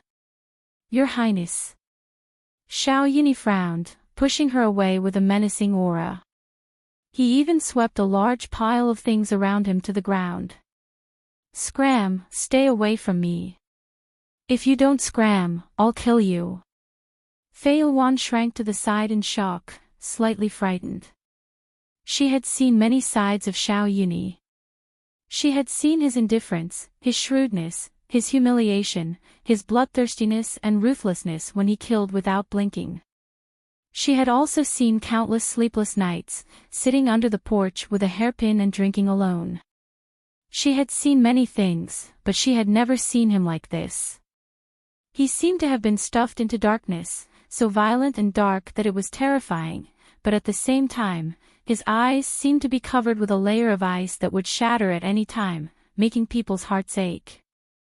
Fei Luan crawled over carefully, saying with heartache, Your Highness, don't be like this." "What happened? Did the Empress make things difficult for you? Can you talk to me? Don't hurt yourself, Your Highness." Xiao Yini opened his drunken eyes, staring at the familiar face in front of him. Her eyes were so similar, and her expression was so familiar that it made him worry about her in the middle of the night. He could not help but reach out to caress her face. He asked drunkenly, "Shu Er? Are you my Shu Er?" Fei Luan trembled, then looked down and said slowly, "Yes. I'm your Shu Er." Xiao Yini's pupils constricted, pulling her under him. His black hair spread out on the bed, and he stared at her in pain, his voice full of guilt and struggle. "Shu Er, I'm sorry. I still failed to live up to the promise we made when we were children." Fei Luan rubbed her neck and realized that the man in front of her actually had a day where he would cry. He bent his head to her in an imploring gesture, beseeching her forgiveness, or, rather, through her shadow, the forgiveness of another. "Shu," he said, "will you hate me? Please don't hate me, I beg you." Tears also fell from the corner of Fei Luan's eyes. They slid across the side of her face and fell into her thick hair. In just a flash, they disappeared. She took a deep breath and stretched out her arms to hug the man's back. She imitated Ning Shu's voice and told him what he wanted to hear like a marionette. "No, Shu Er will never blame you. Shu will always be on your side, understand you, and help you. As long as I can make you happy, even if I have to die, I'm willing." Xiao Yini pressed his forehead against hers in surprise. Really? Wan smiled, her eyes full of tears. She stretched out her numb fingers and slid them gently across the side of his face, nodding solemnly. Yes, forever and ever. Ma Xiao Yini's chest heaved up and down as he murmured. He pulled Wan into his arms with all his strength, so tight that it seemed like they could not be separated anymore. Then his throat moved quickly, a fire igniting his breathing. With red eyes, he opened his mouth and sucked away her tears. He put down the curtain and slowly peeled away the beautiful dream he had yearned for so many years. However, he never realized how much pain and tears were hidden in her tightly shut eyes.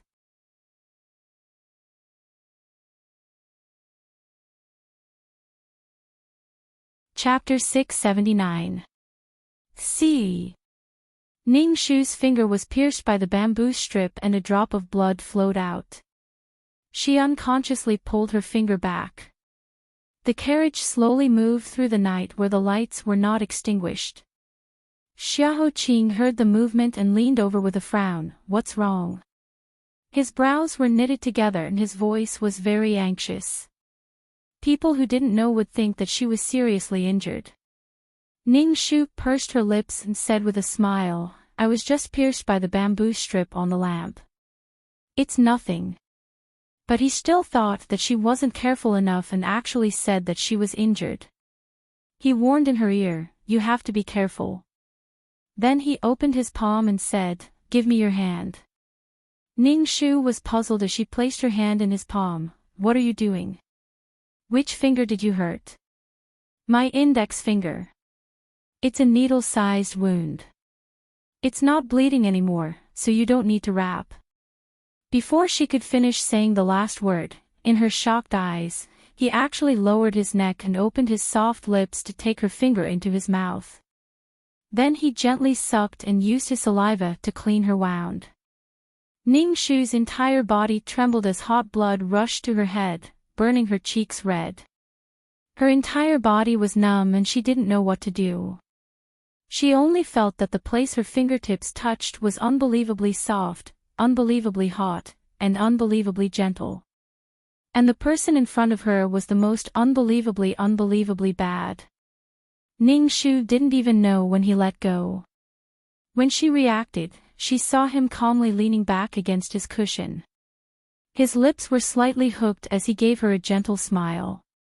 His voice was like a fishing line being thrown by a fisherman, captivating her soul. Ning Shu quickly pulled back her finger and tightly clenched it into her palm.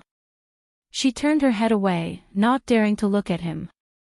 It wasn't until a long time later that the heat on their faces finally subsided and their heartbeats returned to normal that she coughed lightly to break the awkwardness of being seduced by him. Empress Chao's next step should be to make a move against us.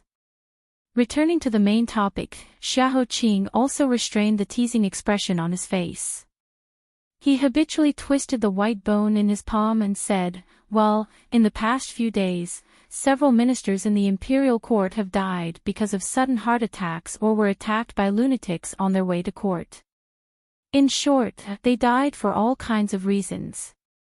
Their deaths were tragic, and none of them had a good ending.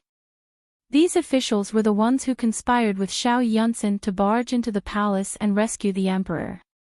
The court is currently in chaos. Ever since that day, Ning Shu had advised her father to withdraw from court under the pretext of illness. Only then did she know that such a huge commotion had occurred in the past few days.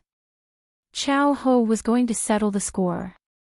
Her face tightened as she asked, how did His Majesty react?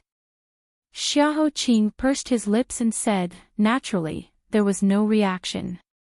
He only ordered the Ministry of Rights to allocate money and life for the future generations.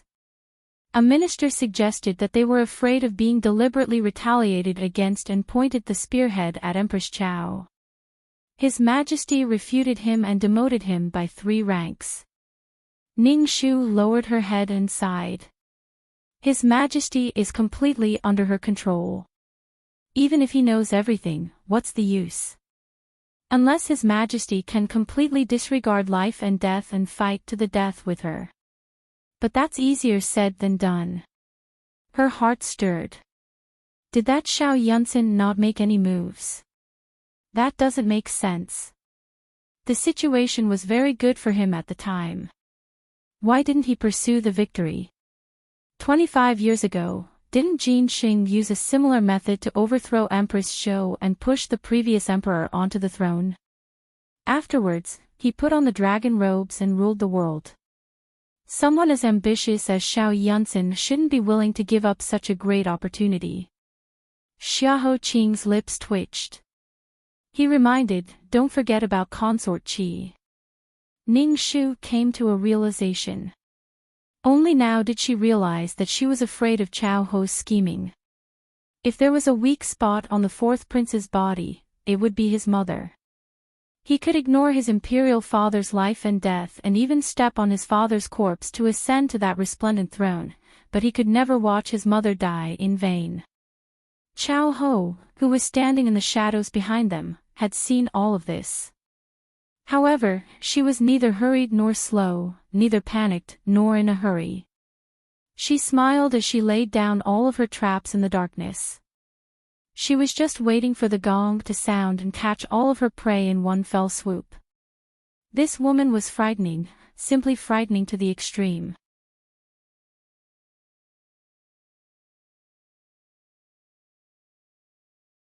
Chapter 680.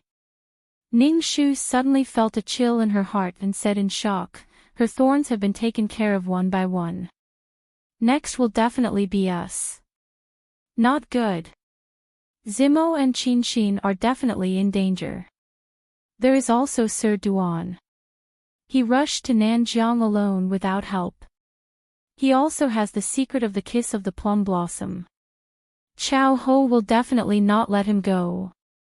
Xiahou Qing also thought of this and immediately ordered Shi Yan to bring people to secretly protect the children. He also sent people to Nanjiang to support Sir Duan and ensure his safety.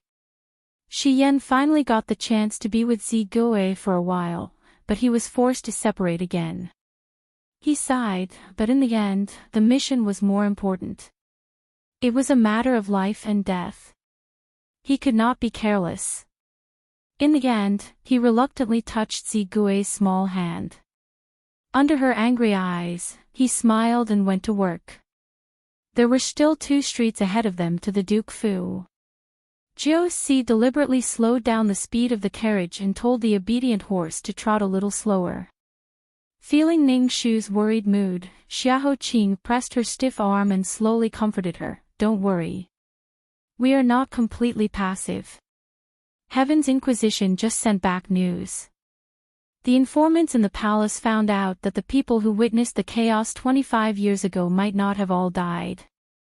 Being held down by that slightly cool hand, even the turbulence in her heart was suppressed. It was as if a small boat in the middle of a stormy sea had finally found a huge pillar to rely on. With him here, she no longer needed to be afraid. Ning Shu said, you mean, there are witnesses who survived. Do you still remember the late Crown Prince, Xiao Minglu, who died tragically under the sword of Empress Zhou? He was raised by a wet nurse when he was alive, and that wet nurse had a good relationship with Empress Zhou. That year, too many people died in the fire in the palace. During the liquidation, the name of the wet nurse was on the list. Everyone thought she was dead. In reality, she was not. She changed her appearance and continued to hide in the palace for many years. Because she was too old, she was released from the palace not long ago according to the usual practice. If it weren't for the carelessness of her handwriting when she left the palace, I'm afraid no one in the world would be able to catch her.